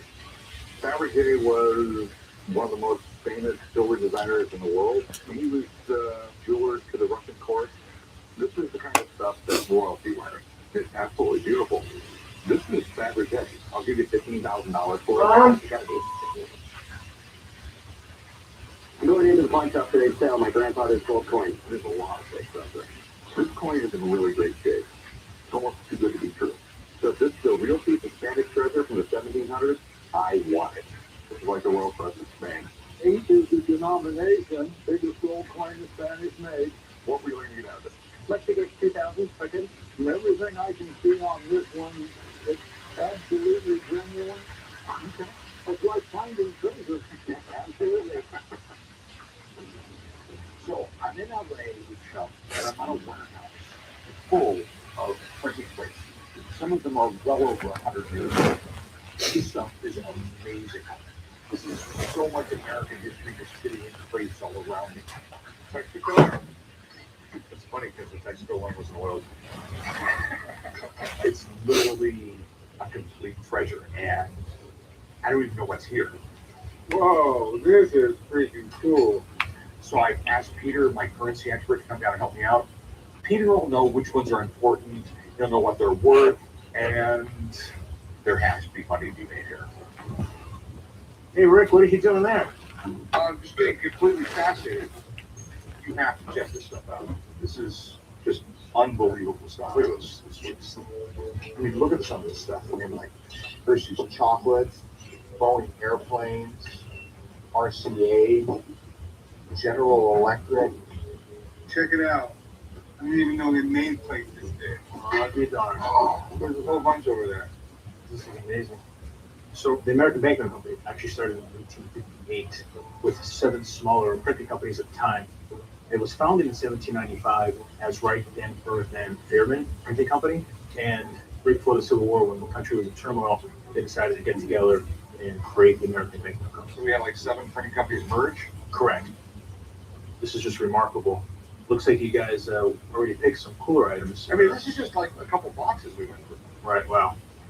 You even have the original paper around some of them. Look at this. You know, this actually is pretty cool because they actually use this as they printed, so you can see exactly what plate is here. This would have been, you know, a header for a stock certificate. Or maybe for letterhead. Or for letterhead, absolutely. This right here caught my eye. This is actually an accumulation of all the vignettes or salesman pitch. The company would print this up and say, hey, look what we can do. Look how amazing. We can do anything you want. And here's an example. People's Insurance Company. Those were good. I'm impressed, John. So what do you think? You don't see them trade hands often because I think we found where they all are. They're all here. But over the last 15 years, I've seen a handful of trade here and there. Anything that's General Motors, anything really cool like that could trade in the hundreds, sometimes even thousands. It has a really cool vignette. I mean, this is, you can see the sheer size and beauty of it. I mean, this is something I would expect to go for thousands of dollars. Okay. So how much you want for these? You know, cherry picking them like that, $2,500, and I'll throw the big one in there for $2,000. So you want $4,500? What do you guys strike a deal? I have a buddy at the printing museum right down the street. I think he can actually print this. Why don't we try to get them printed first and you can actually see how amazing they look, and then maybe you guys can strike a deal together. Sounds like fun, yeah. All right, let's make a meeting right down the street. Yeah, right down the street. You ever work at printing press? No, Guess what? my lucky day. It's your lucky day. I'm doing the printing. You're doing the lifting. I'll meet you in the truck. I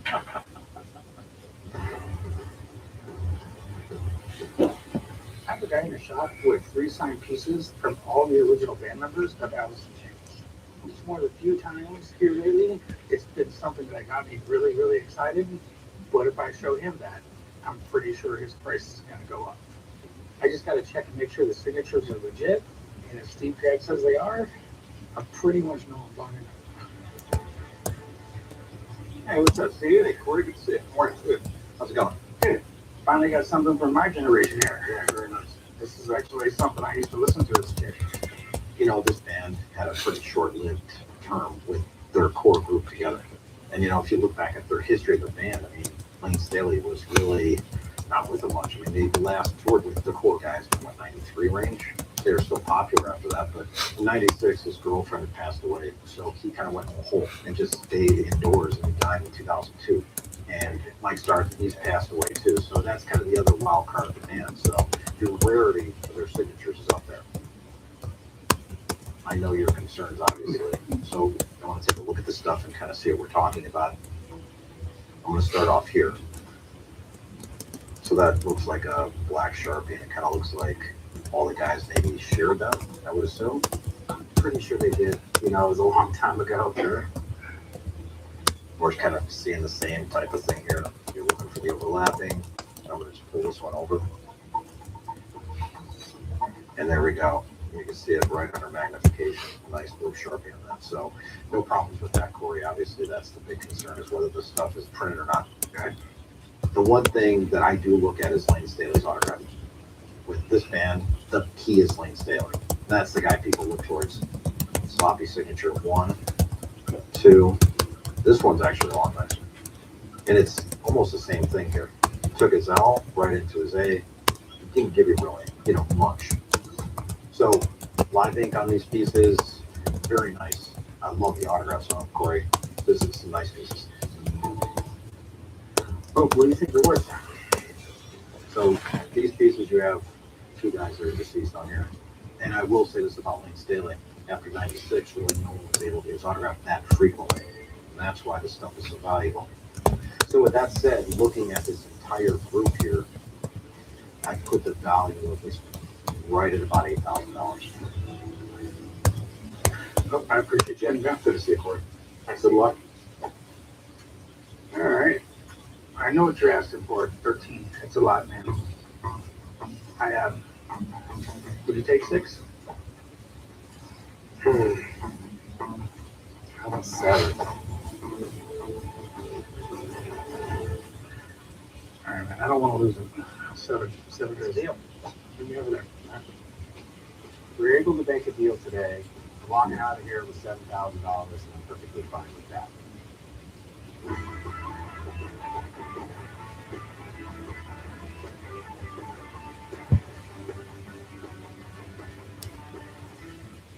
At unrelenting itch, when moderate to severe eczema is uncontrolled despite topical treatment, relief itch baths will clear skin at last. Nemuvio blocks the signaling from IL-31, a switch that triggers key symptoms of eczema. Do not take if allergic to Nemuvio. Serious reactions may occur, some severe. Tell your doctor about any medicines you take. If you experience hives, then plan to receive a live vaccine. The most common side effects are headache, joint pain, hives, and muscle aches. Ask about Nemuvio today. Oh, sometimes again. So congested. You need Sinex daily. How's this? Just Sinex? Breathe. What? Wow. Sinex? Breathe. Ah. You ready? This February. Penetrating something powerful takes over Lifetime movies. Oh, we get to sell outside the store. Gold Love. And Real drama. My gut tells me that my daughter is up there. An icon, you treasure. You strong. And you must be bad. In stories that are unapologetically ours. Lifetime movies, Black Stories, all month long. The Russian court, this is the kind of stuff that royalty wears. It's absolutely beautiful.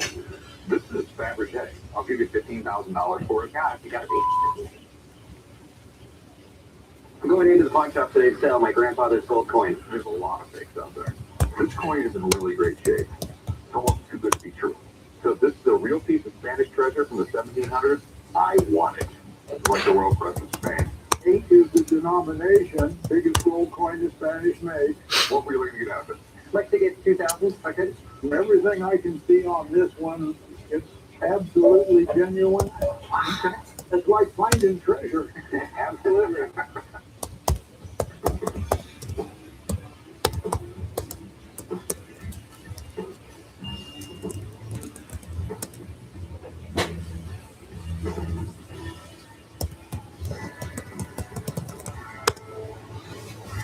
I'm out here in LA. I was just in a warehouse full of steel printing plates for the American Banknote Company.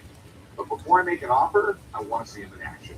So we're here at a printing museum, and they're actually going to take these steel plates, put them in a press, and print something. Can you show me the process how to do this? Oh, certainly. Can you print this one? You can print that. All right. You don't love a good training. So if everything looks good, maybe I can make a deal. Be ready. Okay, oh yeah, let's check it out. Step on over to our printing press. First, we're going to work the ink. It's actually very specialized ink. It's very dense, very heavy. What our first step to do here is actually to get the ink into those small crevices in the plate. Okay. And while this is happening, our paper is actually in the process of getting softened in the butter water. Wow. So we're inked up. Now, my master printer is going to take the next step here to get the ink off the surface and then leave the ink in those reservoirs. How do you do that without wiping the ink off of the... So that the show here, it's softer and it's only wiping the surface. He's not pressing heavy. And right now, because there's ink in there, you're actually going to be able to see that image even better. Oh. Whoa. Yeah, so now you can see the trains. Just leave it like that. Yeah. Now, we're going to get that into the press. Oh, this is very cool. So next, we're going to get the paper. Quick question. Do you have the paper they use to print money on? Well, I can tell you who makes it. It's actually one of the oldest companies in the nation. It's Crane's Paper. I'll be ordering them tonight. Yeah, well, they also have a good mailing list, and guess who sees their mailing list? Secret Service. So, Can Chum crank this? well, let's get it started. We'll let you do part of that process. The key is getting this started with the Phelps, allowing for the pressure. All right, let's see. We'll let him crank a few here. This press is from about 1900. This is pretty cool, man. We're there. Whoa. That's incredible. This is absolutely amazing. I had no idea it would look like this. Well, thanks, man. I really, really appreciate this. I never thought printing was art. It is definitely, it's an art and a craft. Enjoy it. All right. So you're asking 4,500. I think that's a steal, Rick. So you're still good at 4,500 bucks? 4,500 is a good number. You get the opportunity of printing, and that can go wherever you want to take it. So I'm under. I guess we have a deal. This is absolutely fabulous. I just gotta hire this guy. I'll go to my truck and I'll write you a check. Good luck, man. This is a really cool place. Yeah. Tom, I'll be a few minutes, Rick.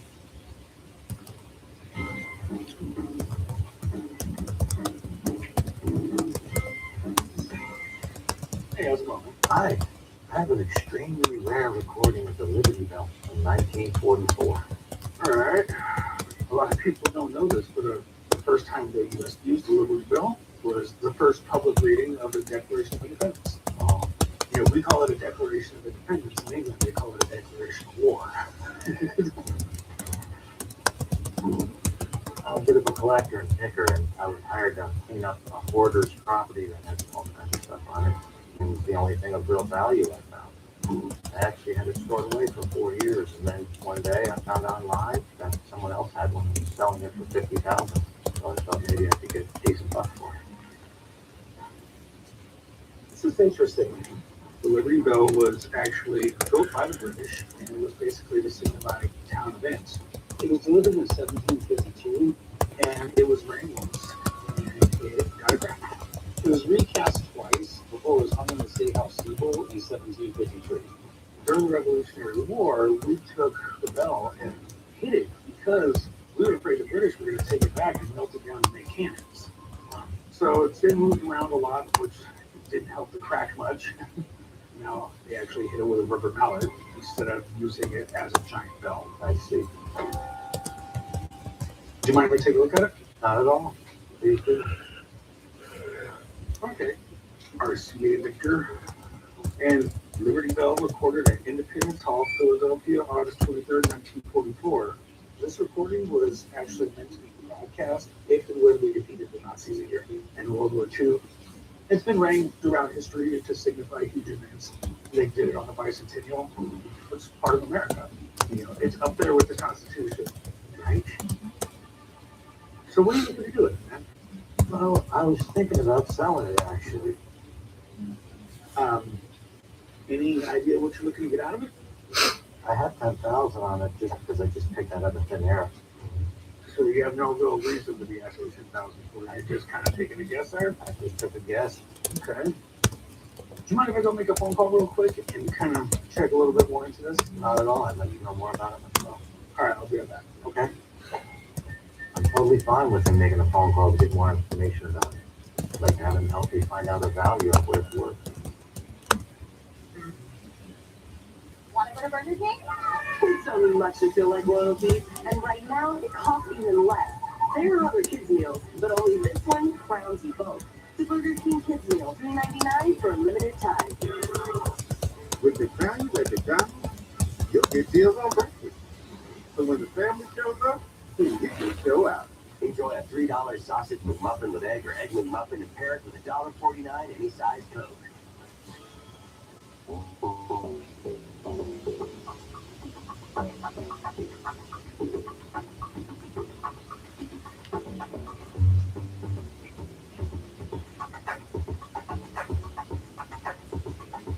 Hey, it could be 150 years old.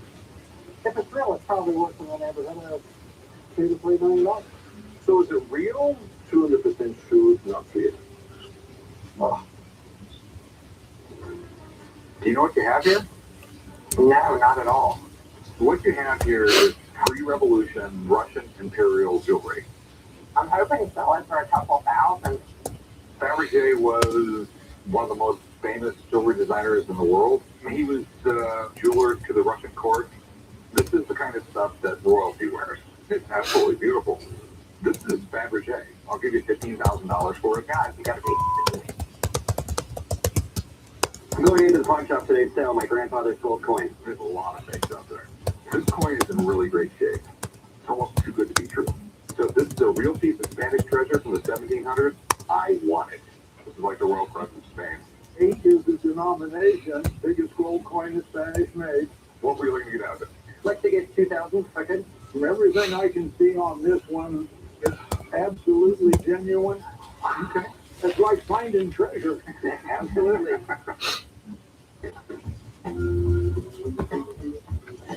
I got in the shop with a record of the Liberty Bell chiming. I don't know anything about this, so I'm going to call my dad. He's out in LA, see if he knows anything about it.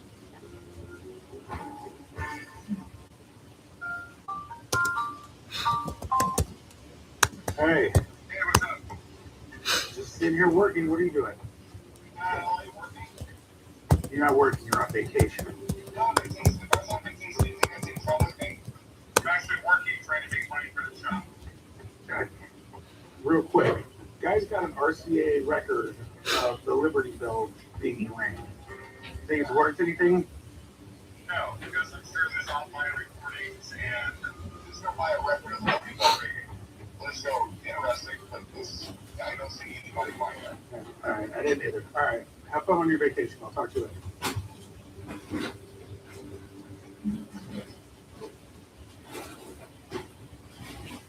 So I just made a phone call about it. You got something here pretty cool, but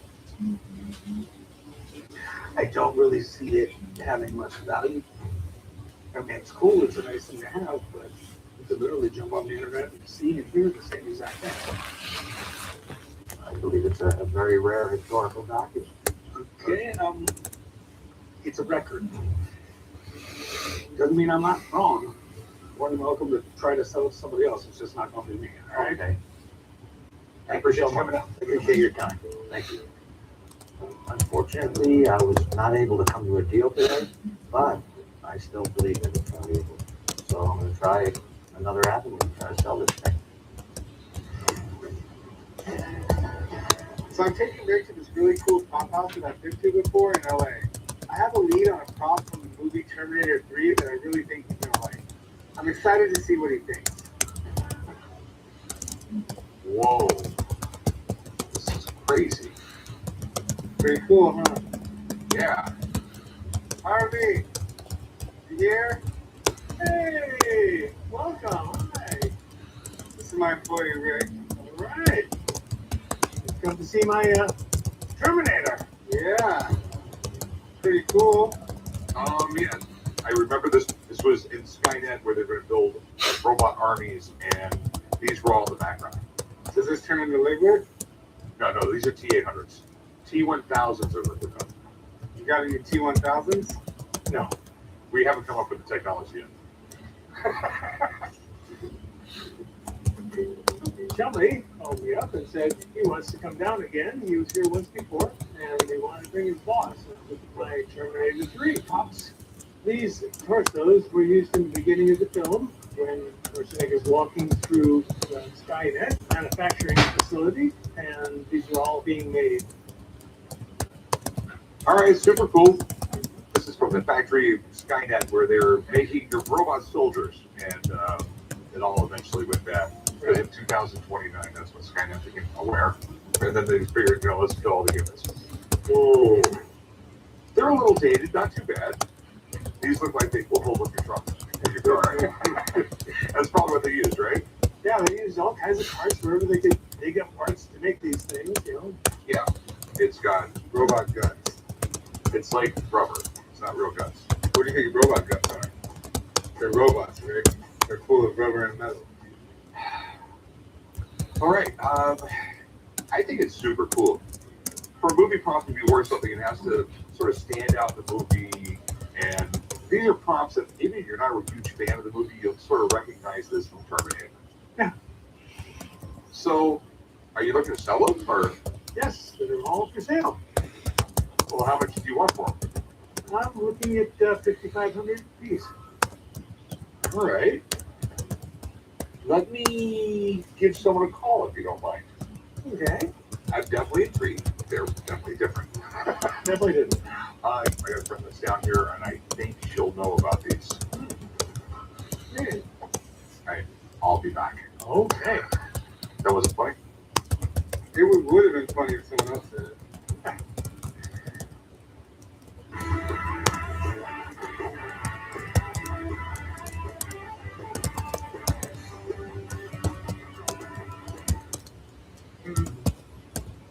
Want to go to Burger King? Kids don't need much to feel like royalty, and right now it costs even less. There are other kids' meals, but only this one crowns you both. The Burger King Kids Meal, $3.99 for a limited time. A home serve story. Kim's home water line broke. She's panicking because she can't find a contractor. Pam's line broke too, but she's not worried because she has a plan from home serve. Kim settled for this guy. Pam had a qualified home serve contractor. Kim was shocked by her bill. Pam's plan paid for the cost of covered repairs. Choose home serve or chance it.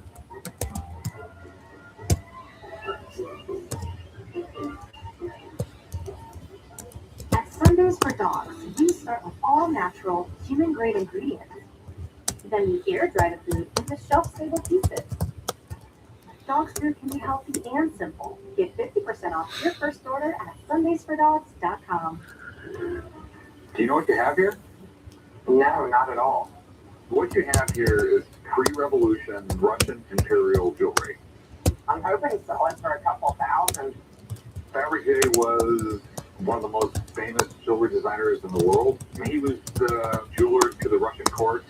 This is the kind of stuff that royalty wears. It's absolutely beautiful. This is Fabergé. I'll give you $15,000 for it. God, you gotta be me. I'm going into the pawn shop today to sell my grandfather's gold coin. There's a lot of fakes out there. This coin is in really great shape. It's almost too good to be true. So if this is a real piece of Spanish treasure from the 1700s, I want it. This is like the Royal Crest of Spain. 8 is the denomination. Biggest gold coin the Spanish made. What were you looking to get out of it? Like to get 2,000 if I could. From everything I can see on this one, it's absolutely genuine. Okay. It's like finding treasure. Absolutely.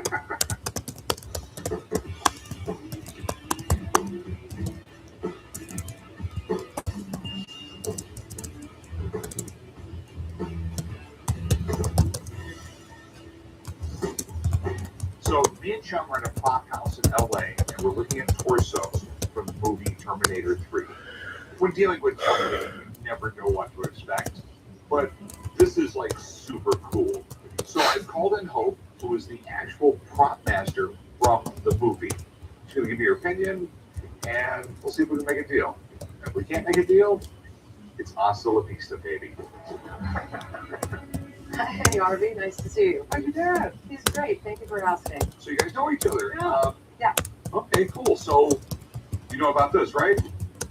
Wow. Yes. I recognize these little guys from about 15 years ago. These were used in set dressing on the film. They were used in the Skynet set. You'll see Colonel Brewster giving a tour down the hallway. And that one and this one are visible. This one I can't quite place because I'm sure it was there on set dressing because we had a massive set, but the camera only sees so much. So this one I can't say for sure is in the footage, but it was definitely on the set. Okay. So what do you think these would be worth? Well, because they weren't actually picked up and featured, but they were part of the overall backdrop of the film,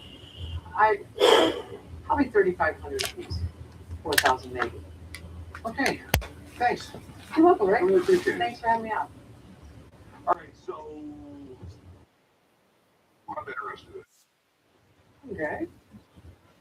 5,500 on this film. Yeah, for now, oh, she figured it was worth around 4. So let me give you $2,500. Ouch! I can't go that low. I'm going to resell it. You'd be able to get 6. Easy. It would be tough. 29. I just can't go that low. I'll do 38. $3,000. There's no room after 2,000 bucks. I think. I'll go 31, and I'm crazy if going that high. Okay, it's the deal. Sweet. All right, I'll get you paid. And okay, this is great. I told you wouldn't regret it. All right. Go ahead and load that in the truck. Now we can go do something I want to do. Harvey, you know I like you, so I'll be loud. Good seeing you again. Take care.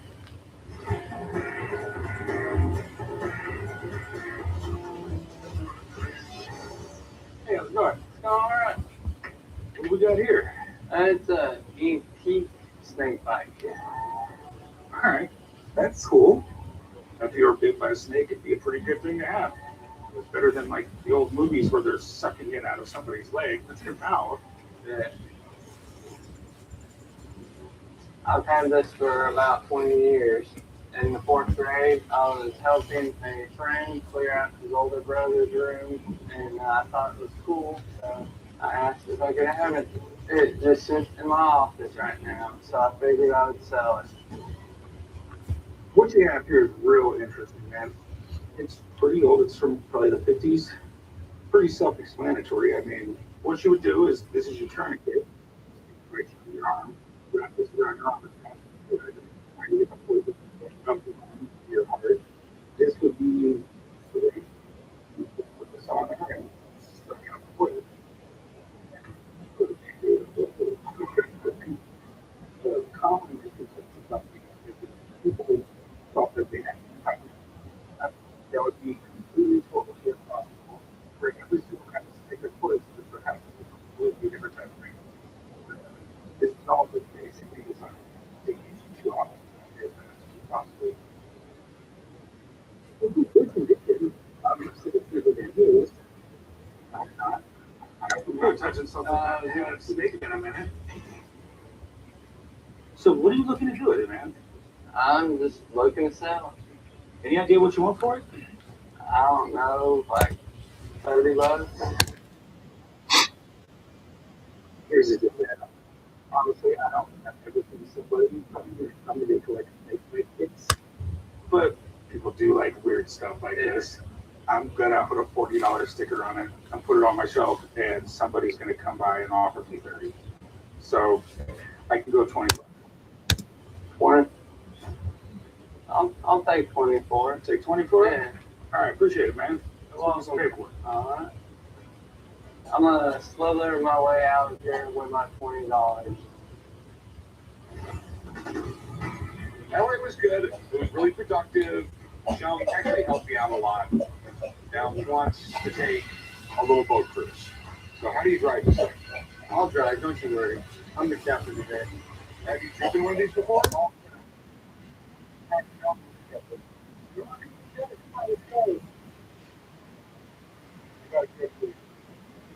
You don't need to drive, but since you're the boss, the boss gotta get captain.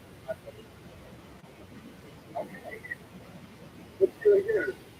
We're out there and we'll take a selfie on the water. Cool. Dude, you gotta straighten out. Relax. We're on the high speed thing. Okay. All right. Come on, really talk forward. What up, bro? You're here with your dad. I'm hoping to see you. Yeah. What are you doing over there? Oh, what are you doing? You got all day. Listen, I'm taking a little trick with the course. I'm going to have to let you go today.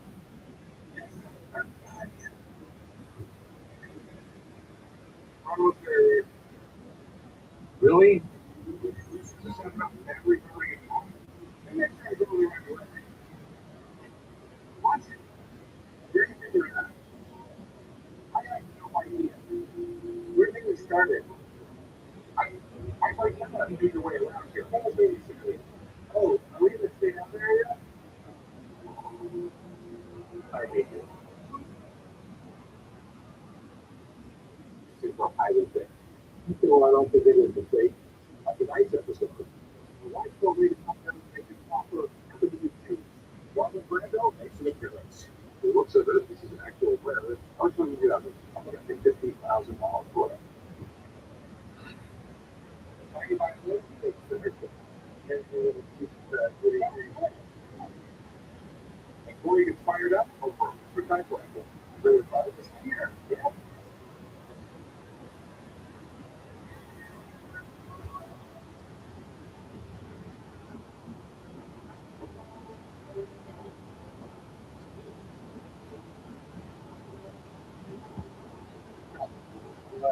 Why do you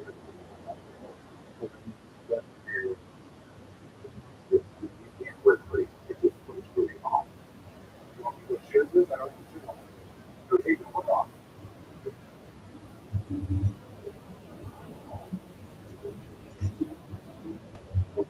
They'll always have their opinion. What do we have here? We still have the assholes, the historic truth simulator. The donkey is, they know that. I've actually seen these things before. Every time you look in the mirror. I have a donkey cigar, great store simulator. My parents were all about and opened a second-hand store in 1955. And this is where this simulator came from. And I'm hoping to get $4,000 for this. Pretty cool. What does that mean? Well, it was like a trade simulator. You're a retailer, you told a lot of this guy's cigars and stuff. It was a people who came in and played the customer cigar. This was basically quite a big game. All right, so how's the tail, Sean? Hell.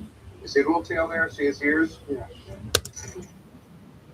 All right, you better look at this. Oh, really?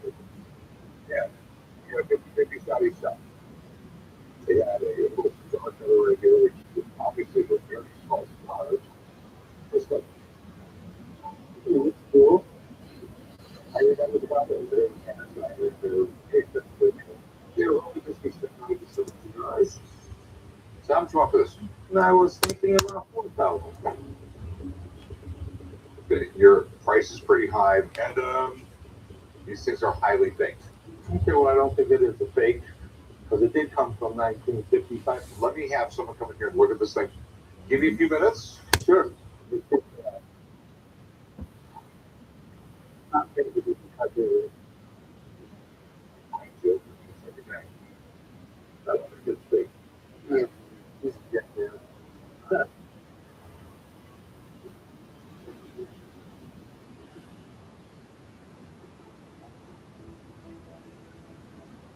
How we going? Pretty good one, got here. Well, I have an historical document that we helped develop the common song. Well, you can hear it. The certificate is awarded in appreciation of work right, of the atomic bomb, and it's Carol Lucy. The semi-famous scientist, they really did everything on that. I'm here to sell my certificate of achievement for a man who developed the animal.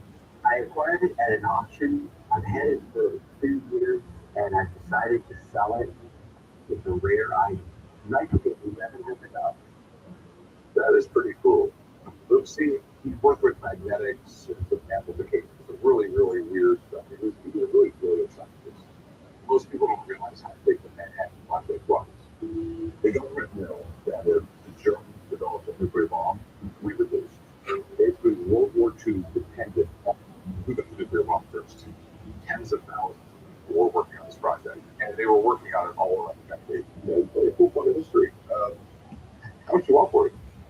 I'd like to give $1,100 for it. The problem is there was a lot of people who got it. There's a lot about that. It's really cool, like I said, historical significance, but I can get $100 for it. I'd be willing to take it out. Not gonna happen. What's the most? $100. I'm on the fence. I just think It's too cool. It is super cool, but it would be very difficult to sell. I appreciate it. Okay, well, thank you. I'm a little disappointed we weren't able to make a deal today, but I think I'll hang on to it and try to sell it on it.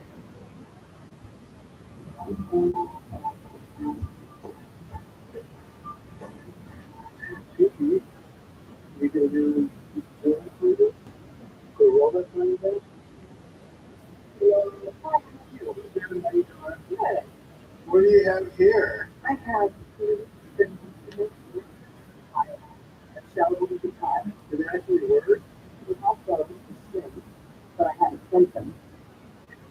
I don't think they were. I believe they're sales samples. Yeah, I think you're right. And then the little piece that would be dead.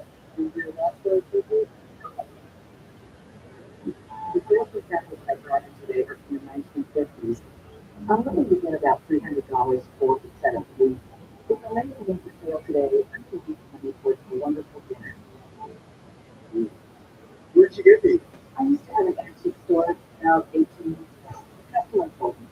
Wow, 18 years. The golden era for Philip Capital, because travel itself, and now there's not too much door-to-door sales going on. But there was a time in history where okay, quickly doing great things, travelers was very go from city to city, they try to sell you stuff.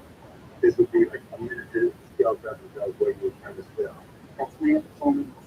How many these were for? I couldn't find them yet. Was very very interesting. Every detail. The goal with these was really to make this close to the original one that they built as they could. And you can see it's pretty cool. We have a little knobs on here, the pickup. Even the case, I mean, it's like real build it in there. Overall, pretty good condition. What are you trying to do with these? I'd like to sell them. Okay, my boss actually loves salesman samples because they're very collectible. What exactly are you looking to get for them? I feel 300 is a fair price. 300 a piece or 300 for the whole set? 300 for the whole set. I think it's a little high, but not much. Would you do 200 for them? How about 275? I think they're lovely and they make a nice display. Still a little too much for me. Would you split the difference? Maybe go 250?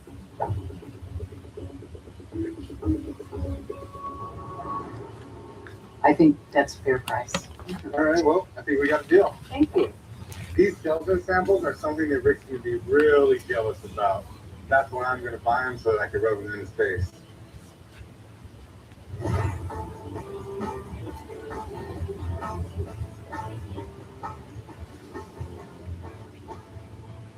Hey, how's it going? Hey, what's up?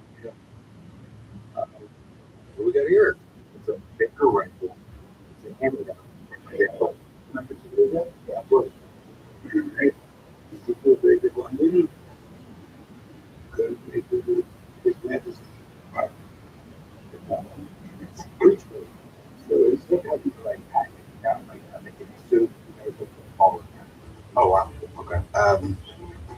tell you, you got something here I've never even seen before. It could be a good thing. I'm here at the pawn shop today to sell my Ezekiel Baker rifle. It was from a family member, so I've had it for a couple of years. I don't know that much about it. I know that it could be rare and hoping it's valuable. That's pretty cool. Ezekiel Baker was really well known. With guns in 1700s, early 1800s stuff. He was really well known for like places, weird stuff that he would do guns that made him more modern. You know, this whole mechanism I've never really seen before, especially with a block, stuff like that. It's pretty interesting to say. Okay. What are you looking to do? That sounds okay. Any idea? Well, you was today. I said it. Yeah. Like I said, I put it out.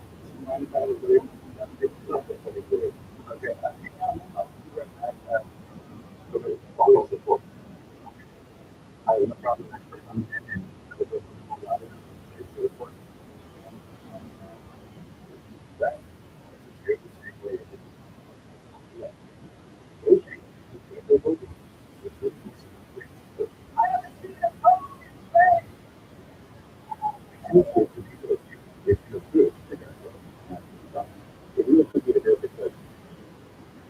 That is an awesome piece of history. I don't know if some, all, or none of these are legal. The collective is over 250 different autograph postcards. Let's see how good really good it is. I am hoping to get 2,500 for it today. What do you think they're worth? You're looking at anywhere from about $12,000. Wow. What do we have here? It's a plasma light. If it's the more it could be 150 years old. If it's real, it's probably worth $10 million. So is it real? In Austria. You don't have it? No, not at all. What you have here is pre-revolution imperial jewelry. I don't know that now. Fabergé was one of the most famous silver designers in the world. And he was over to the Western court. This is kind of stuff that world today. It's absolutely beautiful. I'll give you $15,000 for it. Going into the pawn shop today, sell my grandfather's gold coin. There's a lot of things out there. This coin is in really good shape. Almost too good to be true. So if this is a real piece of Spanish silver from the 1700s, I want it. It's what the world for today. 8 is the denomination. Biggest gold coin in Spanish today. What really do you have? Let's say it's 2,000 seconds. The only thing I can see on this one is absolutely genuine. Okay. It's like finding treasure. Absolutely.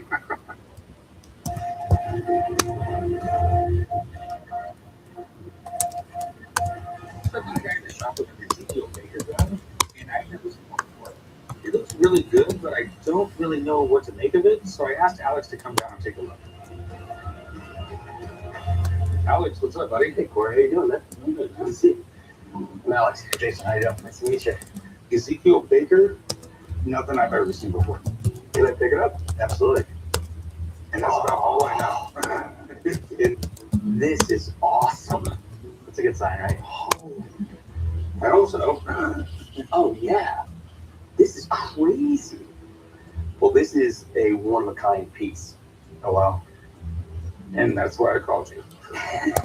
So what can you tell me about it? So it's breech loading. I've never seen this little lever type device that Baker made. So my best guess is that this is probably some type of prototype or was a custom ordered gun. Oh wow, that's cool. Ezekiel Baker was a gun maker in London. He worked sort of from the latter half of the 18th century and into the 19th century. Baker worked many, many years.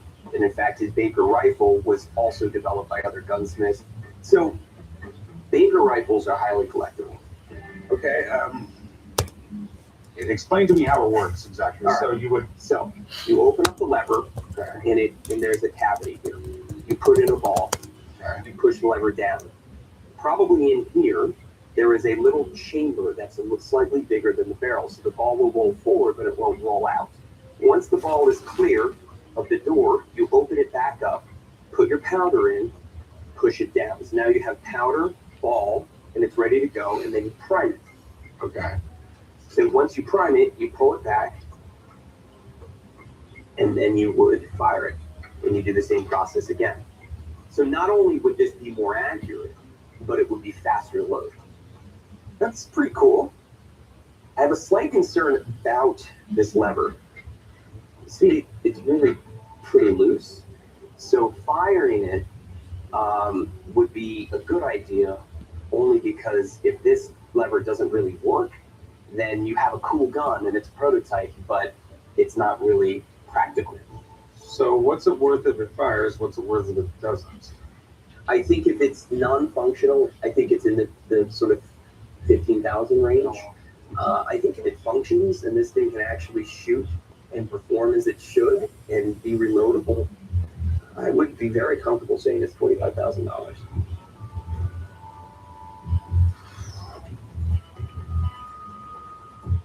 Okay. So we got to go shoot it. Do you mind meeting me out there tomorrow? It'd be really fun. Yeah, let's go. All right. Come with me. I'll give you the directions, and Alex, I'll meet you out there tomorrow. All right. Appreciate it. Thanks, man. Thank you. Appreciate it.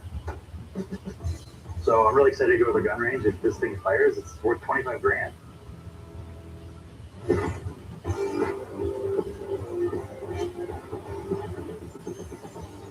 Hey, how's it going? Pretty good.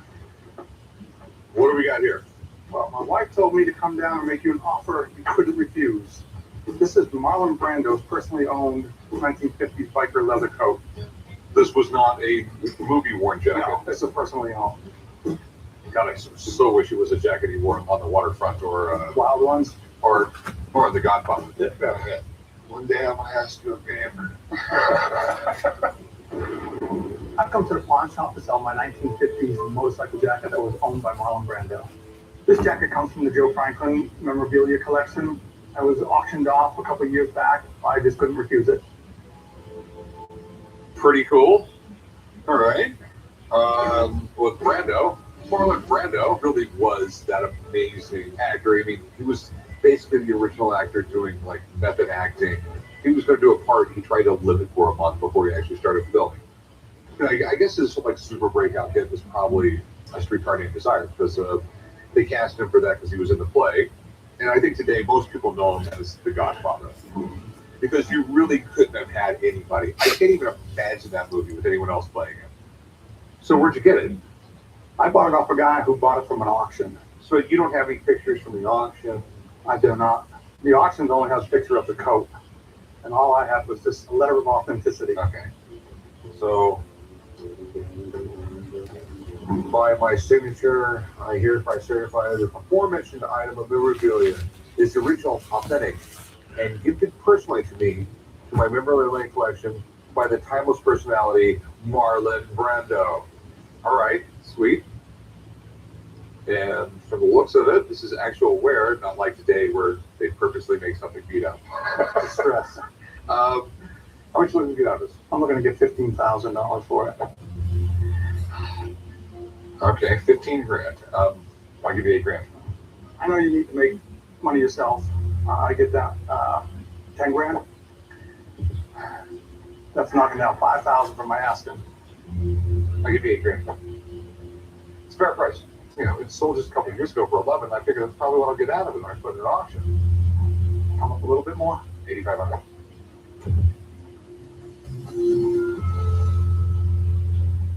We can make that work. All right, sweet. I will meet you right over there, and we'll just pay for it. Sounds good. I didn't get the $15,000 I was asking for, but his offer of $8,500 was fair, and now I'll be able to give my daughter some money for a down payment on her house. Marlon Brando could make anything look cool. But let's face it, the leather jacket doesn't need a lot of help. It's pretty much the most badass piece of clothing ever invented. Everybody looks good in a leather jacket. Even I look cool in one. The first clothing ever worn by humans was leather. Cavemen didn't know how to spin and make cloth. It was hides and skins that they wore. So how did this simple design come to symbolize an American counterculture revolution? Jump forward right around 2,000 years, our soldiers had the bomber jacket. Fur-lined, leather exterior, they were wind resistant. It felt like wearing a suit of armor. So in 1928, a guy named Irving Schott invents the modern day motorcycle jacket. They were so cool, Harley Davidson even started selling them for $5.50. Inflation is a little depressing, isn't it? In the 1950s, leather took Hollywood by storm, and it wasn't just Marlon Brando in The Wild One. It was also Elvis Presley and so many more. By the 1970s and 80s, rock stars like Joan Jett proved that leather just wasn't a guy thing. The leather jacket has definitely held the test of time. Shots NYC still sells 50,000 leather jackets a year, helping everybody get out their inner bonds. Hey, yeah, I never was that cool. I've been playing this play for probably about 5 or 6 years. This play is a mobile app where you can gain points from downloading different games.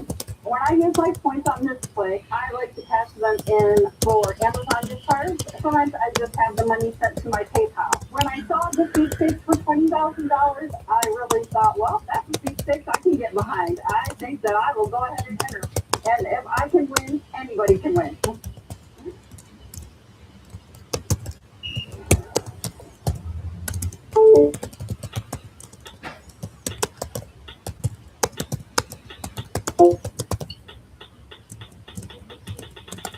Gauchi, trade on anything. When was the last time you woke up knowing? Knowing why you woke up with a breakout? Knowing if you're even fertile that day? Stop wondering and start knowing. Natural Cycles helps you track your body's symptoms, shifts, and signals. Because your cycle influences just about everything. Your body already knows. Natural Cycles helps you tune in. Know your body, know yourself. Gain clarity and take control of your fertility with Natural Cycles today.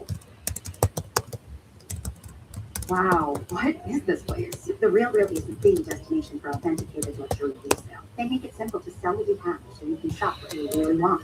Can you believe my old owner paid retail for me when she could have just gone to the RealReal? Shop and sell with the Real, where the fashion speaks for itself.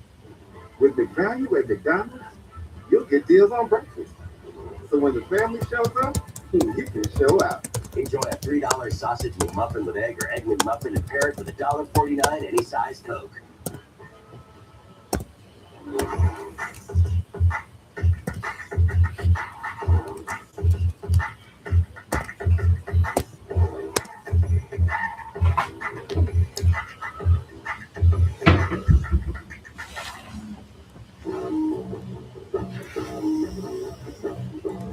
So I got a guy in the shop, he's got a cigar company, Donkey Trade Stimulator. These things are often faked, so I've called in Rick Dale to tell me if it's original or if it's reproduction. That way I'll know the only jackass in the store is Chopper. Hey Rick, what's going on? How you doing? Sorry, he's first and second. You just have to be second today. I'm Rick, how are you? Okay, so we've seen these before, right? Yeah, trade stimulators, pretty popular. I mean, they made so many different ones. They made little slot machines. They were all around cigarettes, cigars, and all that stuff. It was just to stimulate product that they were selling. So this was cigars. But what it also did was it was like a gambling device. So guys would put these in their shop. Besides getting a free cigar, if you won heads or tails, they also bet. And they could get a lot of money. Inside, it's got a divider where it says go to the head or go to the tail. And when a ball goes through there, it hits something that just moves. It's just a bar. Is it real? Is it a real? Because I know every one of these are copied nowadays. Yeah. They've been copied for decades. Most of the trade stimulators that I see and that I pick up were bought on auction, and they're very collectible. So, where'd you guys find this? My father bought it. He had an antique store and sporting goods shop, and it was in a box for years and years and years. It's got still have bolts in it. It looks in great condition. But to me, the thing that I had a debate about is the crispness of this casting. I think it's too nice, too cut. This is all too perfect. I mean, if this was 1900s, it'd look a lot worse than that. I don't care what you did to it to keep it nice. It's too nice. It should have been rusted and the casting drunk. So I think it's fake. Well, thanks, dude. I appreciate it. You bet. All right, John. Now you want to get it. Nice to meet you. Okay, thank you. You bet, guys. It is what it is, you know. Okay, so unfortunately, it is not an original from like 1900. When I first saw it, I just thought it was like too good to be true. The original ones were just literally rusting a day after they were manufactured. Okay. It's cute. It's really cool. It reminds me of him. Yeah. But Okay. it's not for me. It's a reproduction. All right. Okay. Well, have a nice day, man. I appreciate it. Well, thank you. And thank you too. I wish it was real. I wish it was too. I'm disappointed we weren't able to make the deal today because, you know, I thought it was real. But I accept the expert's opinion. I had a customer come in who has an Ezekiel Baker breech loading rifle from the 1800s. Alex is really excited about this. You don't really ever get to see prototype one-of-a-kind guns. The seller's asking $12,500. I'm not at the range today to see if this rifle fires and everything works correctly. It could be worth $20,000. So I'm pretty sure Dad's gonna be pissed that you brought me out here instead of him. You know what? He just would have made everything more complicated and annoying. What's up, Alex? How you doing, man? I'm well. What's going on, guys? Excited to see this. Yeah. So this is one of England's finest gun makers from the 19th century. This is a prototype, or it was custom made for a specific customer at the time. Wait. You said a prototype. So what do you mean? It's not real? I mean, Baker made this either as a prototype, like a one-off, in order to try to sell it as mass market, or he just made it as a custom order. So a guy came in and said, I want a really good hunting rifle, but I want a breech loader. Oh, this is why you should have brought your dad. So, we ready to fire this thing, or? Yeah, we're ready to go. So the first thing we do is we use this little lever. We insert the ball, push the lever forward. Now that ball rolls forward into a little chamber. And now, see, the ball is gone. So then I take the black powder, dump that into the little chamber, push it forward, and now it is loaded. Okay, eyes and ears.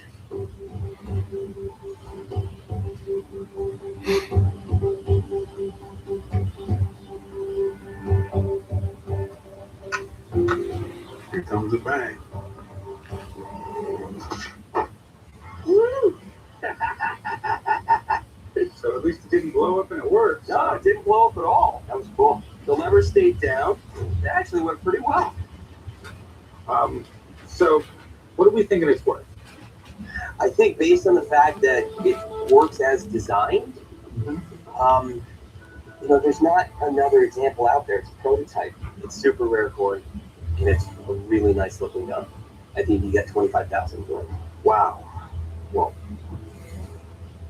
Okay. Nope, I appreciate it, man. Thanks a lot. Thank you very much. Good luck. Appreciate it. So, you still want 12.5 for it? Well, he said it's worth 25, so. Would you do 15? I know you gotta make some money. How about 22? How about 18? It's gonna be the most I can do. I can do it. All right, cool. Appreciate it. You want to meet me back at my shop? I'll get you a check and get you paid, all right? Sounds good. Thank you.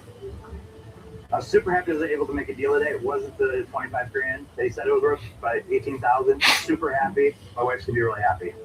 Dude, the guy wearing the Rolex. I never thought he was gonna go that low. The big question is,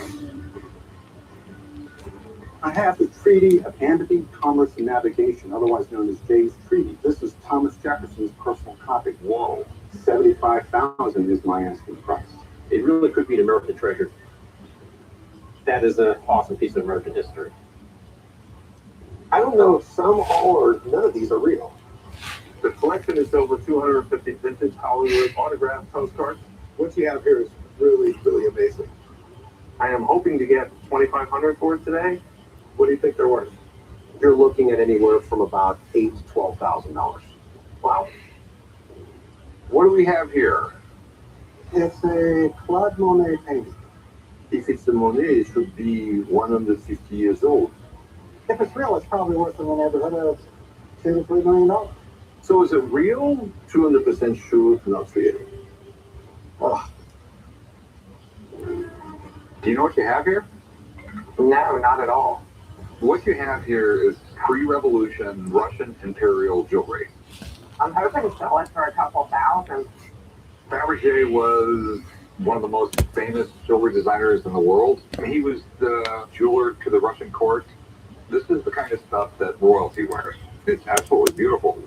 This is Fabergé. I'll give you $15,000 for it. God, you gotta be kidding me. I'm going into the pawn shop today to sell my grandfather's gold coin. There's a lot of fakes out there. This coin is in really great shape. It's almost too good to be true. So if this is a real piece of Spanish treasure from the 1700s, I want it. This is like the Royal Crest of Spain. 8 is the denomination. Biggest gold coin the Spanish made. What were you looking to get out of it? I'd like to get 2,000 if I could. From everything I can see on this one, it's absolutely genuine. Okay. It's like finding treasure. Absolutely.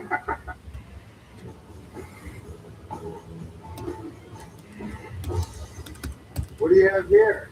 Got a 1976 Honda Kick and Go 2.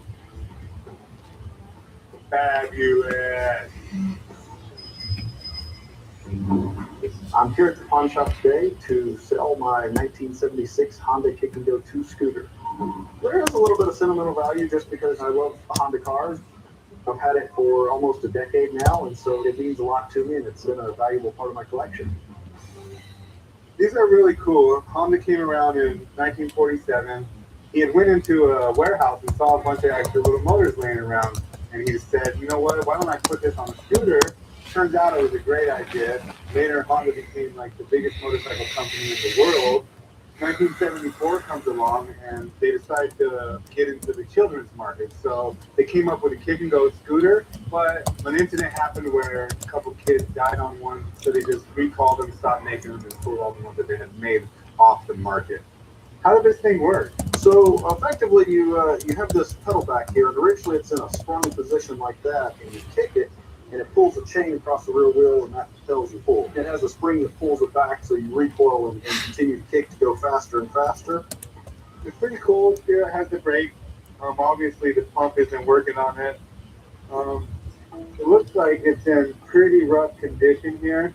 You know, you got some of the plastic is just kind of falling away. Too bad the pump doesn't work though, man, because this would be really cool. It is Honda, so it's got that going for it. People collect Hondas. How much are you looking to get for it?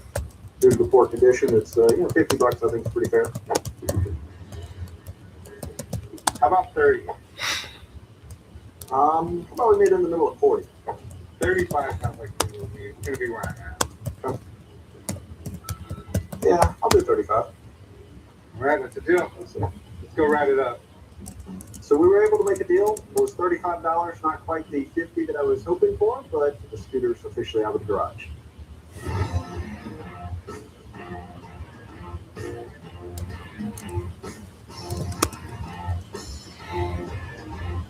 Hey, how's it going? Well, how are you? All right. What do we have here? Did your kid make this in school or something? No. We have a Picasso Maduro ceramic from 1952 titled Photos. I'm here today to sell my Pablo Picasso Maduro ceramic plate. I bought this ceramic plate from a collector in New York City, and I've had it for 5 years. I would definitely consider Pablo Picasso to be my favorite artist. I really love the bull motif on the plate, and I'm looking to sell the plate for $5,000. That is really, really cool. So, everyone knows Picasso. I mean, he's like the most well-known artist in the world. And it was such a status symbol. Even today, it's a status symbol to have Picasso on the wall. Back then, it was worth money. Today, it's worth a lot more. I mean, he's got vases that go for over $100,000. How much you want for this? $5,000. Okay. All right. That's a really big problem right there. There's a little chip in it. I mean, it's a slight damage on it, but it's probably a big deal. I'm going to give the guy a call because I know just enough to get myself in trouble if I buy this, okay? So give me a few minutes and we'll give someone a call and I'll let him figure it out. All right? I'll be right back to you. I'm really looking forward to seeing what the expert has to say about the ceramic plate. That unrelenting itch when moderate to severe eczema is uncontrolled despite multiple treatments, relieving the itch fast with clear skin that lasts. Nemluvio blocks the signaling from IL-31, a switch that triggers key symptoms of eczema. Do not take if allergic to Nemluvio. Serious reactions may occur, some severe. Tell your doctor about any medicines you take if you experience hives or plan to receive the live vaccine. The most common side effects are headache, joint pain, pads, and muscle aches. Ask about Nemluvio today.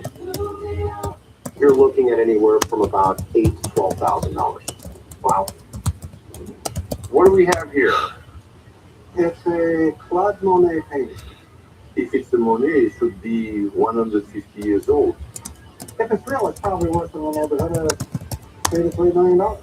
So is it real? 200% sure, not real. Oh. Do you know what you have here? No, not at all. What you have here is pre-revolution Russian imperial jewelry. I'm hoping to sell it for a couple thousand. Fabergé was one of the most famous jewelry designers in the world. He was the jeweler to the Russian court. This is the kind of stuff that royalty wears. It's absolutely beautiful.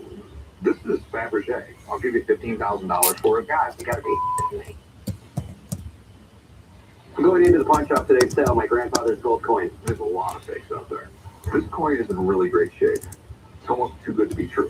So if this is a real piece of Spanish treasure from the 1700s, I want it. This is like the world precious Spain. 8 is the denomination, biggest gold coin the Spanish made. What were you looking to get out of it? I'd like to get 2,000 if I could. From everything I can see on this one, it's absolutely genuine. Okay. It's like finding treasure. Absolutely.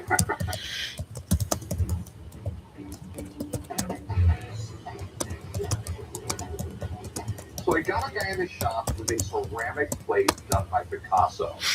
I'm pretty sure it's real, but I'm not sure. It also has a chip in it, which I think is really going to affect the value.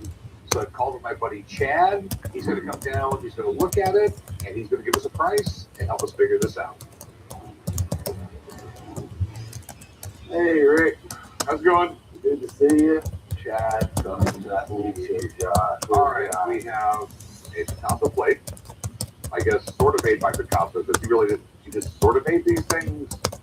Yeah, so this is Maduro. Picasso would have done the initial design on this, and then they would actually put a decal on it, but he's not the one that painted. The master painters would go back and paint it.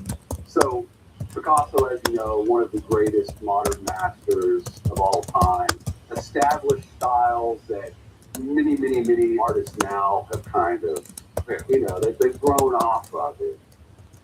This is definitely authentic. There's no doubt about that. Picasso didn't use a wheel ever, so a lot of these are a little odd shaped. There's going to be some variation in all of the painting.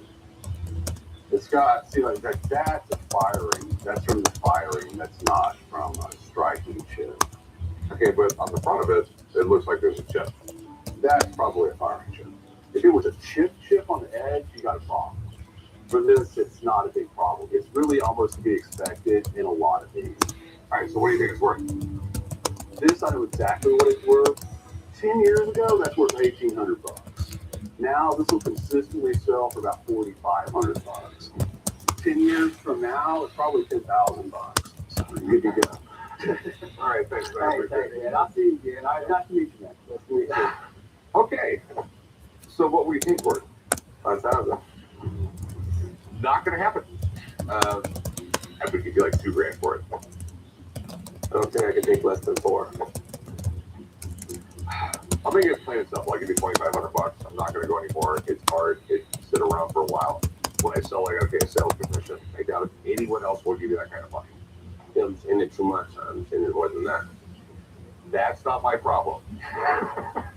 But I can go $2,500 on it. I don't think I can make that work. Well, thanks for coming in. Thanks. I appreciate it. Change your mind, always come back. Thank you. All right, have a good one. I wasn't able to make a deal, and I thought that's a bunch of gold. I'll just put this relic right back on the mantle, and I'll just keep it for a couple more years.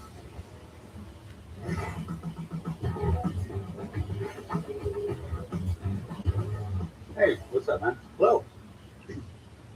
I have a 1956 Pez space ray gun. Pez candy I always thought was disgusting. They started off as an aid to get people to stop smoking. So it was a little round tablet that tasted like mint, but people didn't want to quit smoking. So they decided to turn it into fruit-flavored candies and make it into stuff kids would like. Whenever I got one when I was a kid, I would just tear the whole package open and eat it at once. I didn't, but that's how I figured that out. I'm here to sell my 1956 Pez Space Ray gun. I had the opportunity to purchase a very large collection, which included a lot of other vintage toys and collectibles, and this Pez Space Ray gun was one of those pieces. I don't have any personal sentimental value to it, but it's very nostalgic. This is interesting. I mean, I love Pez. Like in the 60s, they started making the 3D heads, and they had the little comics on the packaging. Yeah. I think the first ones had like a Santa Claus head on them, and they get different licensing deals with Looney Tunes and all that stuff. And then in the early 90s, there was people out there paying just absolute crazy money for these things. I was just at a candy convention. I went to the Pez people, and they gave me this Pez dispenser.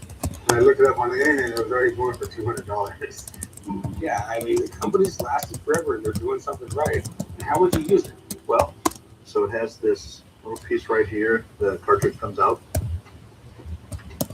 And then you just put that down like so. Finger on that. And whenever you would pull the trigger here, the Pez would shoot out the actual front of the gun. Okay, I'm sure that got discontinued pretty quick. You have kids just sticking a gun in their mouth and shooting candy, right? It seems kind of bizarre. So what are you looking to do with it? I want to sell it. What are you looking to get? I'm asking $500. Okay. I don't know what the market on Pez dispensers is like right now, but one of my biggest issues is there was a massive influx of counterfeit and fake Pez dispensers. Might have my buddy Steve come down and take a look. Absolutely. So you can steal it all? Sure. I have no problem with an expert coming in. I know it's an original, the item works, and it's in great condition for its age. Have you ever met anybody in your life who didn't like sweets? And I'm not talking about that health nut that's in the middle of a detox. To us normal folks, sugar is a drug. And most of us are junkies. That includes yours truly. So how did this worldwide addiction to these sweet things come to be? In 1500 BC, the Egyptians took honey, nuts, figs, and spices, put them all together, let them harden, and boom, you got candy. They offered up these tasty treats to the gods as ceremonial offerings. Makes sense to me because this stuff tastes heavenly. Sugar, as we know, was first produced in India right around 1000 BC. Then in the 5th century AD, Indian chemists finally figured out how they could crystallize it. Now it's easy to ship, and the sugarcane trade exploded over the next couple centuries. Along comes the Industrial Revolution in the 19th century, and it's a game changer. The invention of the candy press in 1847 paved the way for mass production. American candy makers thrived with the new technology. In 1923, the Mars Company delivered us the Milky Way. In 1930, the Snickers bar, and in 1941, M&M's. Music changes, clothes change, but here we are almost a century later eating the same kind of candy. Sugar junkies like myself wouldn't want it any other way. You know, Chum, I'm not paying for this. You better get that. Want to go to Burger King? Kids don't need much to feel like royalty, and right now it costs even less. There are other kids' meals, but only this one crowns you both. The Burger King Kids Meal, $3.99 for a limited time. What if eating your dog fresh whole foods was easy? At Sundays for Dogs, we start with all natural, human-grade ingredients. Then we air dry the food into shelf-stable pieces. Frozen dog food is a costly hassle, but with Sundays, you can give your dog the nutrition they need without waste, prep, or mess. Your dog's food can be healthy and simple. Get 50% off your first order at sundaysfordogs.com. What do we have here? It's a Claude Monet painting. If it's a Monet, it should be 150 years old. If it's real, it's probably worth in the neighborhood of $2 to $3 million. So is it real? 200% true, not real. Oh. Do you know what you have here? No, not at all. What you have here is pre-revolution Russian imperial jewelry. I'm hoping to sell it for a couple thousand.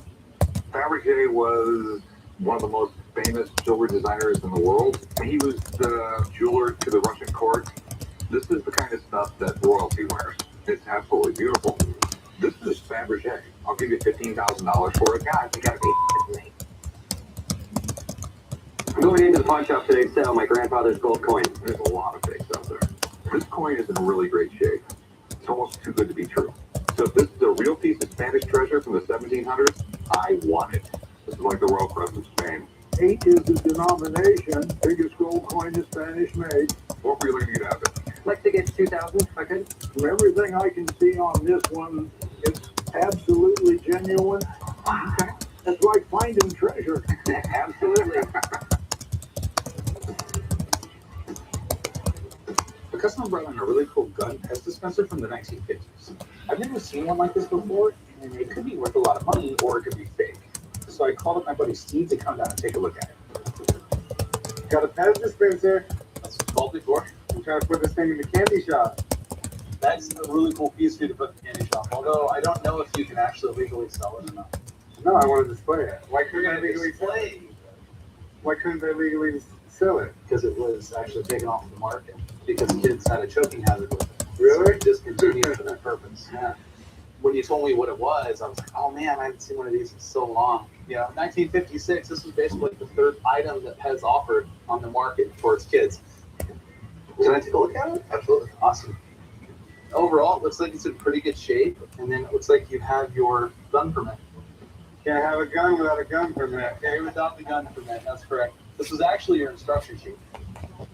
These are not usually available with the guns because this was the first thing that would go. So it's neat to see that intact and everything. So I think you've got a legit space gun from 1956. So what do you think it's worth? These are really desirable. I think you guys would have no problem getting $450 for it. Well, I appreciate you coming. Cool. Thanks. All right, thank you. See you later. So, remind me again, how much were you looking for? I'm looking to get $500. How about $250? How about $400? How about 3 smile, shake my hand, and say yes? Oh, that's a tough one. 300, smile, shake your head. Yeah, chop you write them up. Sure, let's go write it out. I'm thrilled that I was able to make a deal here today. And while it wasn't exactly what I was looking for, it's enough to buy my wife a wonderful anniversary gift.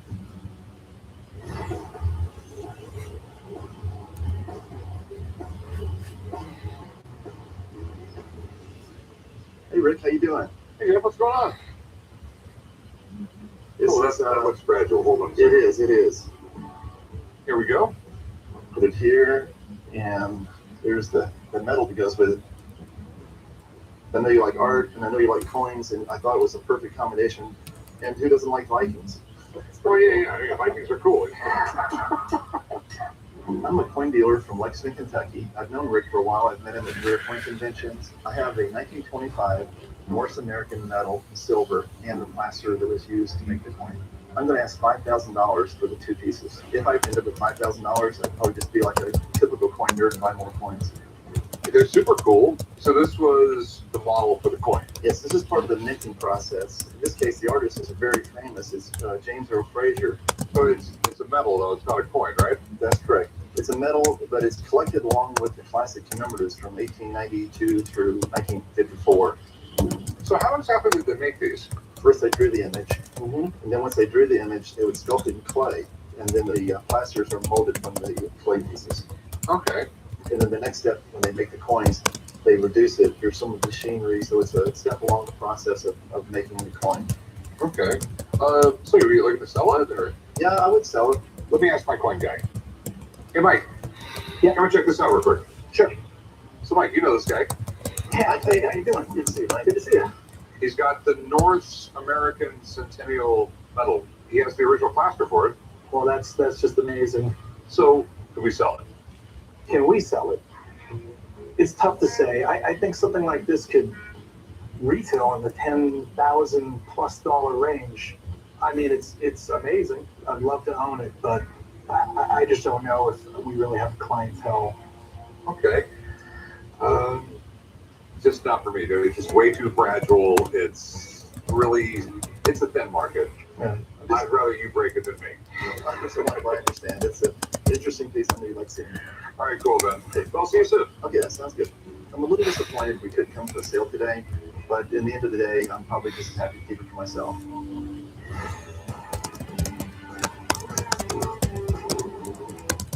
Hey, do you know anything about a Pez gun we paid $300 for? Yeah. Well, it says Chum put it on shelf 127, and it's not there. I checked this morning. So do you know where my Pez dispenser's at? I have no idea where your pet dispenser's at, but I'm just saying, if there's a pet dispenser missing at the store, I would start with the guy who owns the candy store across the parking lot. Sean. Which is Chum, yeah. I mean, he was really into it. I guess I'm going to a candy store. There you go. Have fun.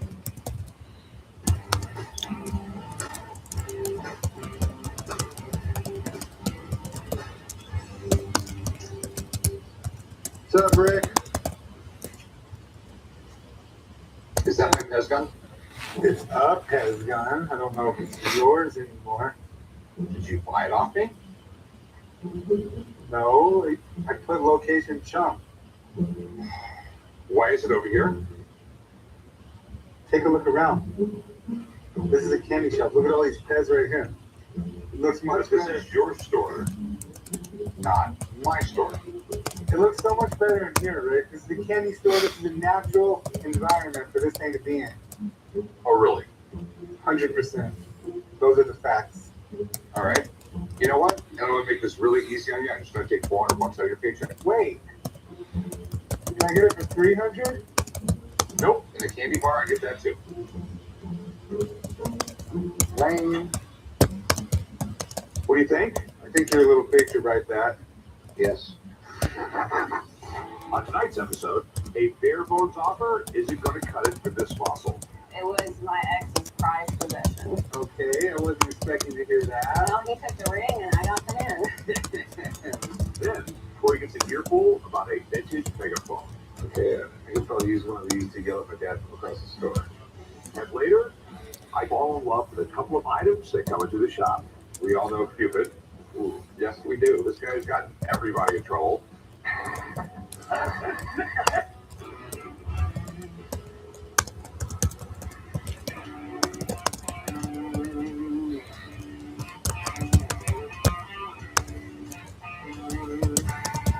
What do we have here? I've got two really unique World War I posters. Yeah, like the original pinup. I'm here at the pawn shop and I'm trying to sell two World War I posters. I believe both of these posters are originals from 1917 and they were both done by very famous artists at the time. I'm hoping to get about $15,000 for the pair because my girlfriend of 11 years would like to get married and she's looking for a really big ring. This is great stuff. I mean, what we have here, they're patriotic posters. Most people in this country did not want to get into World War I. And the government started printing up basically kind of like propaganda. We wanted to get people behind the war. So we have Wake Up America. We have a beautiful woman. She's dressed like the flag, you know. Civilization calls, every man, woman, and child. They wanted stuff to inspire her. But the government wanted like really well-known artists that did just amazing jobs. And it was really beautiful stuff. This is like Art Nouveau. That was the art of the day. This one's Ernest Hamlin Baker. He was a very famous illustrator. He did a lot of covers for Time magazine. He worked for just about every major publication. And this one's Montgomery Black. He was literally selling his work to Life magazine. I think by the time he was 14. He did Uncle Sam. There were some other war posters that go for just a fortune. So where'd you get these? I got these from a lady in Long Beach, California at a yard sale about 20 years ago. Okay, this stuff is super collectible, but there are a lot of reproductions. I mean, have you got these checked out by anybody? No, I haven't, and that's why I was hoping to show them to you because they might be originals. So I assume you're looking to sell them? Yes, I'm looking to sell them. I'm hoping to get a good payday. And what would that payday be? So I'd be looking for about 7,500 each. Okay. When it comes to stuff like that, there's a million little things that tell you if they're real or other reproductions. When the posters became collectible, these started being reproduced. Okay. And since I've never seen either one of these in person, I can't tell you if they're reproductions. Let me get my poster guy down here. He'll look at them. If they're all legit and all right, we'll try and work a deal. All right. All right. I'll be right back. I'm really hoping that the expert says these are originals because I'm looking forward to that big deal.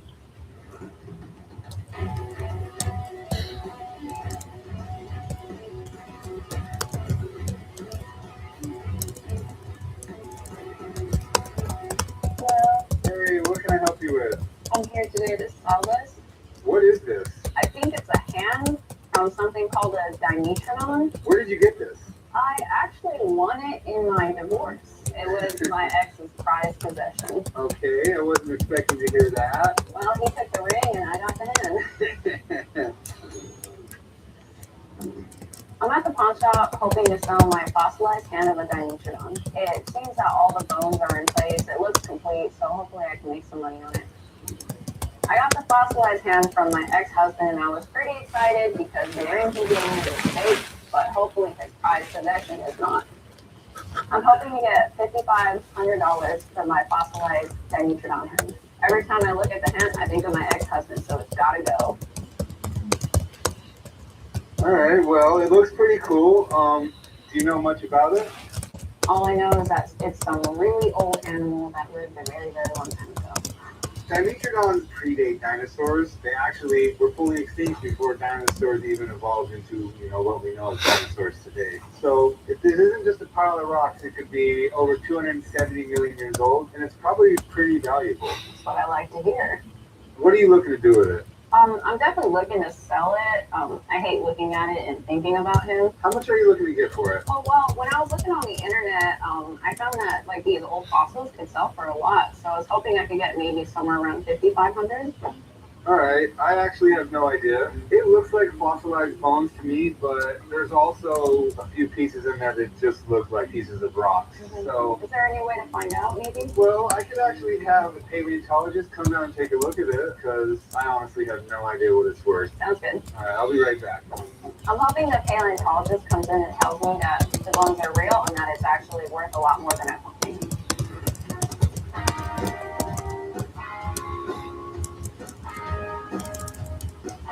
So what do we got here? We have a 1949 General Electric television. Okay, what you have here is one of the really early versions of the home television. People knew it existed, but not even a person on your block had. So it was like cell phones when we were in high school. Maybe when you were in high school. I'm here today to sell the 1949 GE Model 806 television. My daughter and I found it online. We thought it was super cool, and my daughter really wanted it, so we thought, why not? I think the coolest part about this TV is how rare it is. You don't see a lot of them. Being from 1949, you'd think it was in pretty rough shape, but it actually looks great. I'm looking for $1,700 because the quality is so good and because it is an antique. This is pretty cool. Television was technically invented in 1927. Well, the television was a natural progression of radio. And GE, General Electric, I think they were kind of like the pioneers of TVs. They wanted to get one in every house. This was made more like a piece of furniture than it was a device that you watch something on. And you can see how it has the veneers, some woods, and stuff like that on it. And because GE was competing with other people, they marketed it as their daylight television, claiming it was 80% brighter and you could watch it during the day. I guess comparison would be like the 4K now back then, where they actually recommended this one because you could watch it during the day and it was better on your eyes. It is cool. Does it work? I can save you the potential fire. No, it does not turn on. I mean, it is really, really cool. What are you looking to get out of it? I'd like $1,700 for it. I mean, realistically, man, I'm looking at a fish tank here. I mean, it's giant, it's heavy, it's bulky, it weighs a lot. The most I can do is $200. Okay, that's a lot less than 17. Maybe 700. I just don't see us coming to an agreement here, man. I could do 200. If you ever change your mind, I'm more than welcome to bring it back. That's fine. I'm sure someone would appreciate it. We'll find that person. All right, appreciate it. Take care. Thank you. Once he offered the $200, I pretty much just tuned him out like the TV that doesn't work because I knew we weren't going to come to an offer.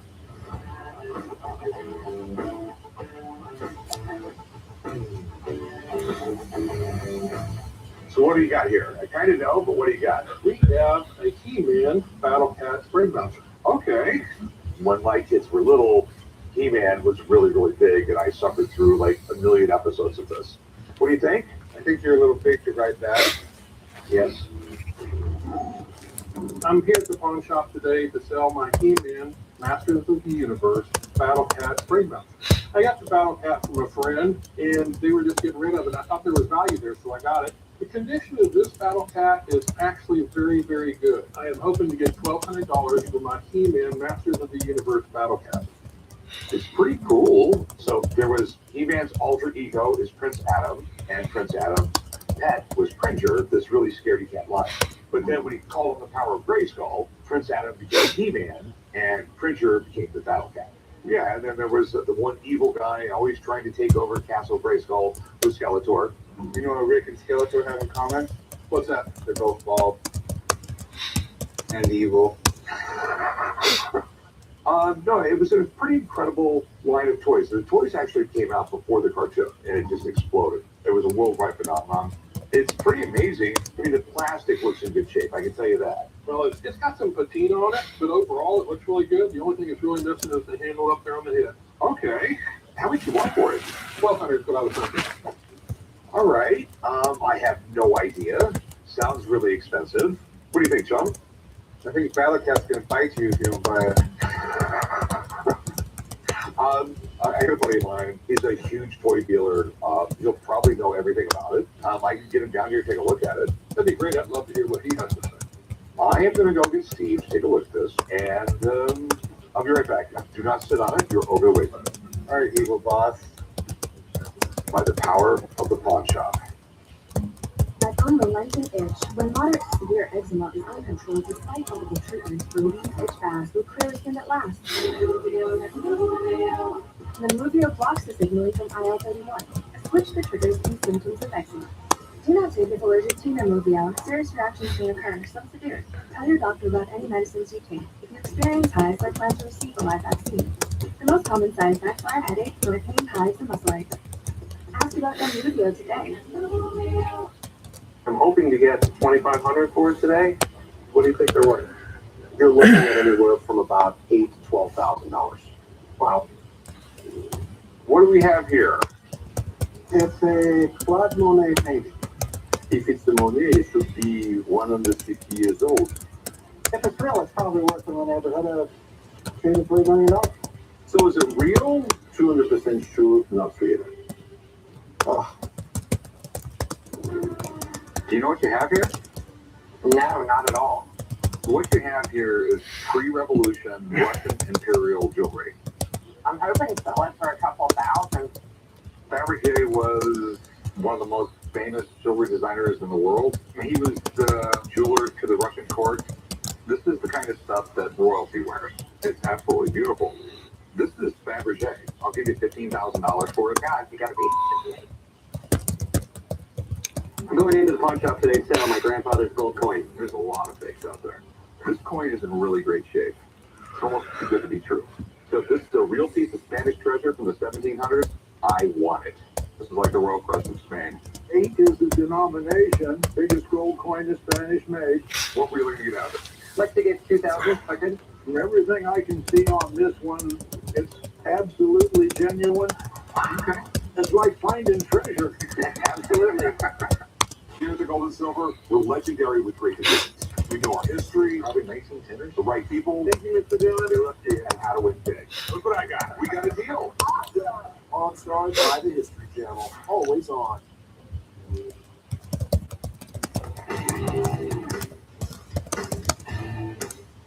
So I have a customer in the shop who has a He-Man Battle Cat bouncy toy.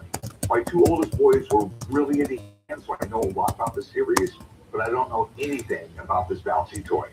So I've called up Steve Johnston. He's going to tell me if I should cringe at this price or go to battle for a deal. So what do you think? It looks in really good shape. I've never seen one before. First off, this item was always one of those items that would just be hard for people to be able to find.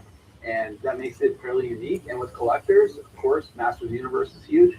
It's got a definitely desired collector base for it. Finding one that isn't beat up, they're a little bit harder to come by. It does make them fairly desirable. They just don't stand the test of time. This wasn't produced by Mattel. This was produced by a company called Wonder. Probably, I would assume, they just didn't take the quality control time on these. A lot of times it's just the battle cat and no frame, no nothing. When you think back, and especially in the 80s when I was a kid, you had these items that were at the grocery store. You'd walk up, put your quarter in, and ride it for 30 seconds or whatever it would be. You couldn't take that home. This was an opportunity to have that type of item at home. I mean, does it kill the whole thing with no handle? The handles are always missing.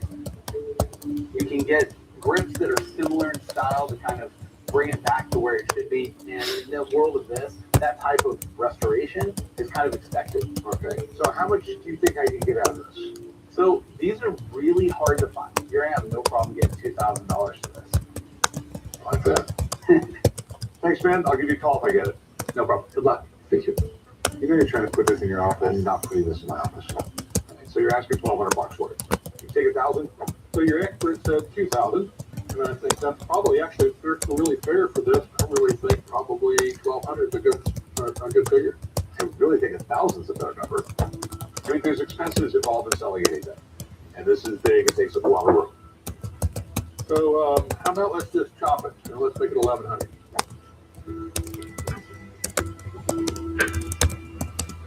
I can do that. $1,100. Yeah, we got a deal. Perfect. You want to write them up, John? Sure, I'll meet you at the counter. I'll write you up and then I'll move this up into the office. Okay, thank you. Making a sale today was really awesome. The expert gave me the confidence to really battle in the negotiations and get what I thought it was worth.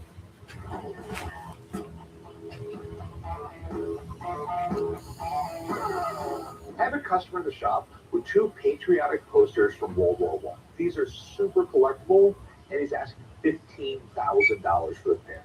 So I recruited Andrew, our poster expert, to come down and tell me if they're real deal or just false advertising. Andrew! Rick, how are you? These World War I war posters / propaganda posters, they look pretty amazing. Yeah. The thing is, I have no idea what they're worth. Right. And if they're real or not. That's why I'm here. We got United Behind the Service Star by Ernest Baker and Wake Up America by James Montgomery Flagg. So the Wake Up America is a very, very famous poster. James Montgomery Flagg, I mean, one of America's most important illustrators, and is probably most well known for the Uncle Sam artwork that he did. Very prolific, did a lot of work early at a young age. This is probably his most famous piece that isn't an Uncle Sam. The United Behind the Service Star came a little later. This would have been about 1918. Wake Up America was 1917. United Behind the Service Star was right at the end of World War I. Kind of like a fundraising for the soldiers. And they raised nearly $200 million. So it worked out pretty well. So what do you think about it? Between the two, the Wake Up America is by far the more valuable piece. When it's in good shape, it regularly goes from $7,000 to $8,000 at auction. The United Behind the Service Star, not quite as much, $400 to $700. Again, very much dependent on condition, but certainly this is the more desirable piece. Okay, so for the Wake Up America, we're looking at some really good money. Oh yeah, $8,000 is good money for a World War I poster. Absolutely. Okay.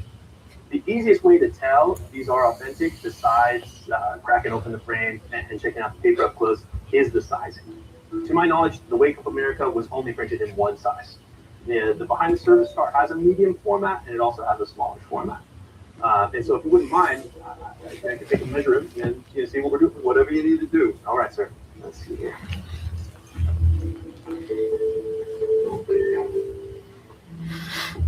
20 by 15, this is more or less the same. Well, sorry to be the one to tell you this. This one, unfortunately, is a reproduction. The Wake Up America, to my knowledge, was only ever printed in the 40 by 27 size, give or take an inch. The United Behind the Service Star looks close to the smaller format, but neither of these are in the correct format. So I'm very sorry what's wrong. Neither one are originals. They could have some age, but neither of these were printed during World War I. Very sorry to say. I'm disappointed. He looks disappointed. At least I know. Thanks, man. You're the best. Thanks, Rick. Sir. Oh, well, that's my poster guy. Yeah, he's one of those. And unfortunately, they're not real. I'm not interested. But thanks for bringing them in. Not even gas money? Not even gas money. But if you do get some more interesting stuff, bring them by. You never know what happens. I was really hoping that these were going to turn out to be the real deal. So I guess my girlfriend's going to have to settle for a much smaller ring.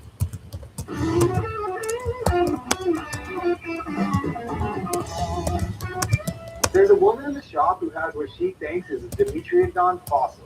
Honestly, it looks like it could be real, or it might have just been crafted with some stones. She's asking $5,500, so I'm going to call in our paleontologist, Andre, to see if this is worth roaring about. I need to give you a hand with something today? Oh, you're pretty funny, I see. So, can you tell me a little bit about the item? I actually don't know much. All he said was that it was a Dimetrodon, and when I heard that word, I knew to tune out. Dimetrodon is actually my favorite prehistoric animal. I could go on all day about how cool these animals are, but first I want to take a look at it. Do you mind? No. Wow. This is Dimetrodon. This is one of those things that I'm so familiar with. I don't need any special cameras or lights to let me know that this is a real deal. To me, the surface texture, it's really porous. There's nothing that looks like plastic or painted like that. My only question here is, do you know how it was collected? I think he said that he found it in some garage sale or something a long time ago.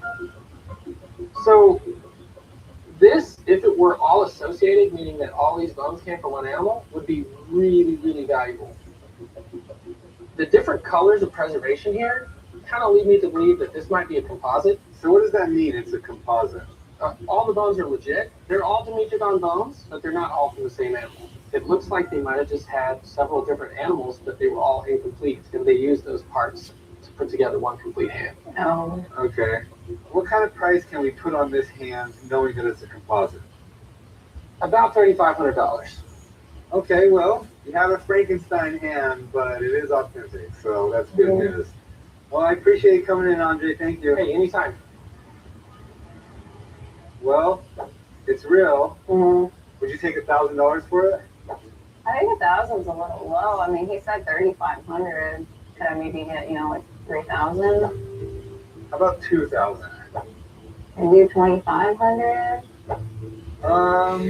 I need to get at least a little more than the fake ring he bought me. You know what? I'll do 2,500, and then you never have to think of this guy again. Thank you, I appreciate that. I'll meet you at the counter, and we'll get you paid. While I didn't get the full amount I wanted, I think 2,500 should be just enough to treat myself to the honeymoon I never had. Dear God, I beg you for patience. This is all the time. It's like one big tragic cartoon.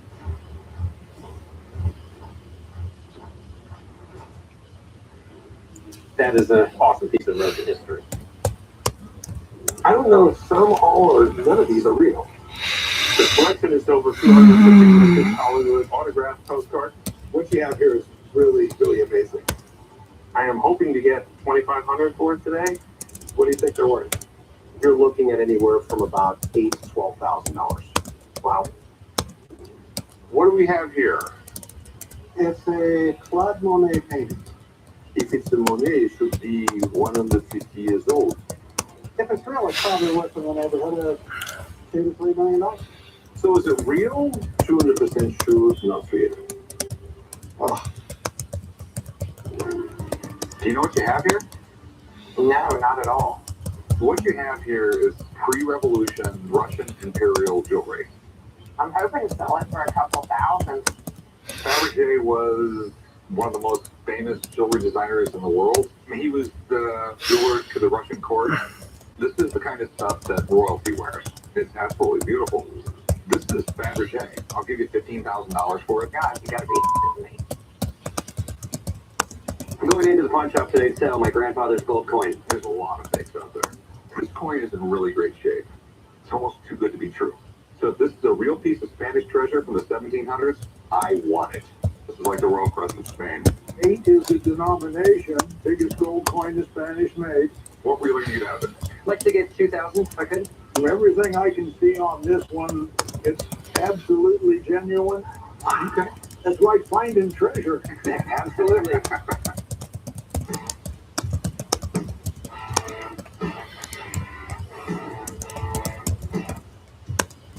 Thank you.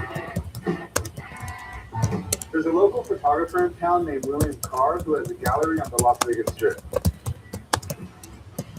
We recently spoke about a limited piece that he has, which has a lot of history behind it. So I'm here to check it out and maybe expose myself to some new photography tips. Hey, chum, how you doing, man? I'm good. How about yourself? Good to see you. Good to see you. Welcome to the gallery. You have some amazing photography here. I mean, you've obviously traveled around the world and captured some beautiful moments. Yeah, but I got one piece of mine that I want to show you. It's Firefall. We've talked about it. Let's go take a look at it. Let's go do this. Voila! Wow! This is Firefall, chum. That's quite the photograph. A lot of people say, what is that, a lava fall? It looks like a lava fall. It does, yeah.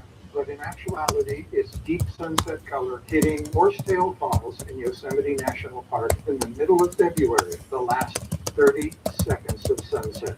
And where would you say this was in your camera roll? Just like right at the end of that 30 seconds, in the middle? Right at the end, man.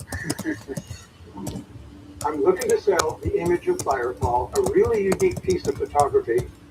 It took me 18 years to actually get this under my belt, which is why this image is so dear to me. It's a limited edition of 500, so that means only 500 people in the history of the world will ever own this. I'm asking $8,200 for Firefall, but since Chum is a pal, I'm willing to negotiate a little bit with it. So here's where the real magic starts with this image. Okay.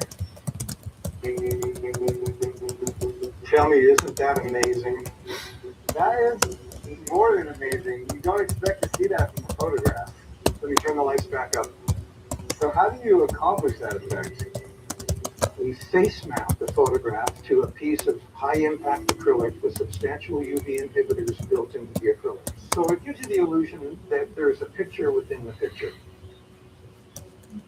So how much is this photograph? Chum, this image is $8,200. So are you willing to negotiate on that at all? Because I'd have to resell it, and I mean, hey, I retail it for $8,200, but how about this? Let me give it to you for $7,200. As much as my boss would love this story and the actual photograph, I just don't think there's enough room there for him to make a profit. So maybe I can come back in a few days and look for my personal collection. All right, well, You got it. Thanks for having me down. I appreciate it. Thanks, man. Appreciate it. Take care. Okay, talk to you later. I understand why Chum couldn't pull the trigger on this deal right now, but I'm excited for him to come back and negotiate something in the future.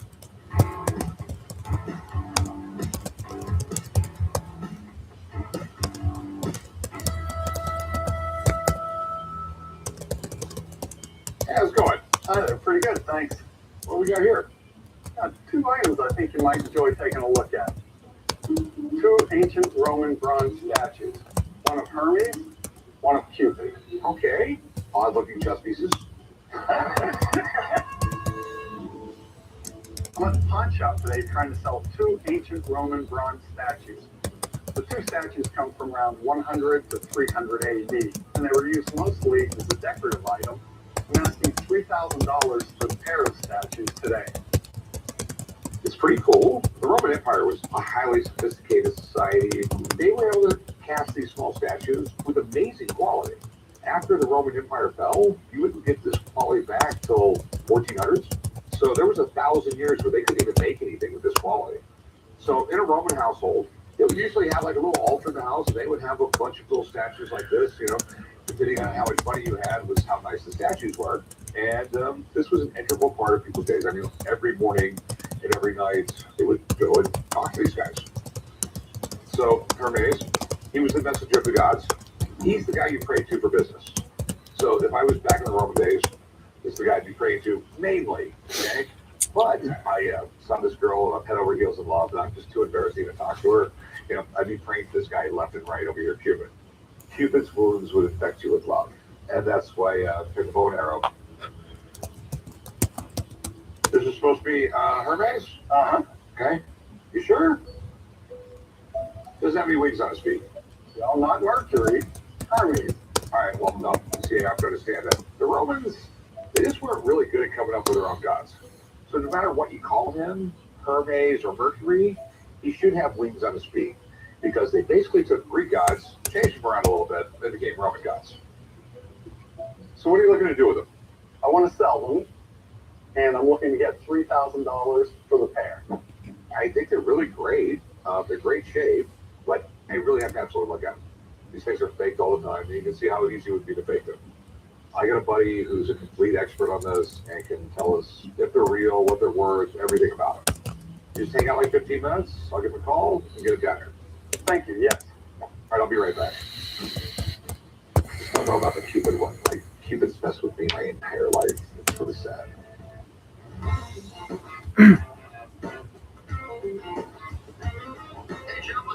Hey, what's going on, Rick?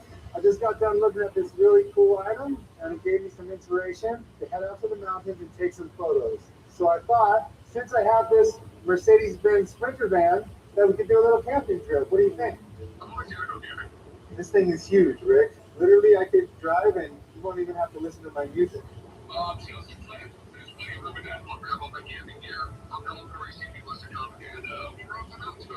All right. Bye.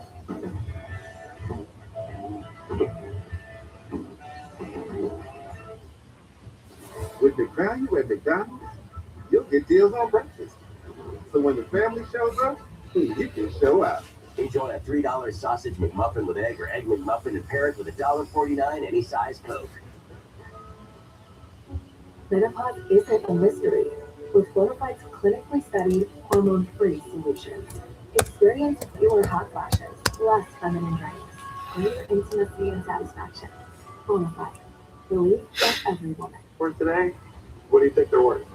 You're looking at anywhere from about $8,000 to $12,000. Wow.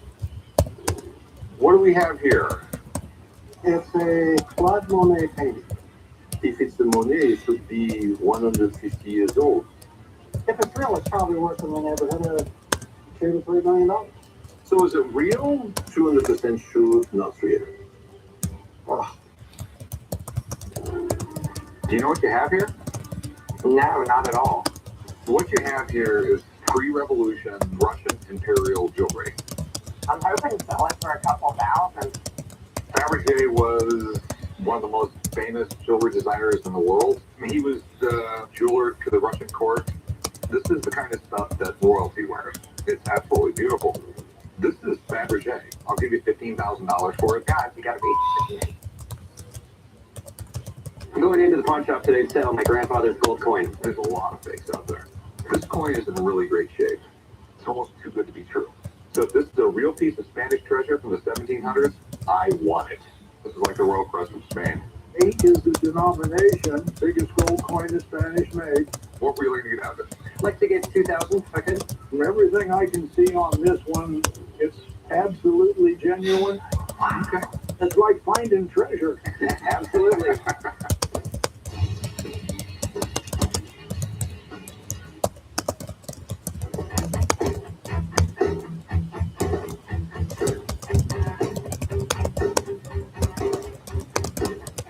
What do you have here? I have these Disney pins. All right, you got a bunch of Disney pins and you didn't bring your turkey leg. The dog ate it. I'm at the pawn shop today to try to sell my Disney pre-production proof pins. The Lion King, Toy Story 2, Merlin, Touchdown Mickey, and Peter Pan. I believe these pins are special because they were the pins that were approved by Disney. I'd like to get $80,000 for my pins because I believe that they're worth it. This is pretty cool. Pin collecting is a very popular Disney activity.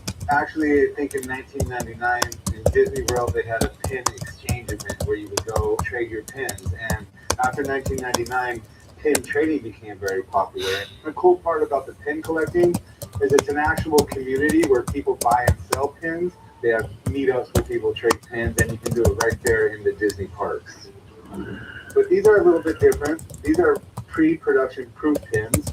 Basically, pre-production proof pin is a pin that was made to get approved to go into production.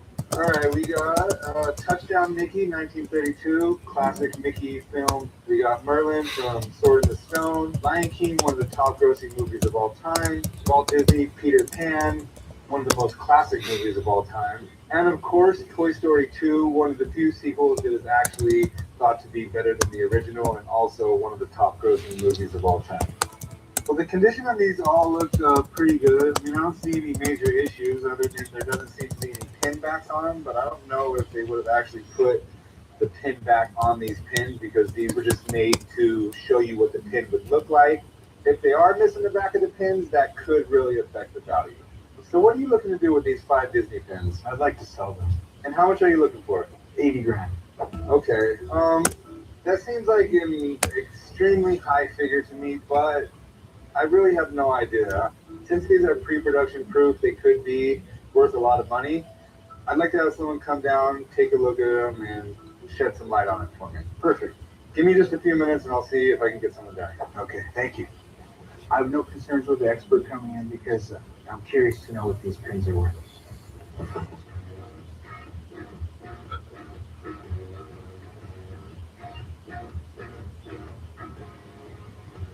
Normally, I ask my customers what they have, but it's pretty obvious.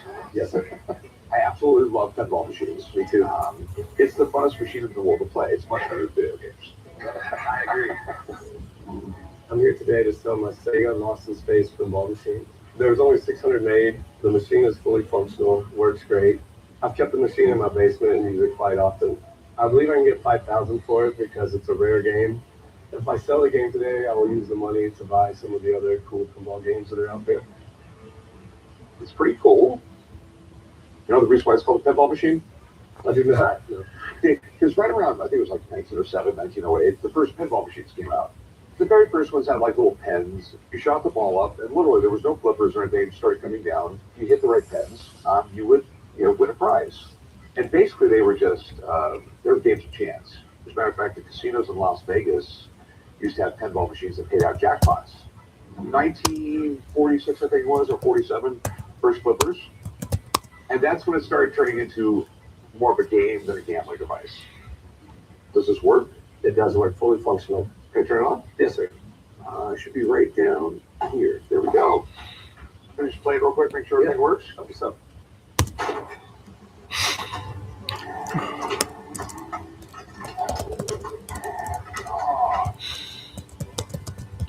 All right, seems like it functions.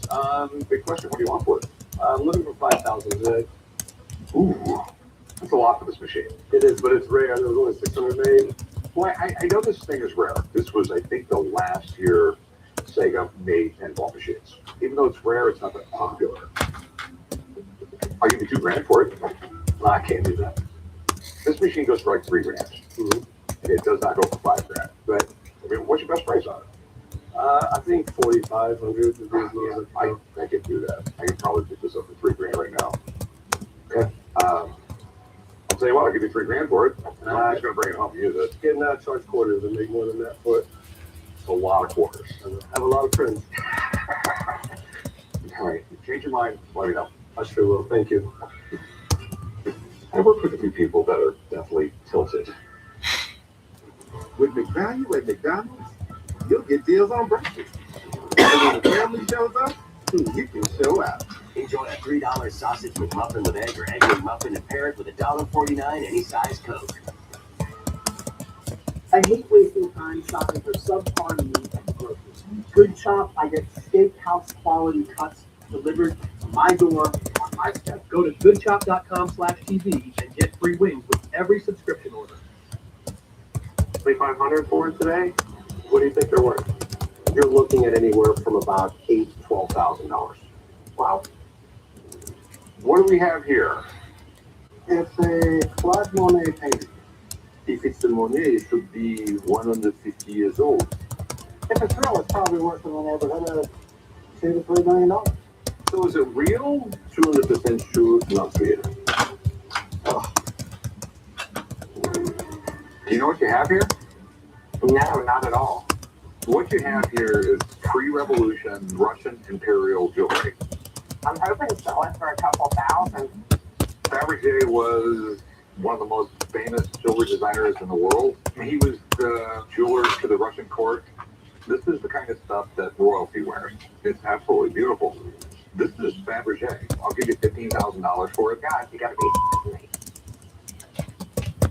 I'm going into the pawn shop today to sell my grandfather's gold coin. There's a lot of fakes out there. This coin is in really great shape. It's almost too good to be true. So if this is a real piece of Spanish treasure from the 1700s, I want it. This is like the Royal Crest of Spain. 8 is the denomination, biggest gold coin the Spanish made. What really need out of it? I'd like to get 2,000 second. From everything I can see on this one, it's absolutely genuine. Okay. It's like finding treasure. Absolutely. I have a customer in the shop with what he claims are 2 ancient Roman statues of Cupid and Hermes. He's asking $3,000 for the pair. And honestly, I don't know if these things were made 20 centuries ago or 20 days ago. So I've called in Bob Dodge. He's going to take a look, tell me if they're the real deal before I fall in love. Bob, Rick, how you doing? Hey, Dan. Hi there. I see you brought the Martian gun. I'm ready to zap you. I'll put that right there for right now. So this young man has what he says is Hermes. I'm not sure on that one. And we all know Cupid. Ooh, yes, we do. This guy's got everybody in trouble. So, Roman Empire, huge, gods everywhere. Everybody had little votives in their house. So, not unusual to see these guys. But from here, they look beautiful. So, I'm going to start with Hermes. Beautiful patina. Nice piece. Looks absolutely right. The guy will tell me, but let me look at Cupid first. So Cupid is the Roman iteration of Eros. So as I'm looking at this, I see a couple of things I like, but then I see a few things that are a little bit funky. Well, that doesn't sound like good news. May not be. Okay, zap him. Okay. So back in the day, you were a metalsmith, you'd take whatever metal you could find, throw it in a pot, throw it into a mold, out comes Hermes. So we're looking to see if they have any modern elements in them. So I have the answer. Tell me the good news. Hermes. Bronze base, about 50% lead, 50% copper. And that's how it would have been made back in antiquity. Great. Cupid, not okay. I'm saying nickel and bismuth. Those are 2 modern elements that you would not find in Roman bronzes. All right. So we know what this is worth. The big question, this guy right here. It's got some condition issues. It's been laying in the dirt for 2,000 years, so the fine details are gone. So based on what I'm saying, $500. Bit of a disappointment. I really was expecting a bit more. Thanks for coming in, man. Always a Pleasure. All right. Unfortunately, that was a no-go, and Hermes here, which is in decent shape, not great shape. It says for $500. What do you want for it? $450? $325? $425. I'll tell you what. I'll go $375. Maybe it'll help out business a little bit. If $400 will help out business, we'll do it. $375. I mean, I'm not going to make a lot of money out of it. Understood. I think I'll keep it for that. You want to change your mind? Come back and see me. Thanks very much. Well, I got no love today with the fake Cupid, but I'm not going to kill the messenger. I'm going to hold on to Hermes.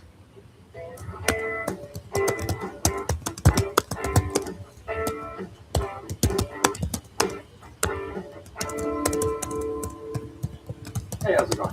Not too bad. How about yourself? Doing all right. What do we got? It's a 19th century fireman's megaphone. All right. You can probably use one of these to yell at my dad from across the store. Oh, no problem. I'm here today to try to sell my 19th century fireman's megaphone. I'm a picker and it's one of my first fireman's collectibles. I've done a little bit of research and I'm looking to get $750. If I can make the sale today, I'll probably go pay off my bar tab. It's a pretty big bar tab. This is interesting. It's a megaphone. They've been around since ancient Rome. It's a big cone, you scream into it, and it projects your voice really loud. Back in the late 1800s, there wasn't really electricity. They didn't have a way to really broadcast sound all that well. Imagine being a firefighter, you're screaming for people to get out of the building. This is what you use. So where'd you get it? Tell me about it. Well, I got it on estate sale, and the person was the head chief of the Appalachian Fire Department. Do you happen to know who this Edward Boutel is? I do not. I never researched it. Do you have any more history on it? No, that's all I have, and it's all I was told.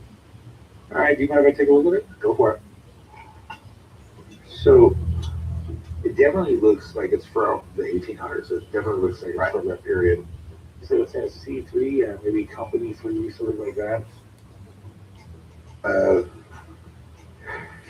Other than that, you just got a horn. Yeah, there's not really much to say here. It was probably presented to Edward Boutel as an award of some kind, maybe a retirement, maybe because he did something cool, maybe he won a potato sack race. Who knows? So, give me an idea of what you're looking at. I'm looking to sell it. Hey, what are you looking at? I'm thinking about something to get it. Okay, now, really old things, not to be identifiable, but if you had like FDNY or something like that, it would be worth a lot of money. But the fact that it's just a plaque with a megaphone on it, it doesn't really get me all tingly. I can offer you $100. Can you come up a little? $200. I'll go 150. 175. I'll go 150.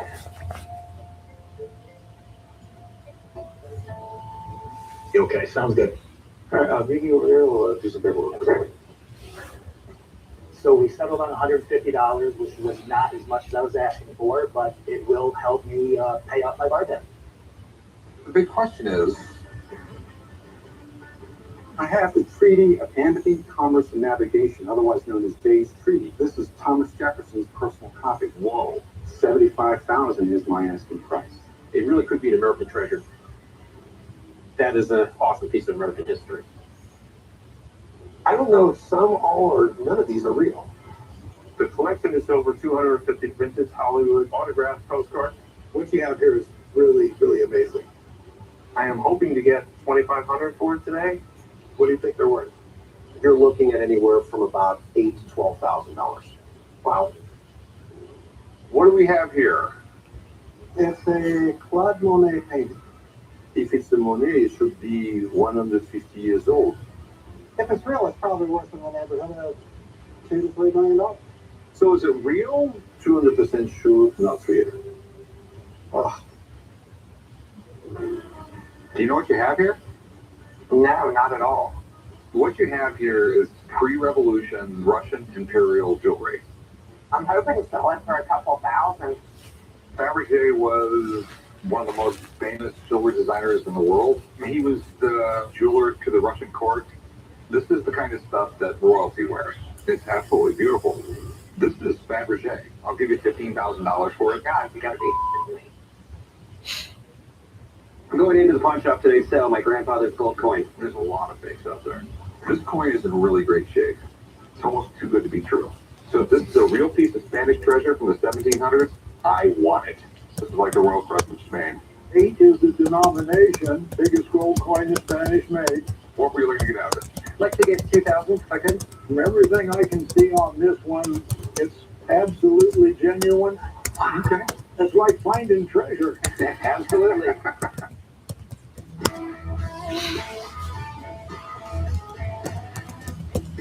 There's a guy in the shop with a set of production sample Disney pins. These are examples that were made before they went into mass production, and they're really cool, but he's asking $80,000 for them. So I'm calling in our Disney guru, Patrick, to see if I should pin down this deal or not. Hey, Patrick, how you doing? So this is what I called you in about today. Some Disney pins, but these are the pre-production proof pins, which I think are pretty cool, and I wanted to see what you thought about them. They're very interesting and definitely part of the production process. So these pins would be done at the factory to make sure that the enamels that they're using match the colors that Disney approves. This set of pins was released in 2001. They actually did 100 pins because it was basically the 100th anniversary of Walt Disney. Can you tell me about the pre-production process?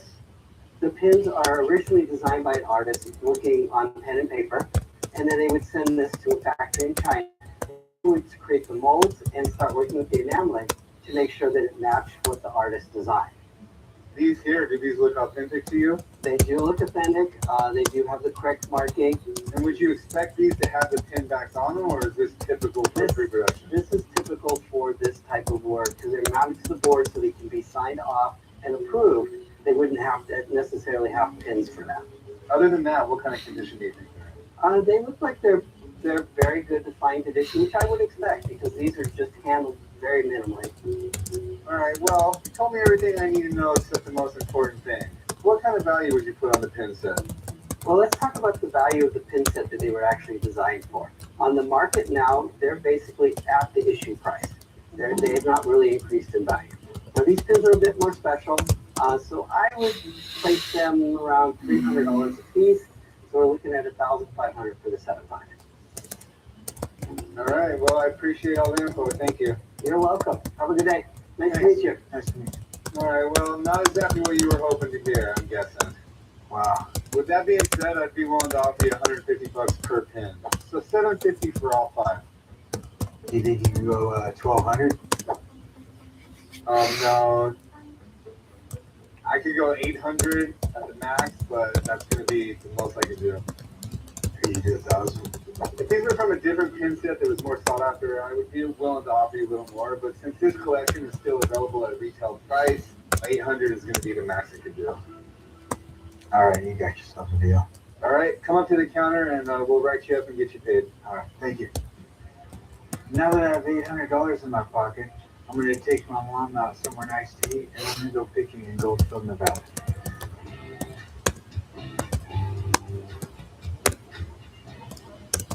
I thought it was just so last minute trip. You just have all this stuff ready to go. Oh yeah, I gotta get all my camping stuff in one closet in the house, so I just brought it all. Oh, yeah, that's nice. Okay. Yeah, well, at least all your stuff's gonna fit. Mercedes Benz Sprinter van don't fit everything. Come on, let's throw it out. All right. Corey, you can get more than one thing at a time.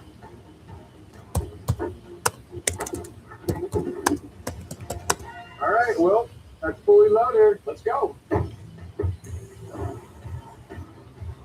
So, John, what's your whole inspiration to go camping here?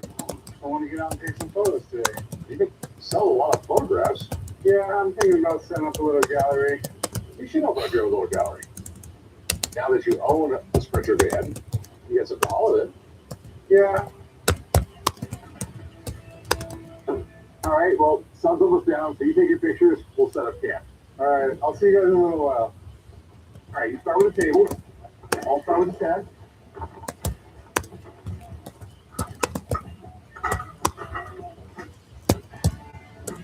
We'll set up the tent. Let's do this chair up. There's no rods in my tent bag. You didn't check? You didn't check your camping equipment there? You know what? We're going to make lemonade out of lemons. So we don't have a tent, so we'll build a fire, we'll have some s'mores, we'll eat dinner, and we'll just sleep in a spare room. All right, I'm cool with that. I get the back row. Do you remember to pack your hearing aids? What? On tonight's episode, Chum comes alive clean over a signed Pearl Jam poster. Mike, kill the lights. Whoa. While Corey and I slung it out over a Sammy Sosa signed baseball. Didn't our dog feed your Sammy Sosa ball? That was a King Griffey Jr. ball. Our dog ate the ball. And Chum develops a new skill set. It's about to change your lives. This is my gift to the world, Rick.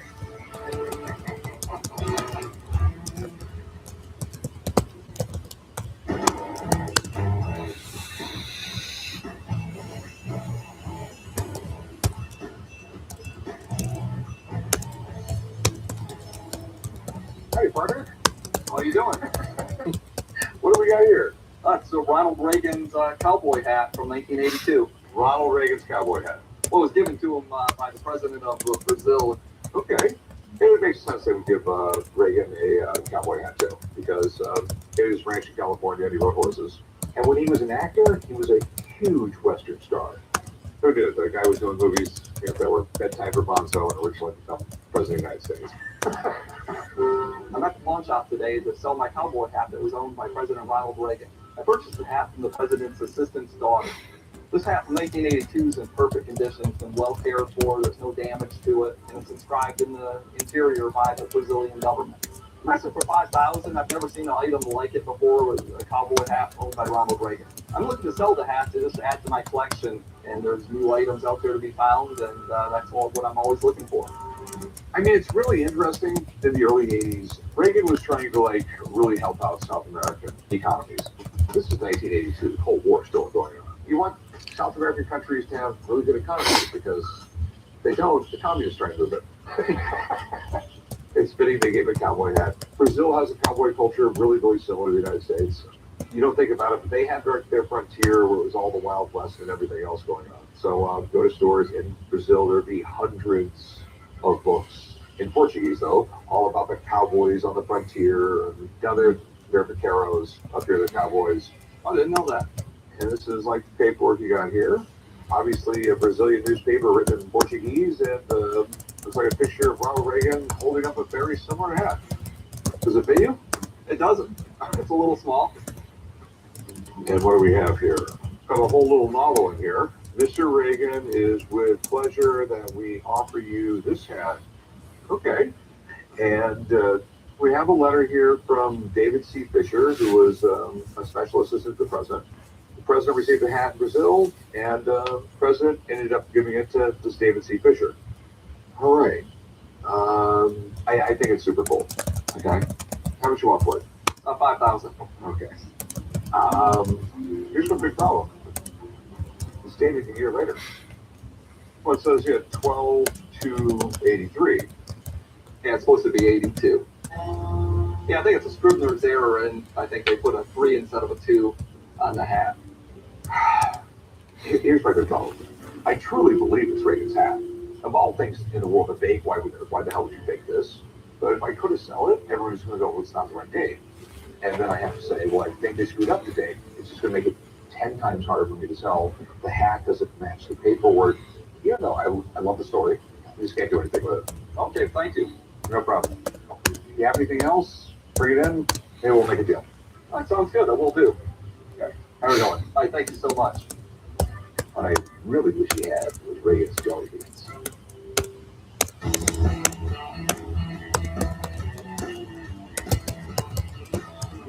Can I help you? Hey, I'm here to sell my Pearl Jam blacklight posters. I had a blacklight art show coming up, and I decided to create a Pearl Jam poster, and Eddie signed it for me. The Eddie Vedder. Sweet. So what's the story behind this poster here? Well, I'm a professional artist, and I had a customer named Ed Beck contact me. We started talking on the phone, and I found out it was Eddie Vedder. I'm sure you were pretty shocked that Ed Bed was Eddie Vedder. I was. I'm at the pawn shop today to sell my Eddie Vedder signed original art. It's like if God was playing pinball, this is what it would look like. Eddie Vedder doesn't sign a lot of things. Him signing a piece of original artwork is pretty much unheard of. I'm hoping to sell this poster for $20,000. If I make the sale, I'm going to take my wife to Fiji and surf Tabarua for a whole week. This poster is pretty cool. Pearl Jam is a pretty iconic band. They kind of were along that first wave of grunge music. These ratty kids, from rainy Seattle. I mean, next to Nirvana, they just kind of evolved into what we know today as grunge. Pretty cool. And he signed it here in 2016. He made his own little art piece on there. See, that's his little trademark wave. He was a surfer, right? He still is. So let me get it right. This is a hand-drawn version, and then would you create posters like this to sell, or what exactly would this be used for? Well, I would create prints from this. This is still the original. Okay. Can we take a look at it under the black light? Of course. Ryan, kill the light. This thing is sweet, man. Okay, yeah, that's pretty cool. All right, we can get the lights back on. Scared of the dark. How much are you looking to get? $20,000. Okay, I'll be honest with you, that seems a lot. I'm not familiar with your art, so I don't know how much that goes for. I'm not familiar with Eddie Vedder's signature, so I don't even know if that's real. If you have some time, I'd like to get someone to come down, take a look at it. We'll go from there. Okay. I have no doubts about the signature being legit because I've known Eddie for all this time, and I sent it to his home address and got it back.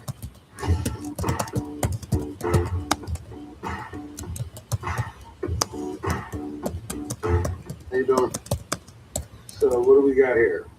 I have a baseball autographed by Sammy Sosa after he won the National League Most Valuable Player Award in 1998 and hit 66 home runs in the process. Okay.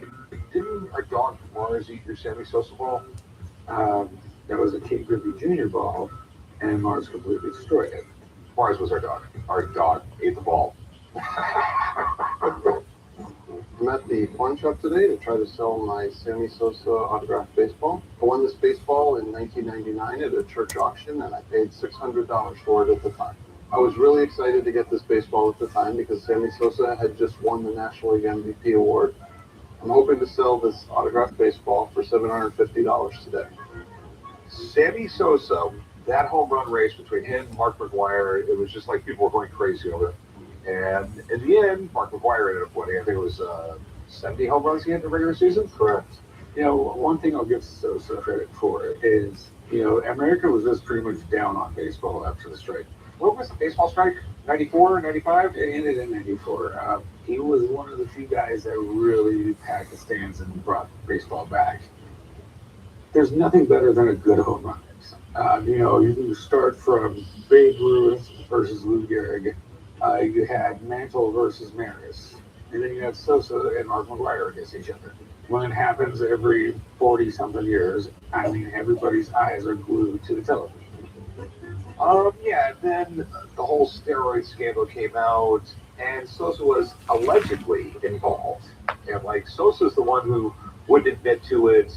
Well, he claimed he didn't understand the questions when they asked him. Now, how much do you want for this? So I was looking to get $750. Not going to happen. A signed, certified Sammy Sosa ball goes for like $100, $125. They just don't go for a lot of money. Even in this great case? The case costs $5. You can buy them in bulk. I'll give you $40 for it. Wow, that's a big drop. Did you do 75? I'll tell you what, I'll give you $60 for it. What, 70? I'll meet you in the middle at 65. I'm missing my daughter's 14th birthday to be here today, so I gotta sell the show for it. $65, that's what I got. Guess I'll have to take it. Okay, cool. So I'll meet you right over there, and just paperwork gets paid. Thanks. I took $65 for the baseball today, which is obviously a lot less than I wanted. I took a swing at $750 and I struck out. 弱いものはいつか狩られる。モンスターか。心配するな。確実に処理しよう。お遊びは終わりだ。たまらない。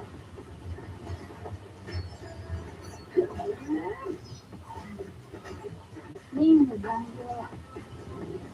どうだ？結果に満足か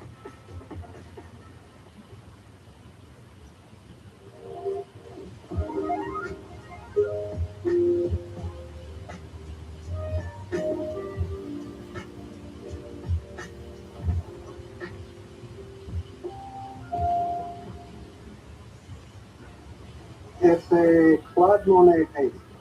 If it's the Monet, it should be 150 years old. If it's real, it's probably worth in the neighborhood of $2 to $3 million. So is it real? 200% sure, not real. Oh. Do you know what you have here? No, not at all. What you have here is pre-revolution Russian imperial jewelry. I'm hoping it's going for a couple thousand. Fabergé was one of the most famous jewelry designers in the world. He was the jeweler to the Russian court. This is the kind of stuff that royalty wears. It's absolutely beautiful. This is Fabergé. I'll give you $15,000 for it. God, you gotta be kidding me. I'm going into the pawn shop today to sell my grandfather's gold coin. There's a lot of fakes out there. This coin is in really great shape. It's almost too good to be true. So if this is a real piece of Spanish treasure from the 1700s, I want it. This is like the Royal Crest of Spain. 8 is the denomination, biggest gold coin the Spanish made. What were you looking to get out of it? Like to get 2,000 if I could. From everything I can see on this one, it's absolutely genuine. Okay. It's like finding treasure. Absolutely. You know what time it is? A quarter past? Ka-ching. Deal Zone. Where big money hides. $500 deal. In your backyard, you could be sitting on a fortune inside a box. That can go for 3,500. Or behind a storage door. It's worth $7,000. So, There you go. Let's make money. there it is. So go big. 735. Or go home. Okay, that's too much. Deal Zone.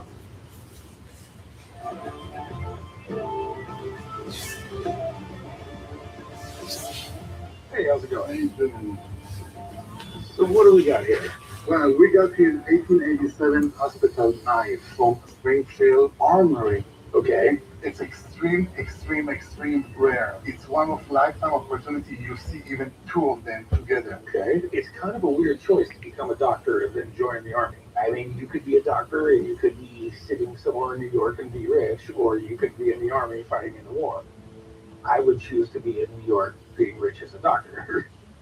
I have 2 hospital knives, 1887 from Springfield Armory. I bought this knife because of the rarity of it and the unique history of America.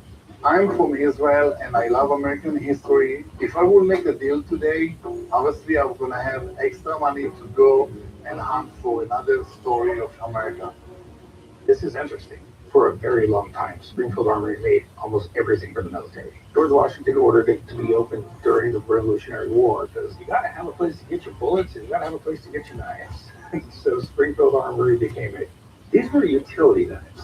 You have to remember, out in the field, doctors would have to get their hands dirty setting up medical tents and stuff.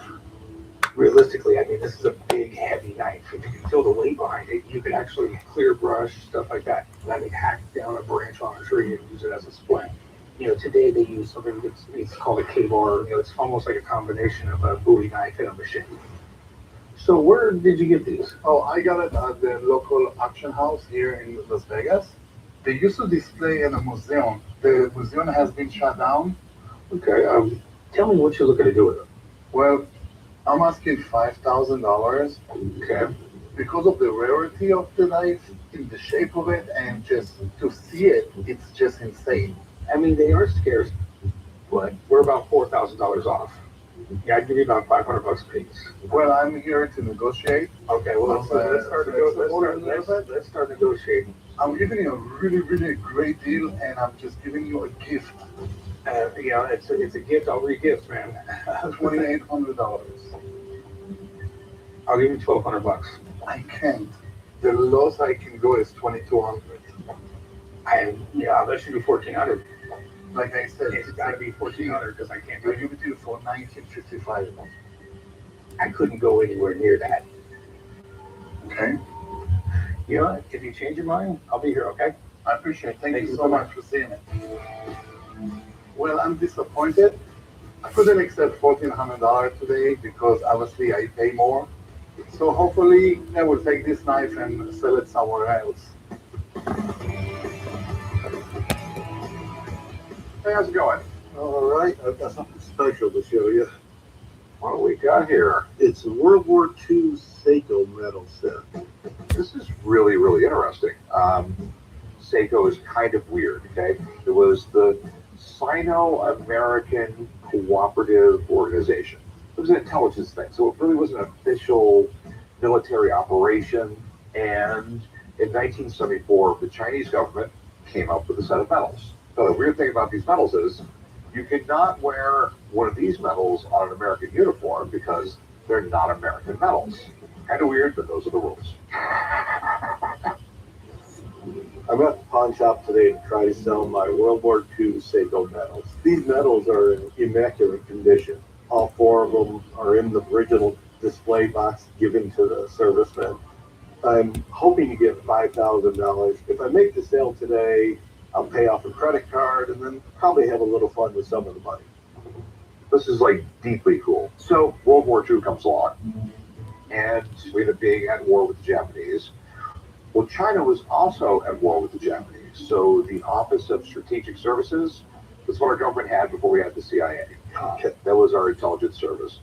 They ended up putting 2,800 people in China that was training Chinese fighters, spying on the Japanese that were in China. I mean, it was basically 2,800 people running an entire spy network in China. So, how much looking to get out of them? I'm looking for 5,000. Do you know if they're reissues?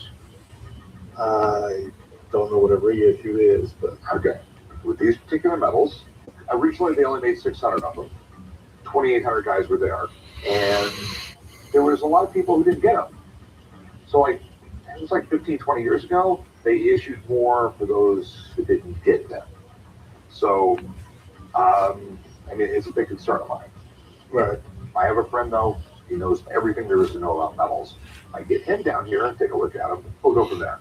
Okay. I'll be right back. All right, sounds good. I have no problem with an expert coming in looking at them because all the research I've done on them shows that they're extremely rare.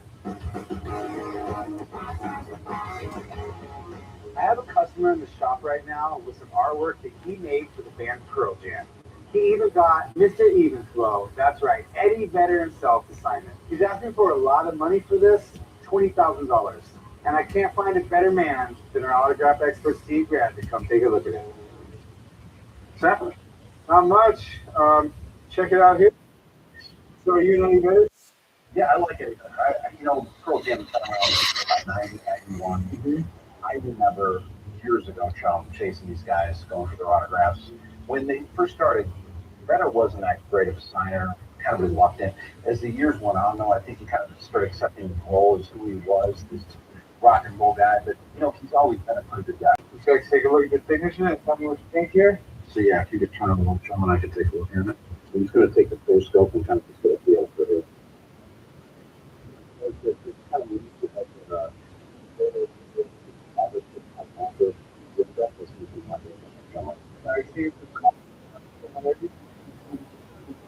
well, that's not one good thing. I think he takes a lot of pride in the city. He's still now, still under 40. What I do is about this is the thing to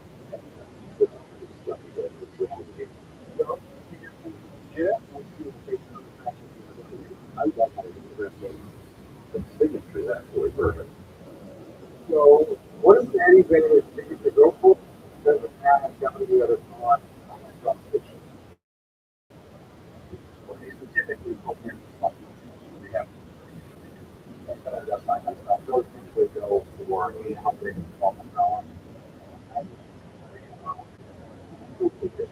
They actually get used as a basis for a contract with the both with the $20,000. So obviously this is what else you have holding you got for that kind of work with their conflict. No, not yet. So you're hoping at some point they start using you for some of the conflict that they yes I do. I feel like if they could use at some point if they have produced useful content fans would become this piece has potential at some point. We would substantial amount of money. But right now it's probably about $6,000. Okay. Well, I appreciate you. Thank you.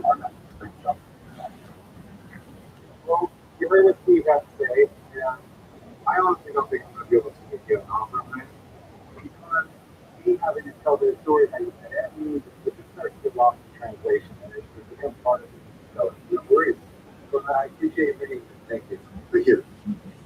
I'm a little disappointed that I didn't sell the piece today, but eventually it will sell.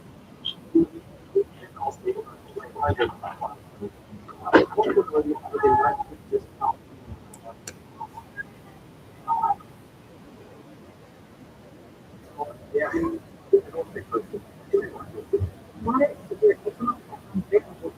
My phone control is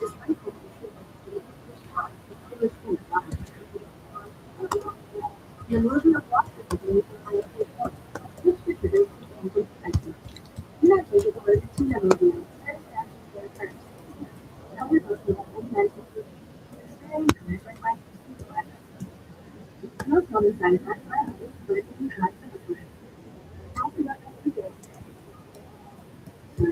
not donating. He gets the money, he's 100 years old.